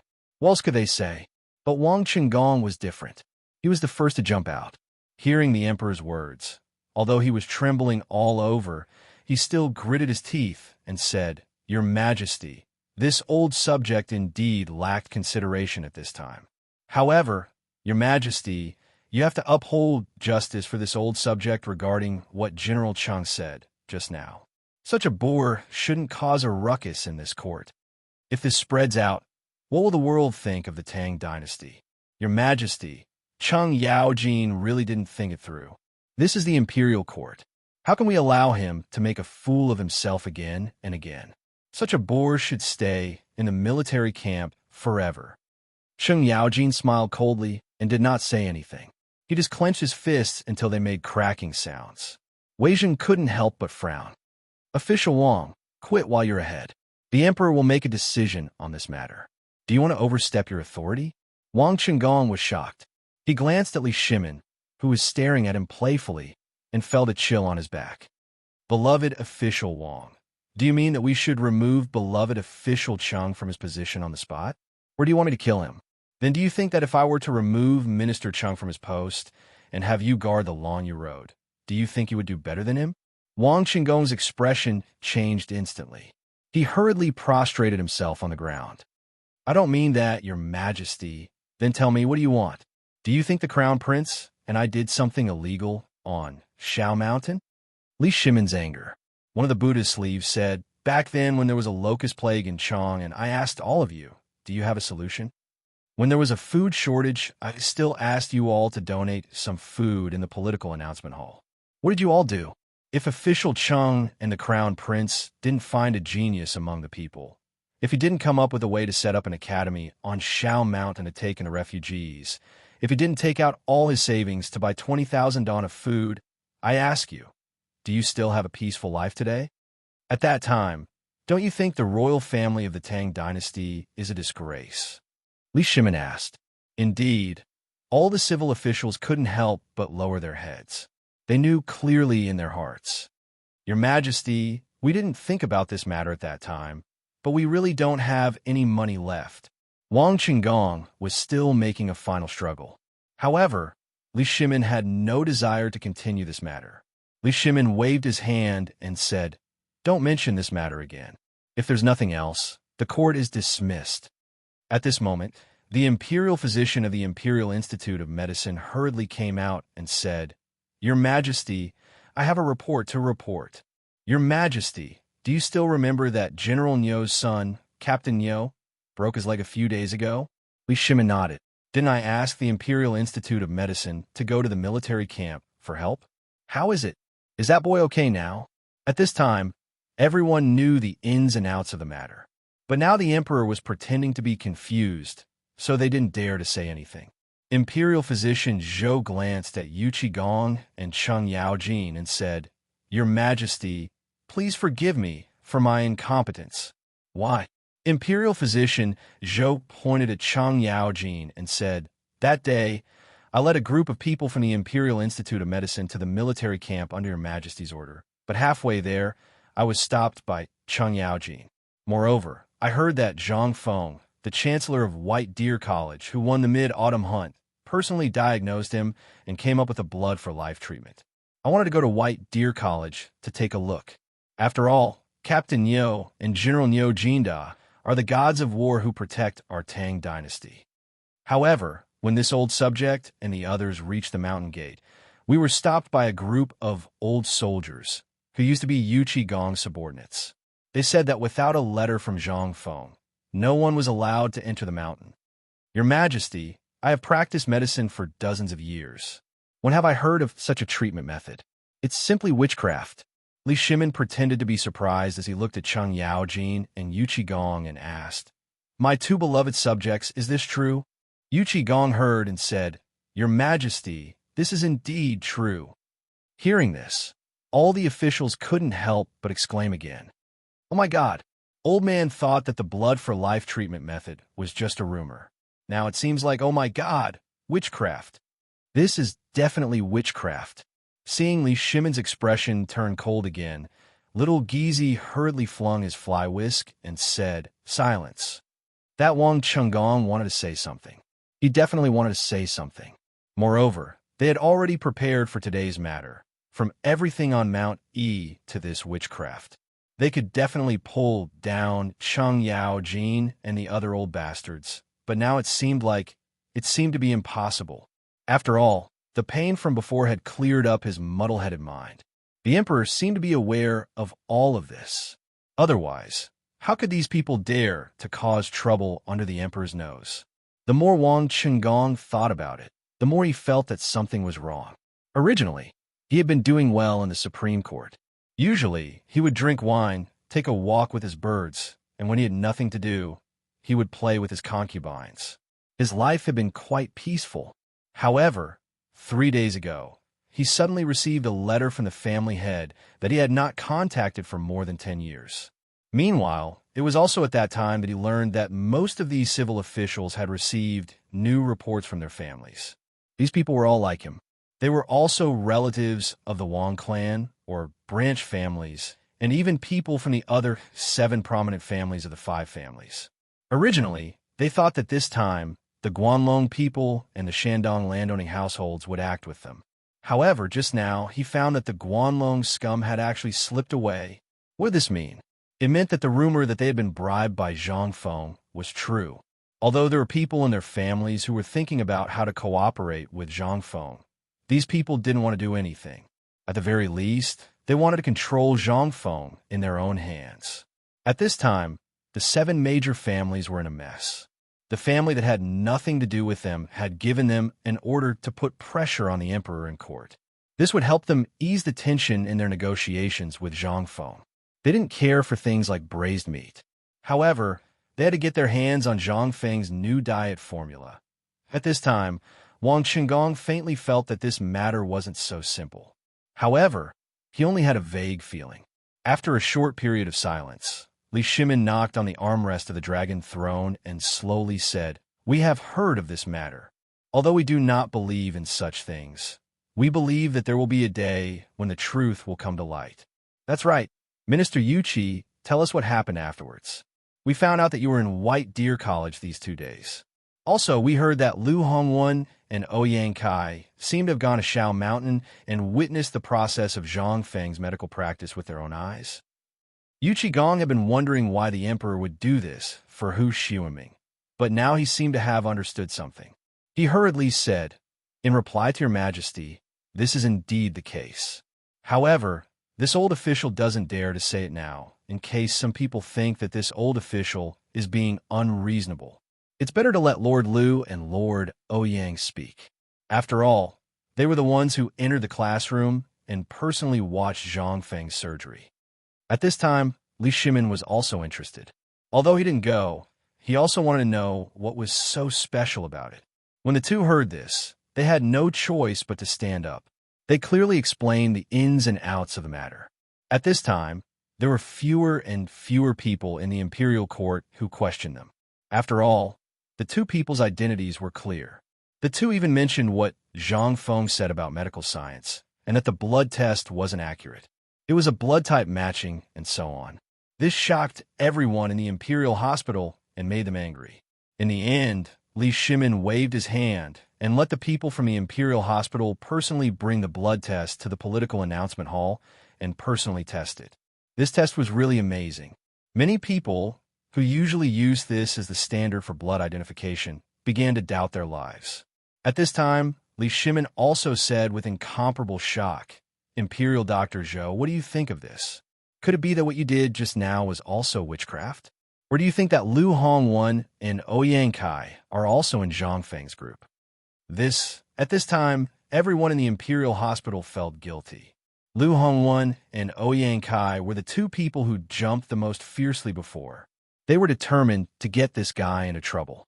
However, since the end of the mid-autumn hunt, not only did they not take action, but they also got great benefits from Zhang Feng. This made people a little confused about what these two families and the Guanlong 8 clans were thinking. Imperial Doctor Zhou hurriedly said, answering back the Emperor, this old minister heard it clearly just now. This thing was personally operated by Divine Dr. Sun Simiao. That kid seems to be just... It seems that this old minister is very convinced that this so-called operation was made by Divine Dr. Sunday. After all, I heard that Divine Dr. Sun went up the mountain to improve his medical skills. Ha! Li Shimin sneered twice. This laugh scared Imperial Dr. Zhou to the point of choking. Imperial Dr. Zhou really didn't believe that this magical thing was made by Zhang Feng. After all, even if he started learning medicine in his mother's womb, even if he was a medical genius, it was impossible for him to make this thing in a short period of time. He was more willing to believe that this thing was made by Dr. Sunday. However, he also knew that this seemed to be a little impossible. After all, he had never heard of such a rumor about Dr. Sun before. At this time, Imperial Dr. Zhou didn't know what was going on. All of this happened in an instant. Imperial Dr. Zhou hurriedly knelt and said, Your Majesty, I was confused for a moment, but I did it for General Niu. Please have mercy, Your Majesty. Li Shimin took a deep look at Wang Qinggong again and said, I have heard about this matter. General Niu didn't say anything. What are you talking about here? This is a family matter. You can ask General Niu personally when he returns. All right, this matter is like this. Don't mention this matter again. What do you think, Lord Wang? Wang Qinggong was already drenched in cold sweat. How could he dare to say anything?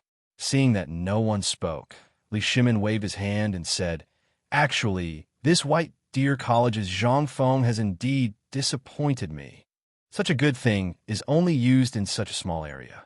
However, I feel that this brat did better than all of you combined. If only one of you could do what this brat did, I would be able to sleep soundly every day. When everyone heard this, they couldn't help but be shocked. They didn't know what was wrong with the Emperor. At this time, he was actually talking about Zhang Feng. Involuntarily, the civil officials calmed down. However, they didn't dare to speak carelessly. They only pricked up their ears to hear how the Emperor was going to punish Zhang Feng. Chapter 1162. As for Lu Hongwen and Ouyang Kai, their faces couldn't help but turn pale. However, they were secretly delighted. At this moment, the Emperor showed dissatisfaction towards Zhang Feng. That meant that the rumors about this kid and the Emperor weren't true. Could it be that the rumors about the Emperor and this kid being extremely close and hiding their identities were false? Everyone in the hall couldn't help but start to make small calculations. Cheng Yaojin and the others couldn't help but be a little surprised at this time.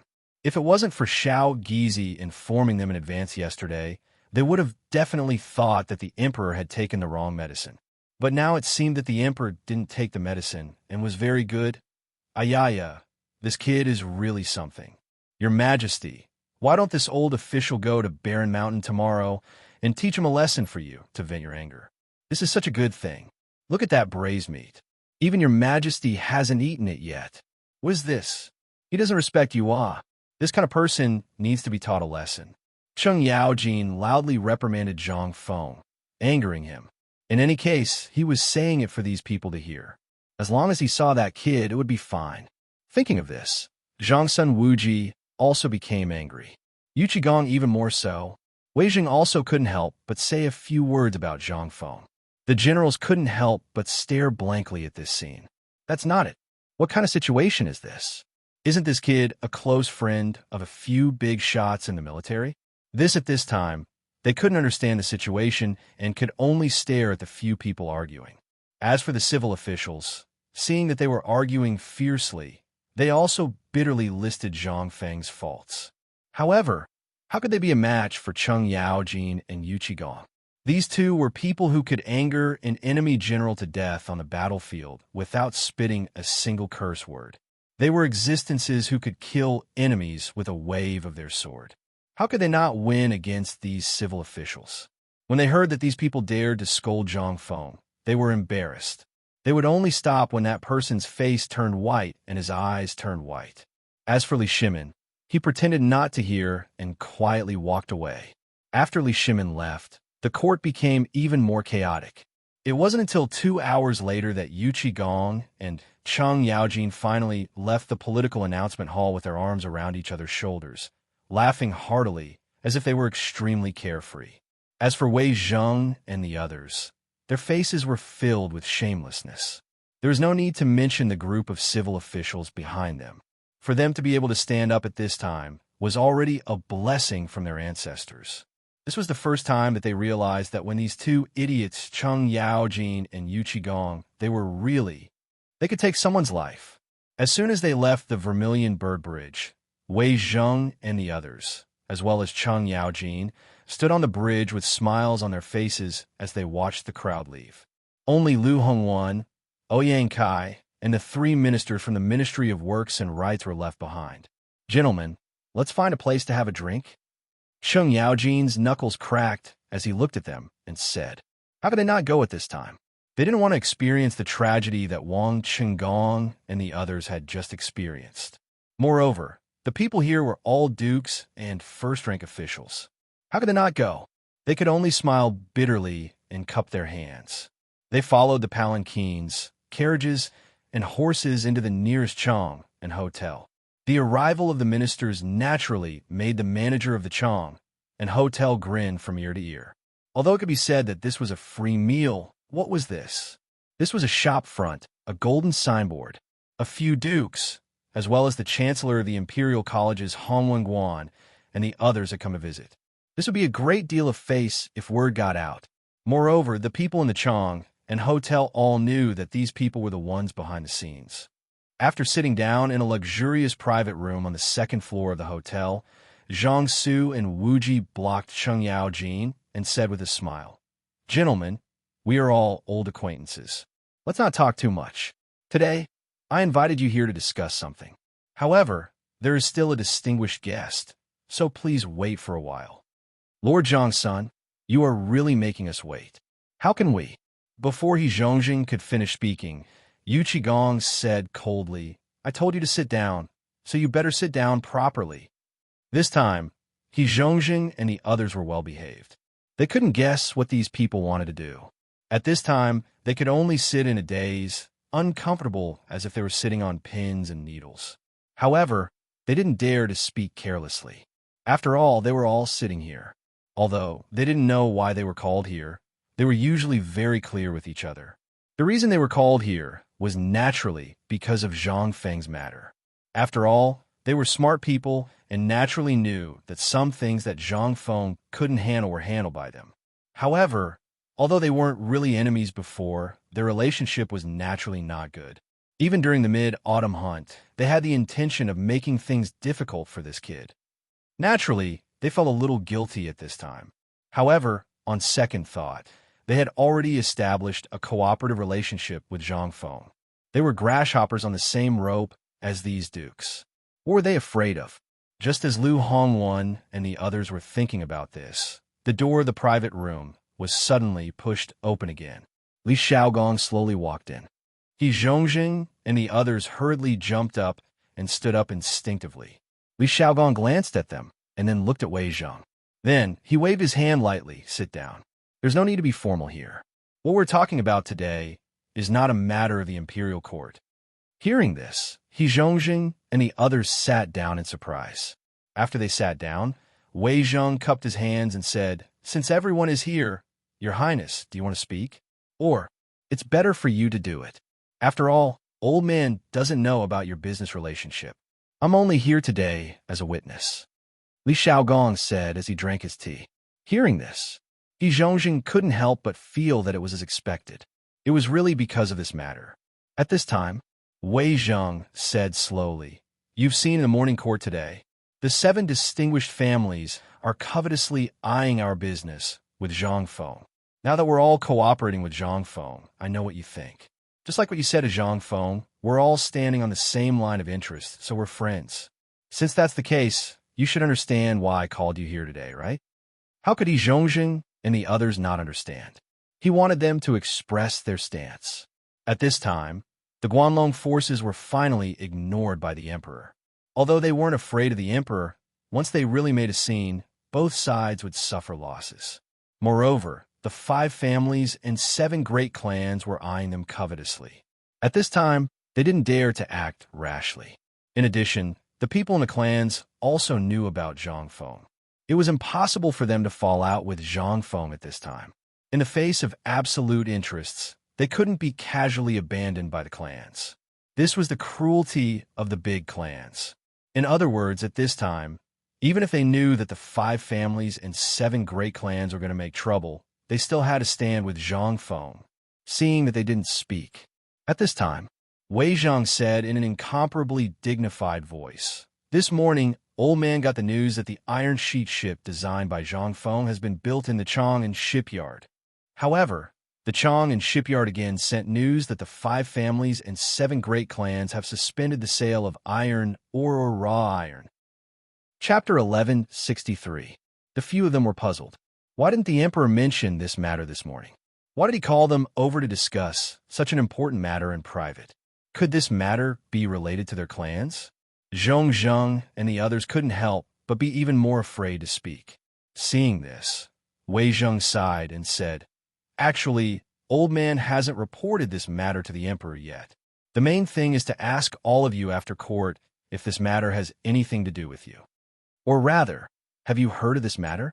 Wei Zheng's words were very clear. He meant to ask them if they knew about this matter or if it had anything to do with their clans. His meaning was very clear. At this moment, the people sitting here basically represented the imperial family and those related to Zhang Feng. They just wanted to inform each other. If they didn't inform each other in advance, they would also be implicated if something happened. Although the emperor was verbally reprimanding Zhang Feng, who knew if this was part of the emperor's scheme. Although this was all speculation, but this mattered now. Zhong and the others exchanged glances and saw that Wei Zheng and the others were also staring at them. They couldn't help but laugh bitterly and say, "Prime Minister Wei, we did have some misunderstandings with Brother Zhang Feng. But just like what Brother Zhang Feng said, there are no absolute enemies, only absolute benefits. This time, our clans and Brother Zhang Feng have some business connections. If we take drastic measures at this time, wouldn't we be cutting off our own source of income? So, Prime Minister Wei, this matter has nothing to do with us." Hearing this, Wei Zheng and the others heaved a deep sigh of relief. If the 5 families and 7 great families had acted together with Guanlong's people, this matter would really be troublesome. Now, it seemed that there was still a chance. Since that's the case, then it's fine. All of you are aware of the White Deer Academy situation. Therefore, this old man wants to say that we're all bound together for good or ill. Aya, Old Wei, we're here to eat. Why do you sound so serious? Sheng Yaojin was also a quick-witted person. Seeing that the matter was settled, he slapped the table and said, Come. Let's eat. We could be considered one of us now. As long as we know that this matter wasn't caused by you guys, it's fine." After 3 rounds of drinks, Li Xiaogong said faintly, "Zhang Feng is a good kid. Although the old man hasn't been to the mountain, the old man is also prepared to live in the mountain for a period of time when he is free. Since Zhang Feng has taken out such sincerity to make friends with you, if the old man finds out that you have done such a treacherous thing, the old man will have something to use against you." Hearing this, He Zhongjing and the others' expressions changed. He hurriedly stood up and said, "Your Highness, what are you saying? Why will we cut off our own ties?" "Haha, Your Highness, you worry too much." Li Xiaogong didn't say anything, but still got up, clasped his fists, and slowly walked away. This time, the investigation had been made clear. As for Wei Zheng's so-called matter, in fact, the emperor had already known it. At this time, the purpose of his visit was actually to find out the background of these people. After all, in the court today, he didn't see these people express their opinions, so the emperor couldn't figure out the situation. As soon as Li Xiaogong left Chong and hotel, he hurried back to the imperial palace. Li Shimin had been waiting in the imperial study for a long time. As soon as he saw Li Xiaogong come in, he hurriedly asked, "How is it? The people of Guanlong are not involved, are they?" Li Xiaogong shook his head and said, "Replying to your majesty, according to this old minister's observation, the people of Guanlong shouldn't be involved in this matter. However, in the end, these people are also people who only care about profit. That brat Zhang Feng has already taken out such a tempting thing. How could they possibly know about this? Your majesty, you're worrying too much." "Worry too much?" Li Shimin shook his head.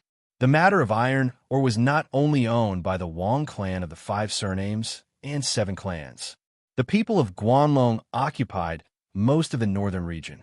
If Li Shimin believed that the people of Guanlong didn't have iron or veins, then Li Shimin, was really a fool. However, after hearing Li Xiaogong's words, Li Shimin really breathed a sigh of relief. The Mitsubishi bayonet that he was proud of would not last long because of the lack of iron in this shipyard. Although he said that he wanted to get rid of Guanlong and the 5 surnames and 7 clans in one fell swoop, he really didn't dare to do so at this time. Just dealing with one of them was likely to cause a great disturbance to the economy of the Tang dynasty, let alone dealing with 2 of them. It was simply courting death, unless he had a suitable excuse. But what could he do? But this time, the people of the 5 surnames and 7 clans had finally taken action. Then, he might as well make this matter worse. Only in this way would he have a reason to take action. Thinking of this, Li Shimin said slowly, "Imperial uncle, this time I have to trouble you to come out of the mountain." Chapter 1164. 2 hours later. The gate of the Chong and shipyard, which had always been mysterious and forbidden from approaching, slowly opened. The Chong and shipyard was located in the Longzhou Canal between the Daming Palace and Jiaqing.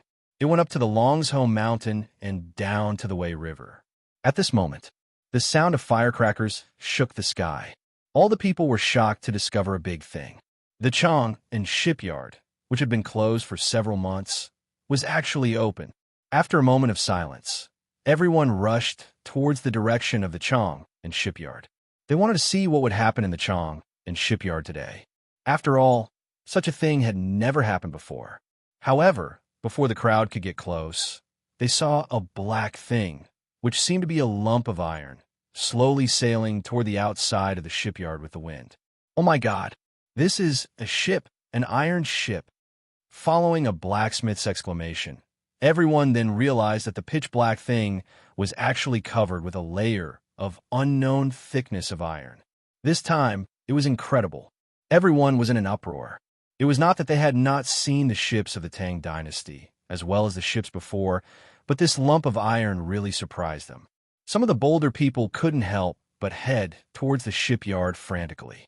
This time, the troops stationed at the shipyard didn't chase them away like they usually did. This time, everyone became even bolder. In fact, some merchants even abandoned their own stalls and followed the crowd to watch the show. This time it was really lively. The ships slowly sailed from the East Longzhou Canal to Tunghuimen, and then to Chunming Gate, which was near the East Market. At this time, the crowd of onlookers increased. Firecrackers were set off one after another on the ship, as if they were free.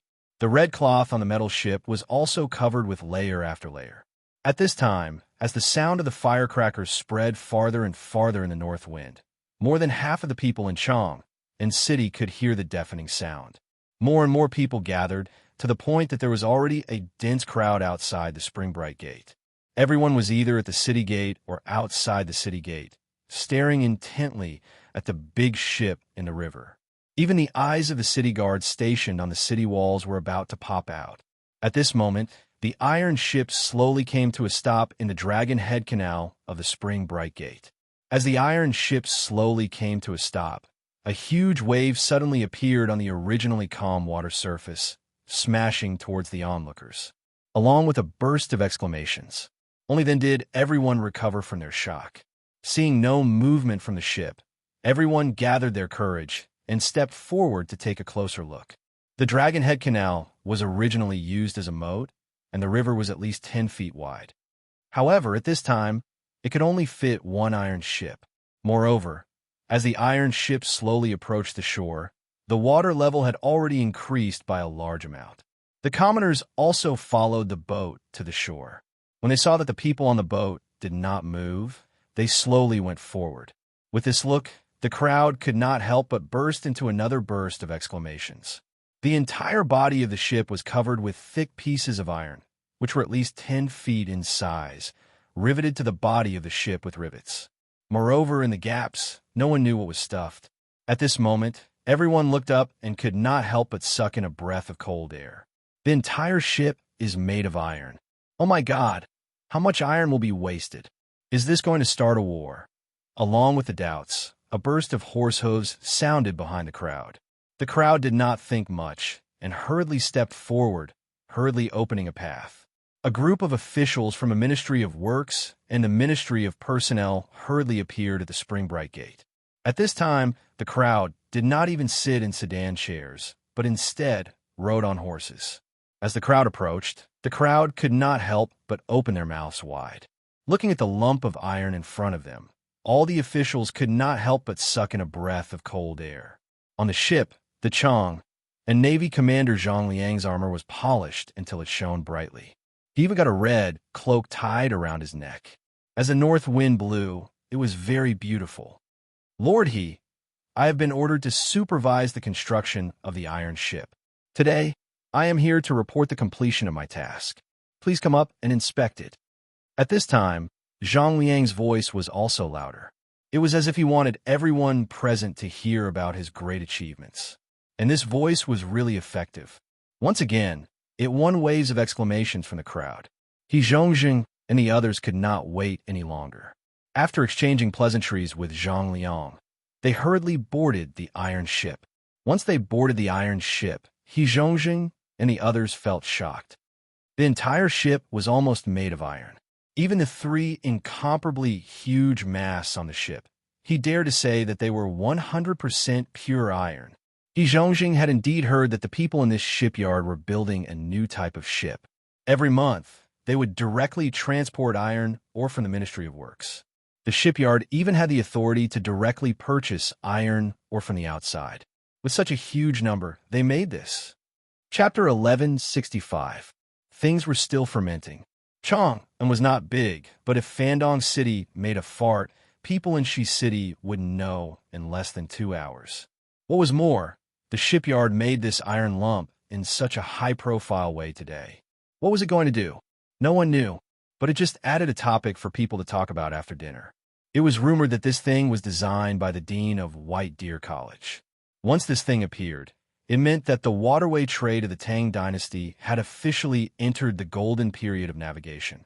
For those businessmen, this was a heaven-sent opportunity. They only needed to build a business transit area at Hookah Waterfall. Then, they could set off from Chang and to go to Jiangnan, Zhenla, or other countries. It was at least twice as fast as traveling by land. This made those businessmen even more excited. Once the iron ship appeared, although they certainly could not afford it, it meant that the national strength of the Tang dynasty had skyrocketed again. In this way, who dared to compete with the navy of the Tang dynasty on the waterway? Not to mention the small boats of other countries. Even the current five-tooth warships seemed to be unable to withstand the collision of this ship. Although the whole ship was still designed according to the model of the five-tooth warship, the sturdiness of the bow of the hull was more prominent. The collision spike in front of the ship was 20 feet long, and it was protruding from the bow of the ship like an axe or a sharp sword out of the sheath. Not to mention colliding with it. Just looking at it would make people shudder. The bow and the stern of the ship were shaped like an axe, just like a charging boat. However, this greatly increased the wind resistance of the ship. Of course, these people did not know about the wind resistance. Even Zhang Liang and Li Shimin had only seen it according to the explanation in Zhang Feng's blueprint. Li Shimin naturally came. At this time, Su Zi, surrounded by a group of eunuchs and ministers, slowly boarded the iron ship. Looking at the completely new design inside and outside the ship, he could not help but click his tongue in amazement. His bright back straightened even more. Your Majesty, take a look. This is the crew's warehouse. It's 150 m long. Its draft has long surpassed that of the previous five-tooth battleships. What's more, the crew's warehouse is at the bottom of the ship. Each ship is equipped with 15 crew's warehouses. Each crew's warehouse is equipped with over 100 oars and lookouts. Zhang Liang had never thought that one day he would be able to bring the emperor to this ship and tell him all kinds of stories on the ship. After the final introduction, they entered the command cabin and the rest cabin of the ship, which was also known as the crew's canteen. On the side of the cafeteria, Li Shimin couldn't help but ask in confusion. There seems to be a place between these two places. You didn't tell me about it, right? Hearing this, Zhang Liang couldn't help but be speechless. Your Majesty, this is also the place this general wanted to talk about. This iron ship, everything can be understood. It was built according to Prince Zhang's blueprint. However, there's a place this general does not know what it is used for. As he spoke, Zhang Liang found a large door between the resting cabin and the lower level. He opened the door and saw an enormous, oval-shaped space that was completely empty. It was connected from the top of the ship to the lowest level of the ship's draft cabin.